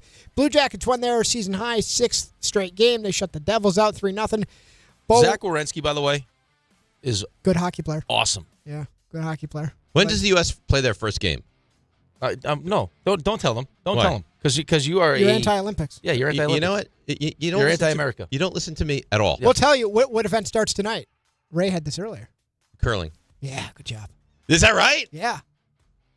How about that? It was a guess. It was the luckiest guess of all time. The opening ceremonies are Friday. But they do that sometimes. It's still weird to me. But curling starts tonight. Yeah. And you're in. Bo Horvat, 2 goals and an assist. It's Scorvat. Scorvat, I like that nickname. Nice. Had the game winner 52 seconds in overtime. Islanders take down the Penguins. Good game, 5-4 at UBS. Carlos Beltran announced he will. I heard a bird got out at UBS last night. Why are you laughing? I'm Dave. Why exactly are you laughing? You. Yeah, you being you. You're in your element right now. Curling, birds. Yeah. Did this not happen? Yeah, it happened. It did happen. Yeah. So this is something people might have missed. The timing's interesting. I'm Dave. Carlos The timing's interesting. You just talked about the game. You're like the clone of the clone. Have you seen Multiplicity? Yes. You're like the clone of the clone that puts pizza in his wallet. Okay. Yeah. All I was doing was adding information. She touched my Peppy, Steve. Like, that's you. Okay. Beltran's going to wear a Mets hat in the Hall of Fame. That and is nice. The College Football Playoff announced that their New Year's Eve schedule, they won't have one next year. They're going to avoid New Year's Eve because they want to avoid the NFL. New Year's Eve is on a Thursday. Smart move. Well, the NFL is going to play on New Year's Eve this coming year? It's on a Thursday. Oh. Where are you going? You have no plans. Yeah, what are you changing? But now what are you changing? But now I can't. But now I can't. But now I can't. Tell me what's being changed. Nothing. You gonna cancel your table and bottle service? I'll tell you what. I like to watch a movie on New Year's Eve. You still can. Watch anything you want. Earlier in the day. Yeah, you got 7 TVs. No, I'm not gonna have I'm not gonna make the NFL secondary. The NFL gets a primary right, TV. so that's perfect for you. No, it's not perfect for me. Nothing else going on. I might want to watch a movie and get a nice dinner with my wife. Maybe have a friend or two over. You don't have friends that come over on football days. Well, that's my point. I don't want it to be a football day. You had friends over. Well, New Year's. The dogs make it difficult. Right. But we've gone out to people's houses So for New Year's. last 5 years, no friends over. Canceled. Not on New Year's. No. Every time we have a friend over, the dogs attack them. Yeah, right. Oh, the NFL on New Year's? It's going to ruin all my plans. This is ideal for you. Now you can't. You don't even have the option of plans. You don't want plans anyway. That's not true. It is true. I'm very social. You got the NFL. You're social on New for Year's. lunch. Right. You're a lunch guy. I'm a big lunch guy. You are. Yeah. You Can't don't. even tell. You do not want evening plans. I'm looking great. So I I don't think know. you look fantastic. I don't know. This is the best you've looked. I don't even know where that shirt came from. I've never seen it before. Yeah, it threw me off. You walked in with a button-down shirt. I was very thrown off. Shirt came from. I'd never seen it before. I like it. Yeah. Why are you wearing the shirt? Why not? You know why. He told you why, but we can't say it. That's stuff you missed. Yeah. All right, let's take a break. We'll come back. Get to break. And we'll dive a little more into this Aaron Glenn making the hire of Frank Reich. And there's a statement from one Aaron Glenn as well. We'll read. DNR with you, ESPN New York. Individuals and businesses with tax problems. Listen carefully. If you owe over $10,000 in back taxes or have unfiled tax returns, U.S. Tax Shield can help you take back control. The IRS can seize your bank accounts, garnish your paycheck, close your business, and file criminal charges. Our team of tax attorneys can stop collections and get you protected. U.S. Tax Shield offers a price protection guaranteed quote to get you protected today. U.S. Tax Shield is A+ rated with the BBB, so call 800-494-6139. U.S. Tax Shield, 800-494-6139. I'm Boomer Esiason. My mom died from cancer. She was only 37 years old. She didn't have life insurance, and that was devastating for my family. That's why having life insurance is so important to me. Ethos makes it fast and easy. Get a quote in seconds, apply in minutes, and get same-day coverage. You can get up to $3 million in coverage with no medical exam. Get your free quote at ethos.com/play. That's ethos.com/play. Paid spokesperson. Time spent on application may vary. Online health questions required. Now it's time for traffic. Here's Debbie Duhame. Hi, Dave. Hi, Rick. Have a fabulous day. I have some nuggets of information for you. Watch for big-time delays on 78 eastbound, getting out toward exit 45 and Summit. Jackknife tractor trailer being cleared. 2 lanes remain blocked. Looks like miles of traffic into that area. Watch for delays as you head to the Queens Midtown Tunnel. LIE westbound approaching the Queens Midtown Tunnel. It's a collision. Van Wyck north at Liberty Ave. Construction. Alternate side parking suspended. Metered rules in effect. Traffic sponsored by Positive Coaching Alliance. If you have questions about youth or high school sports, Positive Coaching Alliance can help. PCA develops better athletes and better people for youth and high school sports. Info at positivecoach.org. I'm Debbie Duhame, 880 ESPN New York. Last call for football, and all week long, FanDuel is giving you a daily profit boost every single day leading up to the big game. Today's 30% profit boost is on the receiving markets. Receiving yards over under, all receiving yards, and most receiving yards. Will Seattle continue to get JSN the ball? Can Stephon Diggs find room to work? All you have to do is opt in each day and place an eligible bet to use that day's profit boost. Whether you're locking in early lines, riding your favorite props, or taking one last swing before the final whistle, FanDuel is giving everyone something extra to cheer for during football's final week. Play your game with FanDuel, official sportsbook partner of Super Bowl 60. 21 plus and physically present in New York. Opt-in required. Bonus issue as non-withdrawable profit boost token. Restrictions apply, including any token expiration and max wager amount. See terms at sportsbook.fanduel.com. Start with a gambling problem, call 1-877-8-HOPE-NY or text HOPE-NY 467-369. DraftKings Sportsbook is making every snap, every drive, every moment of Super Bowl 60 count with DraftKings Live Millions. Open the app, opt in, and get your promo token. Place a live bet of $1 or more on the Super Bowl, and you're in. Download the DraftKings Sportsbook app and use code UNSPORTSMANLIKE. That's code UNSPORTSMANLIKE. Bet live for your share of $5 million in prizes with code UNSPORTSMANLIKE. In partnership with DraftKings, the crown is yours. Gambling problem? Call 1-800-GAMBLER. New York, call 877-8-HOPE-NY or text HOPE-NY. Connecticut, call 888-789-7777 or visit ccpg.org. On behalf of Boot Hill Casino in Kansas, wager tax pass-through may apply in Illinois. 21 and over in most states. Void in Ontario. Restrictions apply. No purchase necessary. Opt-in required. Minimum odds minus 500. Prizes either bonus bets or single-use 20% profit boost. Max bet $20 that expire in 30 days. See official rules at sportsbook.draftkings.com/promos for entry period and free method of entry. Sponsored by Crown Gaming, Inc. Guys, quick PSA, forgetting Valentine's Day flowers is not the move. Trust me, this is why I go to the Bouqs Company every time. Bouqs delivers modern bouquets fresh to her door. Plus, with my code Canty, you get 25% off. Bouqs flowers are cut fresh from the best farms in the world, so you get bigger, brighter blooms that last way longer.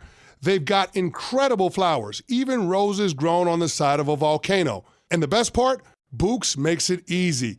Pick the bouquet, the delivery date, and you're done. No last-minute panic. That's why Bouqs has over 50,000 five-star reviews. And listen, even if she says, don't get me anything, that doesn't mean no flowers. Flowers still score. every time. Valentine's Day is February 14th, right after the big game, so don't fumble this. Order now. Go to Books.com, use my promo code Canty for 25% off. That's BOUQS.com, promo code Canty. Books, promo code Canty.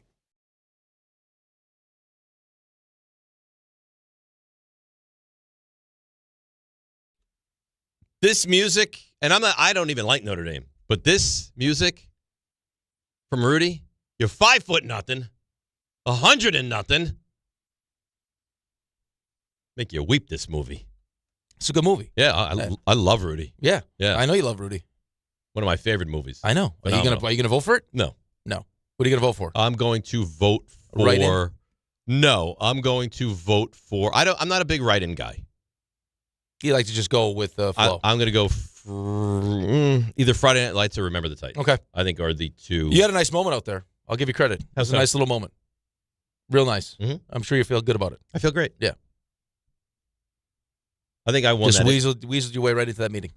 I don't need to go into your big fancy No. meeting. I know you were so desperate for it. I'm not desperate oh my God. at all. By the way, February 12th, USA plays Latvia, 9 o'clock. Great.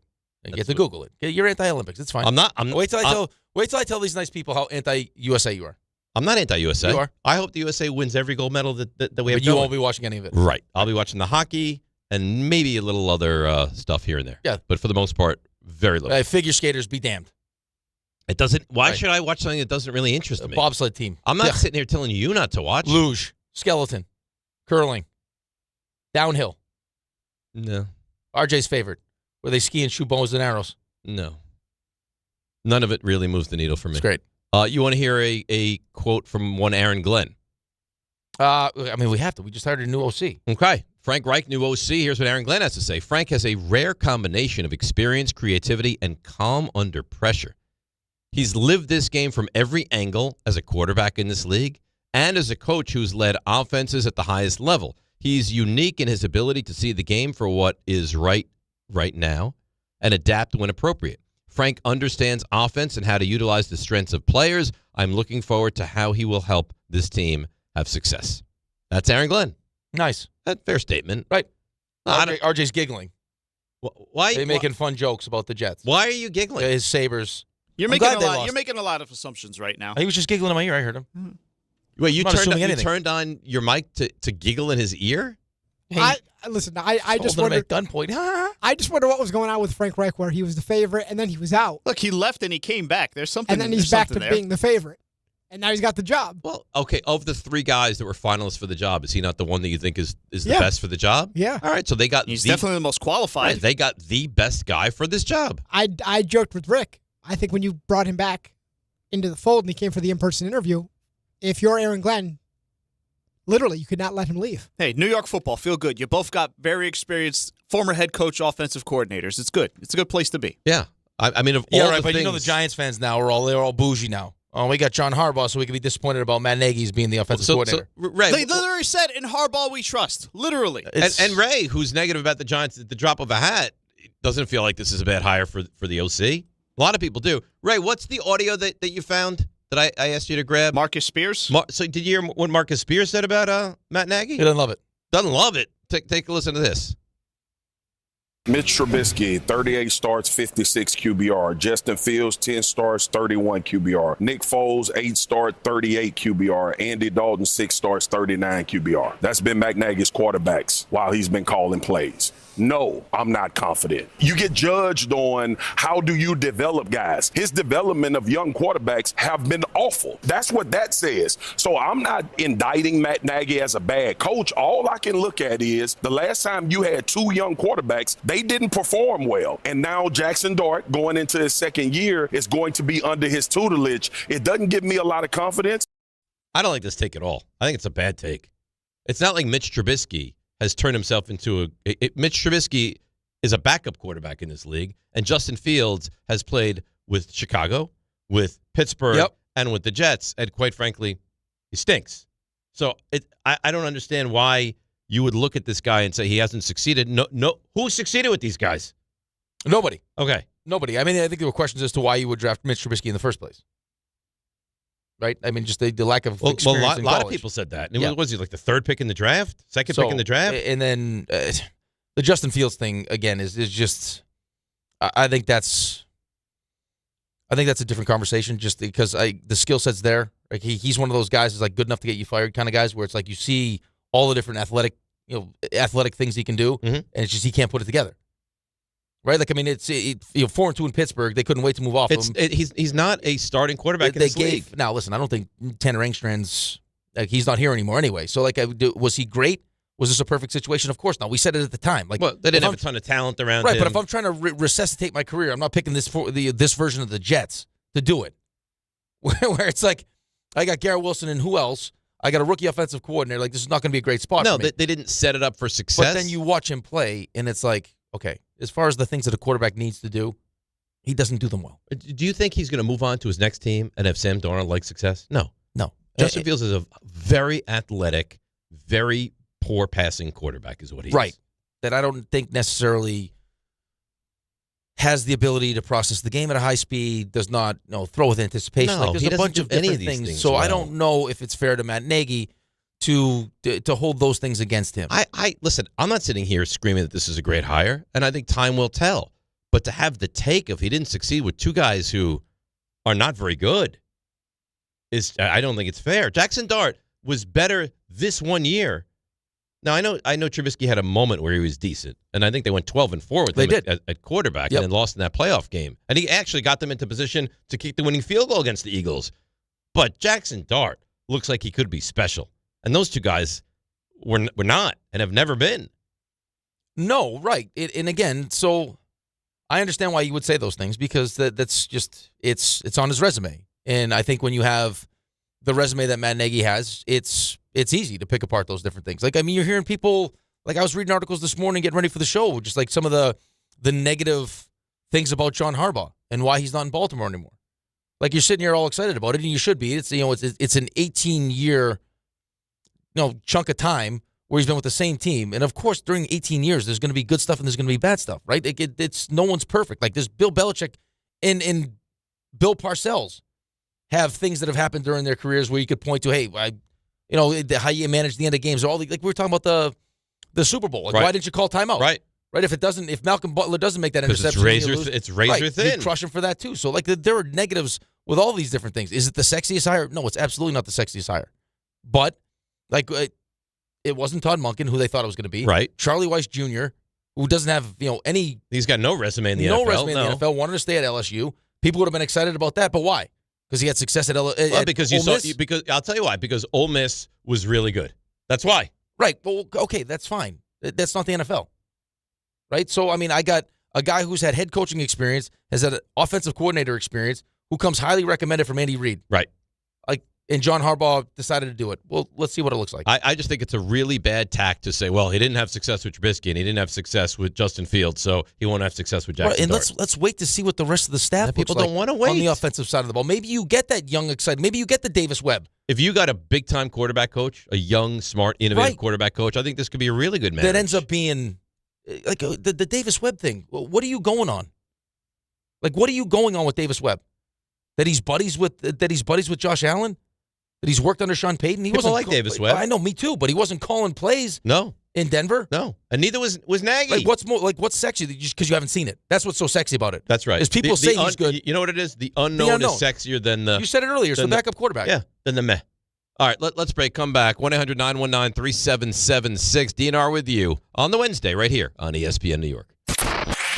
Don't miss Mets manager Carlos Mendoza as he joins the Michael K. Show live today at 1:30 on ESPN New York and streaming live on YouTube.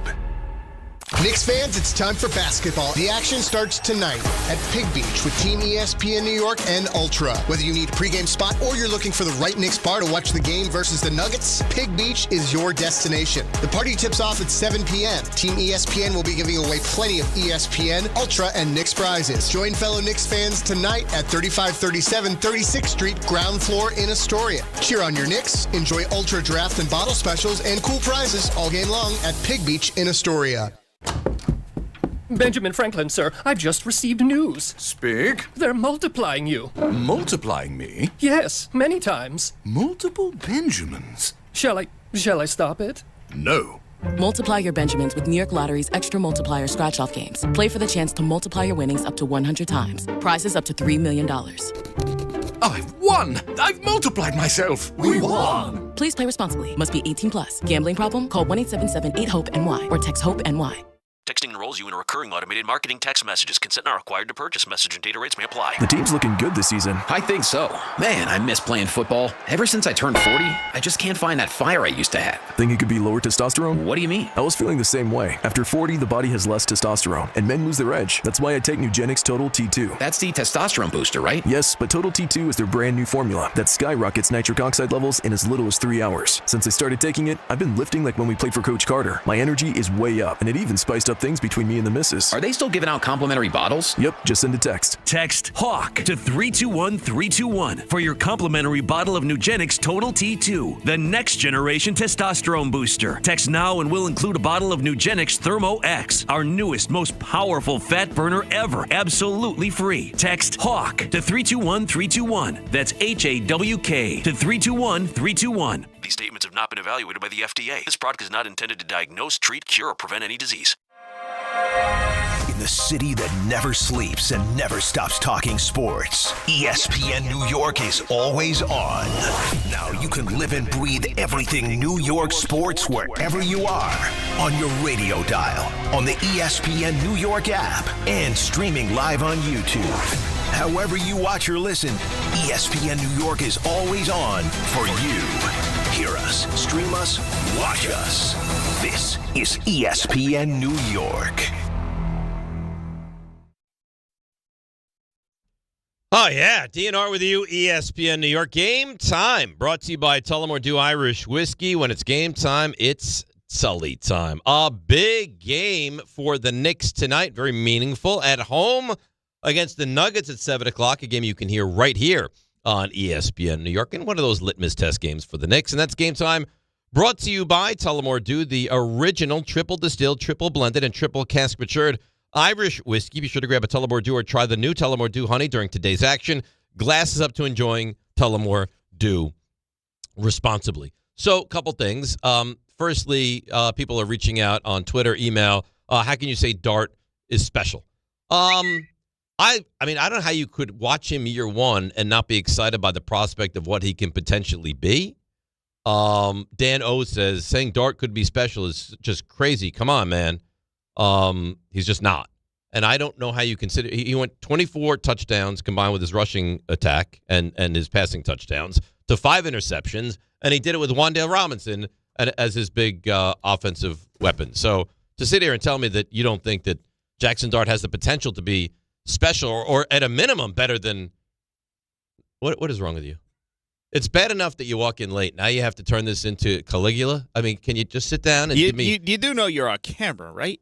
Can you just give me 5 minutes of radio? You're sanitizing. You're really. I should get like some kind of an additional compensation. Yeah, you put the sanitizer in the wrong place. I could do some damage. I was trying to keep us all healthy. He doesn't. I was sanitizing. Somehow I doubt that. He doesn't. I can't help it that the sanitizer was exploding. Oh my! All right. Anyway, Jackson Dart. So I'm getting people reaching out because I think I spoke highly of Jackson Dart. How could you say this? It's 1 year. Yeah, it's 1 year. But that's all you have to go off of. 24 touchdowns, 5 interceptions with Wan'Dale Robinson as his big weapon. I shouldn't be excited by Jackson Dart. Of course you should be. I mean, listen, Giants had how would you give me? Okay, I'm not even going to say what I'm going to say. Yeah. To preface this question, because I know you're going to be honest. Always. Because that's what I respect most about you. Okay. How would you define the Giants season? A massive failure. A mess, right? Like it did 2 wins. They had 4, but come on. No. I mean, those teams aren't even competing. An F. Okay. Somehow still managed with no Malik Neighbors, Cam Scatterbull getting hurt. Right. Giants finished 13th in total offense this past season, and were somehow 5th in rushing. Somehow. Yeah. With all the with all the different injuries, the turnover, coaching, all of it. And Jackson Dart was a huge piece of that. He had, 9 rushing touchdowns this season? He had 24, I know, in total. Yeah, I think he had 9 rushing touchdowns. Yep. Right. So, I mean, again. And 5 interceptions. I know it's 1 year. I know. But that's all we have to go off of. He was good at Ole Miss. The second he stepped on the football field, everything about the Giants changed. Right. From 0-3 to beating an undefeated Chargers team. You should have beat Denver. You're one of the few teams. You should have beat Chicago. You were one of the few teams that hung 30 points on Denver. One of the few teams that hung you belt to ass the Eagles. You crushed them on that primetime game. But you could just, and it's not even the performance so much because the performance was good. It was how how they reacted to him. The team reacted to him. You saw a different version of the Giants. 100%. And you had that energy with the team and with the fan base. It gave you life. It did. He brought your season back to life. You were 0-3 when he had his first start, and right? You beat the undefeated Chargers, right? Who at that moment had already were the toast of the NFL, and you did it when Malik Neighbors went down for the season in the first half. So I don't want to hear the negativity. Is he going to be? I don't know what he's going to be. Is he going to be Patrick Mahomes? Probably not. How could you not? But we don't know. Look at the Giants right now and not have some positivity when it comes to the quarterback. Why do you? I mean, from everyone you've heard, the reson the Giants were John Harbaugh even does. a more attractive job is because of the quarterback. John Harbaugh does. Yes. I mean, now listen. If you want to point to your health stuff and durability, I think that's a legitimate then concern. Fine. But outside of that, man, I don't want to hear any negativity. Because as far as the people team, thrive on negativity. Because listen, I don't care. It doesn't matter what whoever's emailing you thinks. It's Email, Twitter, you name it. John Harbaugh thinks, and more importantly, what his teammates think, and they think they found their guy. Now he could prove us wrong, and he could turn around in year 2 and stink. I don't think that's going to be the case. I would be very surprised if he stunk. Because you're going to get Malik Neighbors back. Yep. You're going to draft a wide receiver. Yep. The offensive line was pretty good. And will probably be better. Scatterbu's going to be back. Mm-hmm. Tyrone Tracy had a good season. You'll probably get Wandell back. And now you're cooking. And we'll see what happens. And that's an offense you got a real coach that was serviceable or better last year. It was better than it wasn't the reason you were losing. Tracy was pretty good. Scatterbu was really, really good. Right? Singletary's fine. It wasn't the offense. No. Which is exactly why we kept saying, what the hell are you like? So we were right. You want to if save the your defense job. had been close to what they thought they should have been, this team would have been a pretty good football team. Right, which is but then why you wouldn't have Harbaugh. You should have fired the defensive coordinator to begin with. Yeah, of course you should have. Carlos Mendoza on the K show at 1:30 Very today. nice. Good for him. I'm interested to see what he has to say. He gets guests. Well, he's Michael Kay. He's a guest guy. I'm nothing. Don't say that. It's true. I'm not. I saw you in the hallway. I'm social. I mean, you're wheeling, dealing. Oh, you like me. I'm a Giants fan. Telling stories. You're in your element. Well, I'm a people person. You won the meeting, and we haven't even had the meeting yet. Well, you let me know how that turns out. You'll be at the meeting. Raymond? Hello. You ready for 3 stars? No, not really, but we'll do it anyway. What this guy today? We'll do it anyway. I don't know. Come on, Ricardo. Today's 3 stars. Number 3. I mean, we'll start there because you're feeling away from yesterday, and I didn't think that this was, a thing, but you remember that old Sprite commercial? Don't talk to me like a child. Yeah, what the hell is Old Sprite? An old Sprite. I got it now. Dave. Yeah, I mean that was the tone for the day. And listen, you're trying to say that the rolls having butter now has changed things. A little bit. You've been giving me buttered rolls for like the last 2 or 3 weeks now. They've all been buttered. You look so upset. At least we know what the roll is. They're good. No, they're good. I'm not complaining about them. We still haven't found the roll from a couple weeks ago. How great would it be if you just stumbled upon it one day? It wouldn't be great. Oh, it would be unbelievable. Not for you. Would you eat it? No. If we're still in the bag. Of course, Rick would be the one to ask if I ate it. Number 2. I don't like to see food go to waste. Sorry. I understand. Weeks old food. Great performance in Stump Rothenberg today, although the start was a little weird. That was probably a tough name as a kid. Weeb? I would agree. Like, hey, Weeb the dweeb. You look like a weeb. Why are you being mean to me? I'm Dave. I don't look like a weeb. I'm Dave. So the start was a little awkward. The end was even more awkward because Rick just straight up stole one. Eli got benched and lost his starting streak. Who did he get benched for? Geno Smith. Oh, that's a problem. That was so easy. I want to participate. I was going to let him. Okay, well, good for you. We'll take that on the You ledger. don't always have to finish. Yeah. No, you can't do that. I like to be the finisher. All right? I like to give the final answer, but that's fine. That's fine. Number 1. I'll tell you what's not fine. If it's the same thing, Who I was made that watching. catch earlier in the game? It was Lockette. What do you mean Lockette? Let's give you the name again. Carter Lockette. Ricardo Lockette. Hang on a second, Ray. You may not be as dumb as we made you out to be in the last segment. I was totally right. I just mispronounced Ricardo Lockette's name because it looks like Lockette, but it was Ricardo Lockette. That's right. Apology accepted. Yeah, the more I listen to it, the more I realize you guys are gaslighting me because we were not. No, you absolutely are. No, what do you want us to do? I didn't Buy you a think rubber made him up. ducky for your Jeep? I thought you were confused who Tyler Lockett was. You made me confused. Listen, confusion is the name of the show, though. Now, to the Knicks' credit. To the Knicks credit. Yeah. Yep. Yeah, I'm really looking forward to it. I struggle with plurals sometimes. Yeah. I'm really looking forward to the Thursday Open tomorrow. Bring all the Well, make ducks. sure you send me the drops, okay? I'll send them to you right now. Okay. Sometimes you get lazy. Bring your duffel. Sometimes you get lazy. And all your drops. Great. All right. It's Rule 70. Can we end the show? Rule 76. No excuses, blanket champion. It's DiPietro Rothenberg and The Knicks. right here. ESPN New York and on YouTube. Why are you being mean to me? I'm Dave.